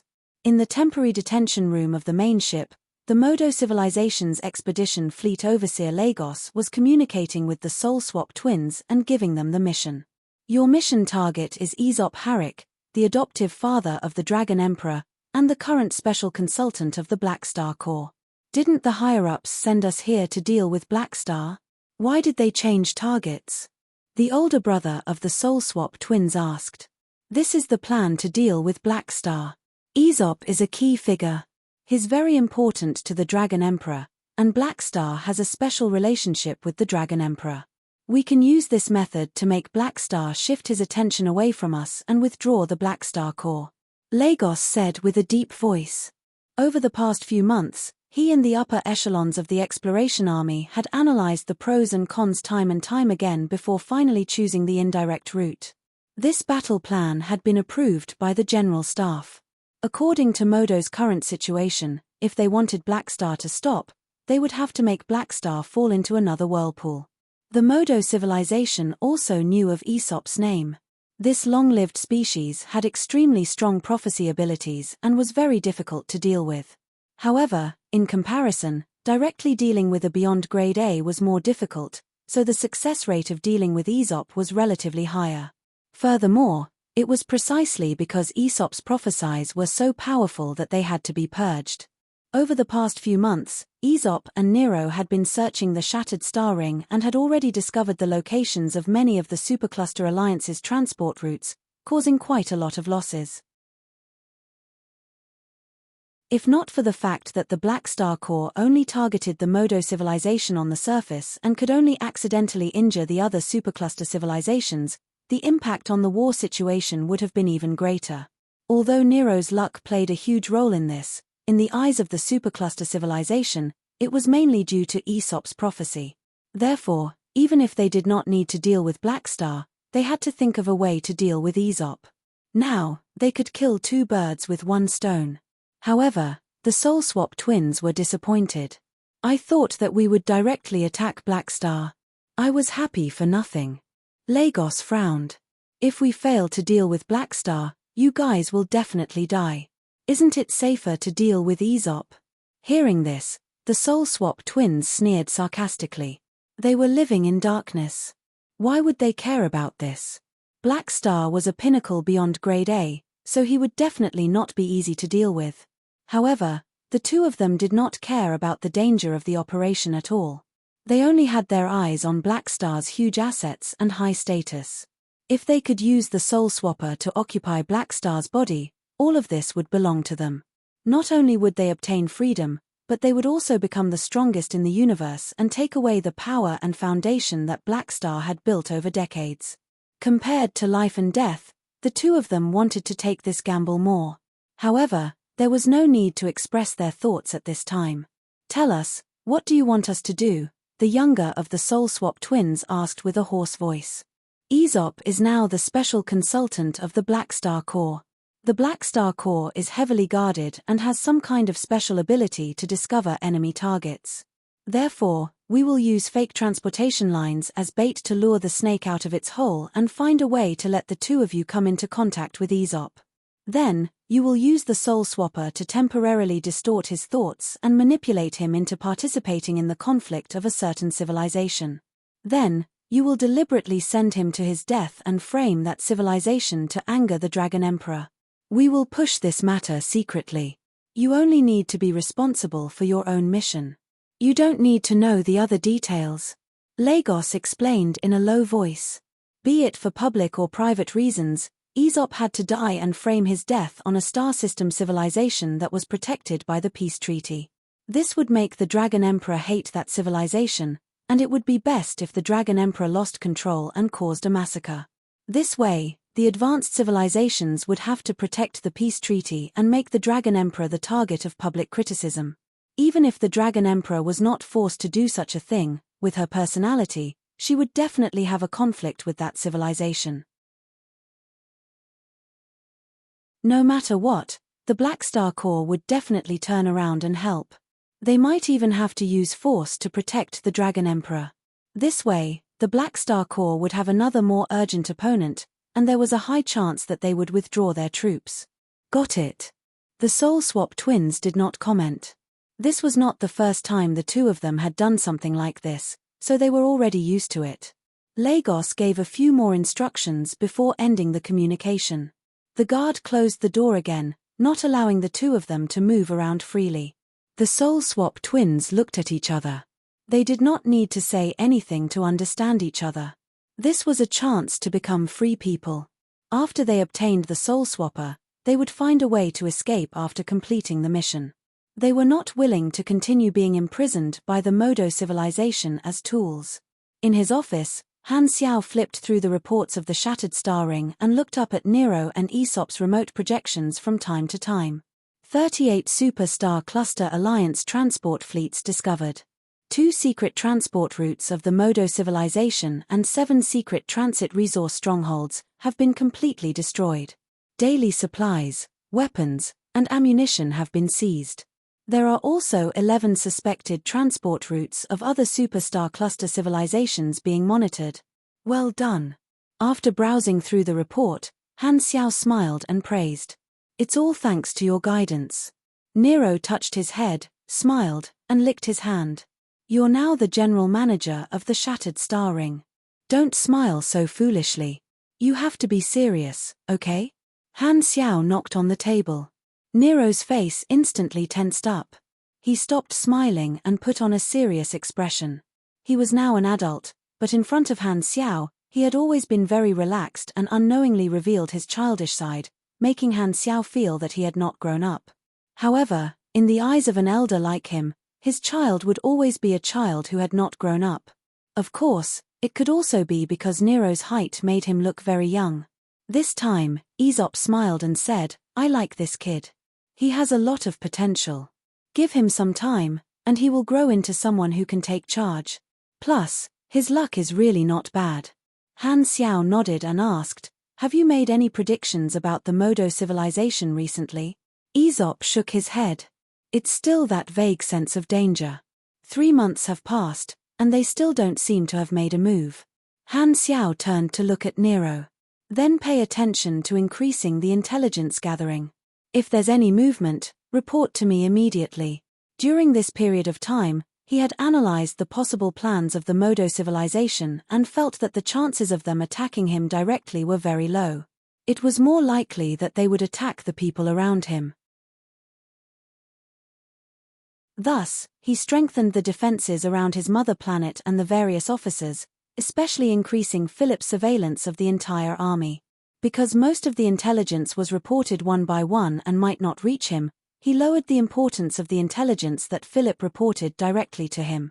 Although this would cause the number of things he had to deal with to increase exponentially, Han Xiao did not mind being more careful at such a time. By the way, how did you talk to Ames? I'm running around with the Black Star Corps now. Isn't she afraid that I'll find a chance to sneak away? Aesop asked. Oh, she told me to watch over you for her. If you run away, I'll bring you back. Han Xiao smiled. TSK, I knew it. Aesop glared at him. Is she that worried? How can she compare to me in terms of experience? I've eaten more salt than she has rice. Then you must be worried a lot. Han Xiao raised his brows. From your tone, it sounds like you really want to sneak away. I've been under house arrest on Floating Dragon Island for decades. I can't stay here until I die of old age, right? Aesop crossed his arms in front of his chest. To be honest, with you looking after Ames, I'm not worried at all. Therefore, there's no need for me to continue staying here. I'll just treat these years as self-cultivation. It's time for me to continue my journey. Han Xiao did not find it strange.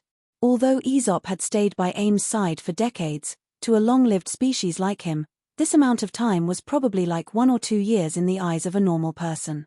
This old man was a prodigal son who pursued excitement. He could not be tied up in one place forever. Then, why don't you tell Ames directly? If you're honest and reasonable, she definitely won't stop you. No, that way, she won't send people to chase after me. That's so boring. Aesop shook his head repeatedly. There was a hint of if you can catch me, I'll let you have sex with me in his tone. Han Xiao was speechless. He suddenly felt like beating this old man up. Aren't you afraid that I'll be on guard and not let you escape? Haha, I'm going to tell you. You won't stop me. Aesop laughed. I need to maintain some sort of tacit understanding with her, so I need you to help me convey my intentions. Han Xiao understood. Aesop wanted to leave without saying goodbye, so he used him as a mouthpiece. He might even be trying to get back at him. After all, he was the one who had captured Aesop previously. This old man still remembered this matter. He was old and cared about his face. Giving him a heads up in advance and successfully escaping, the two of them would be even. This was one of Aesop's few wicked interests. Then, when are you going to escape? I'm going to finish my last job for you. I'll leave after the flickering war is over. Let's see if you can escape from my grasp at that time. Han Xiao and Aesop looked at each other and smiled. Nero looked left and right at the side and suddenly felt like he was a third party who did not fit in. Han Xiao said a few more words before hanging up. After thinking for a while, he dialed another number and contacted Ames. Halfway through the first ring, the call was picked up. Yo, busy person. You have time to chat with me again? Ames's chuckle flowed out of the communicator like a stream. What have you been doing recently? Han Xiao smiled. Studying the knowledge you exchanged for me. Han Xiao had exchanged for an Esper-class knowledge and passed it to Ames. She had been studying it at home. Normal beyond grade as did not have an interface and could not advance overnight, so they could only study the class knowledge slowly. The two of them chatted for a while, and the topic changed to the recent events. Blackstar, how long do you think the flickering war will last? Ames was curious. 3 to 5 years at least, 10 to 20 years at most. Han Xiao pondered. The Supercluster Alliance would not give up so easily. In his previous life, the flickering war lasted for quite a long time. The players came into contact with the proxy war at the end of version 4.0, and most of the war zones became the battlefield of the regular army. At that time, the players had already gone offline. This time, with the sudden intelligent plague, the Supercluster Alliance was more prepared and could resist for a longer time. However, with his intervention this time, the battle would be shortened. The two factors affected each other and changed the storyline of his previous life. Han Xiao could not say for sure how long the Supercluster Alliance could last this time. However, the final result was most likely the same as in his previous life. It would still end with the Superstar Cluster Alliance's defeat. This battle was meant to give them a glimmer of hope, a gamble with a very low success rate. However, the Superstar Cluster Alliance still decided to enter. So long. Ames sighed softly. I originally wanted to invite you to travel to the secondary dimensions again, but it seems like you won't have the time in the next few years. Again. Han Xiao subconsciously rubbed his waist. You're not willing? Ames tilted her head, her long hair cascading down her shoulders like a waterfall. Actually, I'm not that busy. You know that us beyond grade as basically won't participate in the flickering war personally. After we destroy the Modo civilization, I'll be free. At that time, I can take some time to accompany you to the secondary dimensions. I'll take the opportunity to let Aesop slip away. Han Xiao thought to himself. Then it's settled. Ames' eyes curved as she smiled. Chapter 1167. Somewhere in the shattered star ring, 3 small battleships with the insignia of the Black Star Corps were patrolling in space. The models of the spaceships were all Flash-class shuttles, known for their speed. The responsibility of this team was to track suspicious transport fleets. The Black Star Corps had set up such tracking teams in many star systems in the shattered star ring. In the command room of the leading spaceship, the captain carefully stared at the star map in front of him. The patrol route of the team was marked on it. Once a suspicious fleet was found or a new mission was assigned, it would be displayed on the star map. I heard that traces of a suspicious transport fleet were found in the neighboring star zone 2 days ago. The clues are intermittent, and it seems like we lost track of them. Do you think they will run into our area? An adjutant beside him chatted casually with his colleague. It would be great if they really came here. As long as we can track the suspicious fleet, it will be considered a contribution. We have been patrolling here for a few months, and we have yet to carry out a proper mission. If we are unlucky, who knows when we will be able to make a contribution. The other person's tone was filled with envy. The patrol mission was boring, and the captain did not stop his subordinates from chatting. He had the same thought in his mind. Although he was only a basic member of the army, he had a hard-working heart. As long as he accumulated enough contributions, he would be able to exchange for the elite training qualification of the army. Investing in himself would be beneficial to his promotion. Beep beep. At this time, a red light spot emitting ripples suddenly appeared on the star map, and a notification sounded at the same time. This was a field inspection mission issued by the surveillance department. Usually, it meant that the space boy had detected a suspicious fleet. The mission is here. The captain's eyes sparkled. The opportunity had come. He immediately ordered the fleet to change direction and head toward the marked coordinates. The 3 spaceships immediately changed direction, and their engines shot out into the depths of the galaxy. After sailing for a while, the team arrived at the target location. They turned on the detection device, and 30 to 40 traces of space folds appeared on the radar. These were traces left behind by high-speed hyperdrive, and each of them represented a spaceship. These traces would disappear with time, but they had not completely disappeared yet. They extended out and pointed out the direction of these dozens of spaceships. A total of 41 hyperdrive traces. It's a small fleet. Follow the traces and catch up, the captain said without hesitation.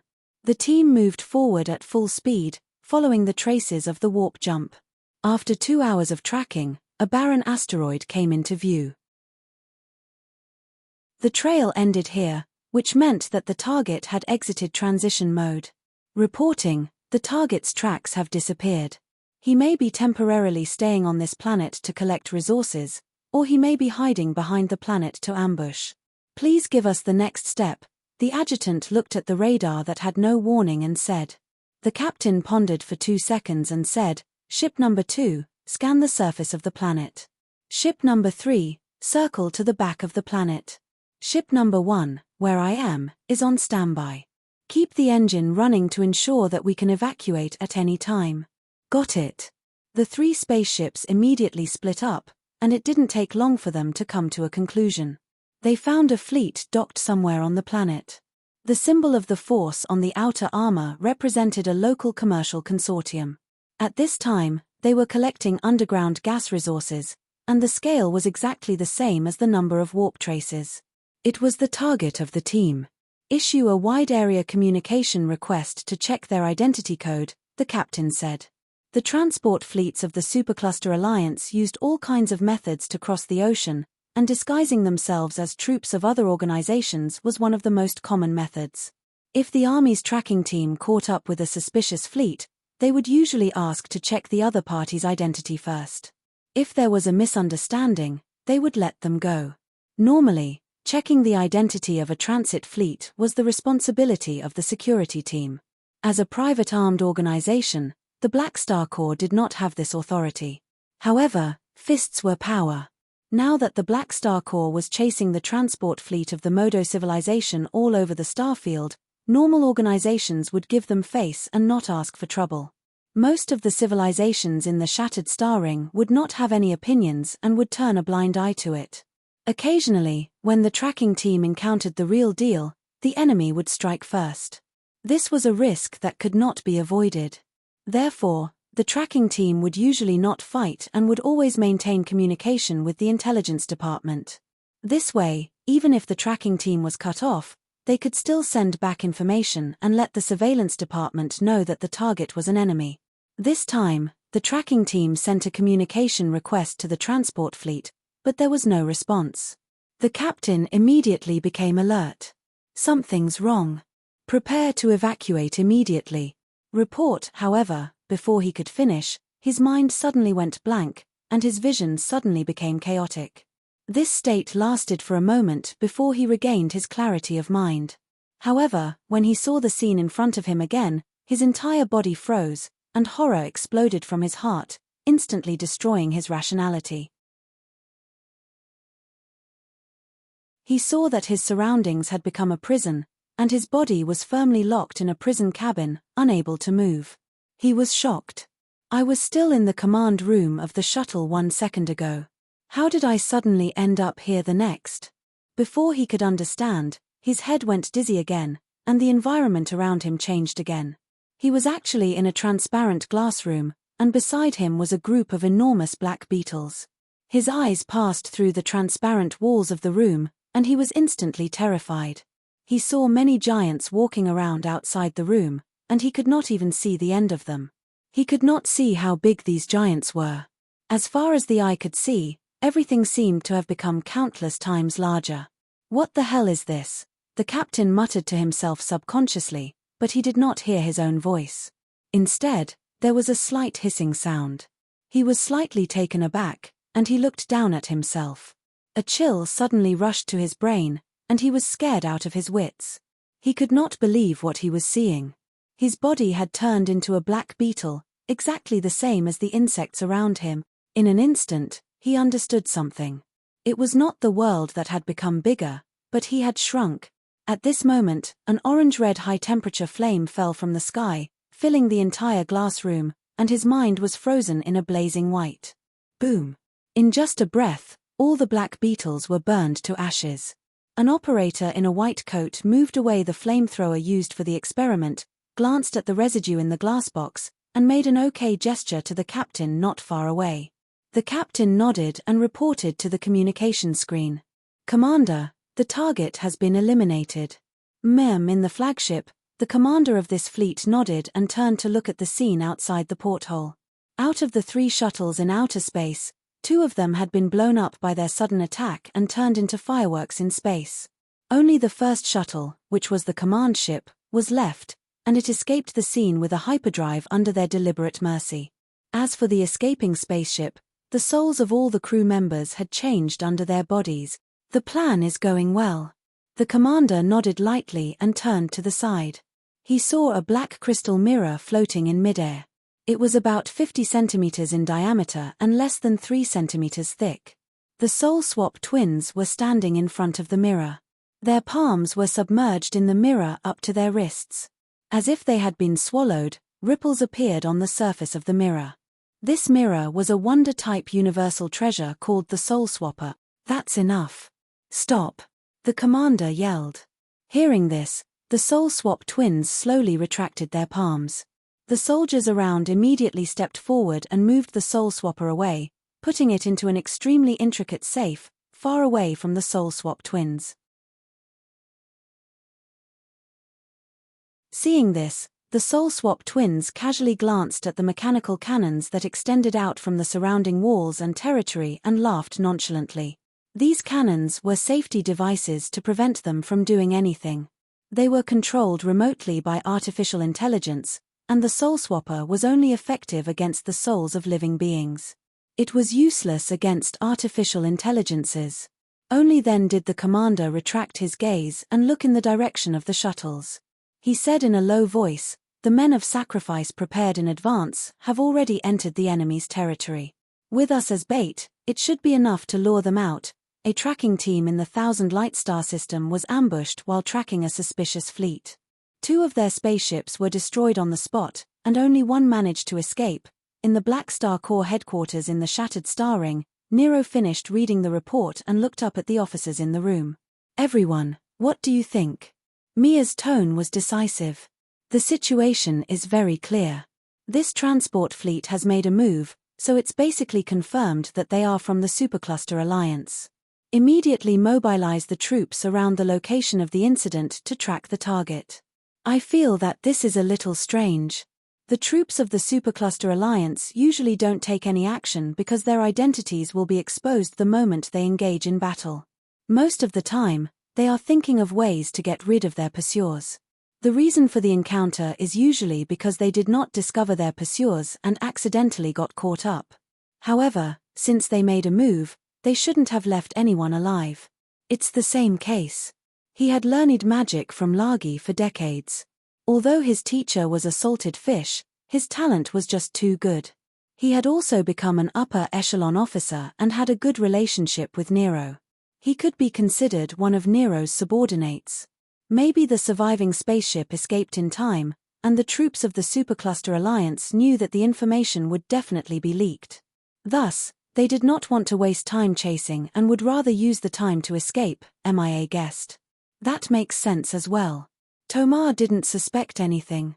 "Let's ask the survivors about the specific situation first." Nero thought for a while and instructed his assistant to contact the captain of the surviving spaceship. After a while, the communication screen was connected, and the person on the screen was the captain of the tracking team. "Tell me everything that happened to you. I want to know all the details." The eyes of the captain on the screen flashed, and he nodded. He then revealed an expression of lingering fear and anger as he recounted his experience. The soul under this body had already been replaced by a death warrior prepared by the Modo civilization. The effect of the Soul Swapper was not simply to transfer the souls of the 2 bodies. The soul that was possessed could also inherit most of the memories of the target. After all, the brain of the body was also a memory storage device, just like a library. However, this memory would not naturally merge with the new soul. Instead, it would need to be slowly sorted out and read. Furthermore, there would be some missing parts. Normally, the older the memory, the easier it was to be lost. The more recent the memory, on the other hand, was basically complete. Different souls and bodies would reject each other. Some psychics or espers could also do things like reincarnation and possession, but the success rate was extremely low. Fu Ding and Chen Xing were examples. The Soul Swapper could greatly increase the success rate of soul transfer. Under normal circumstances, the success rate would be close to 100%. However, it would be affected by the strength of the target and the strength of the user. At the same time, using the Soul Swapper to complete the soul transfer would greatly reduce the rejection between the body and the soul, and there would not be too strong of a rejection. Soul transfer was only one of the functions of the soul swapper. This thing was extremely mysterious, and it had other functions. After listening to the report, Nero gave a few words of encouragement and was about to end the communication. At this moment, the eyes of the survivor flashed, and he pretended to be angry. "We are now the closest troop to the enemy. I hope to continue this mission and pursue them to avenge my comrade." Sure. This request was reasonable, and Nero had no reason to reject it. He hung up the communication, and Tomar spoke again. "Nero, since the target knows that their whereabouts have been exposed, they will definitely change their plans. They will no longer head to the transportation route and will escape separately. I suggest we use the second plan." This was not the first time that such a situation had happened.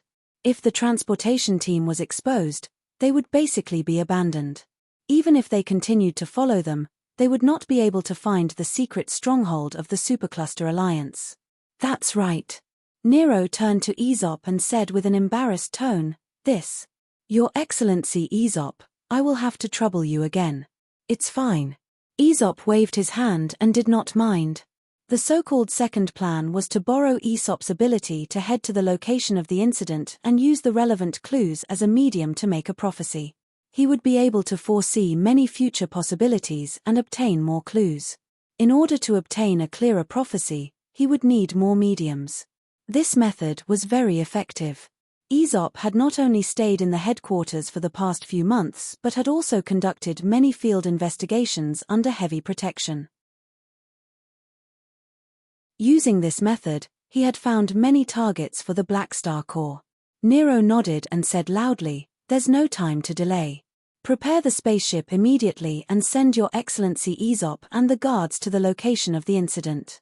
On the other side, in a certain star field, on a certain planet, in a certain base, Manison stood in front of a virtual screen with his hands behind his back. He narrowed his eyes and looked at the content on the screen. This was a secret intelligence report from the Primeval Star River base camp. It came from the spy he had planted in the Modo civilization many years ago. There was only a short message written on it.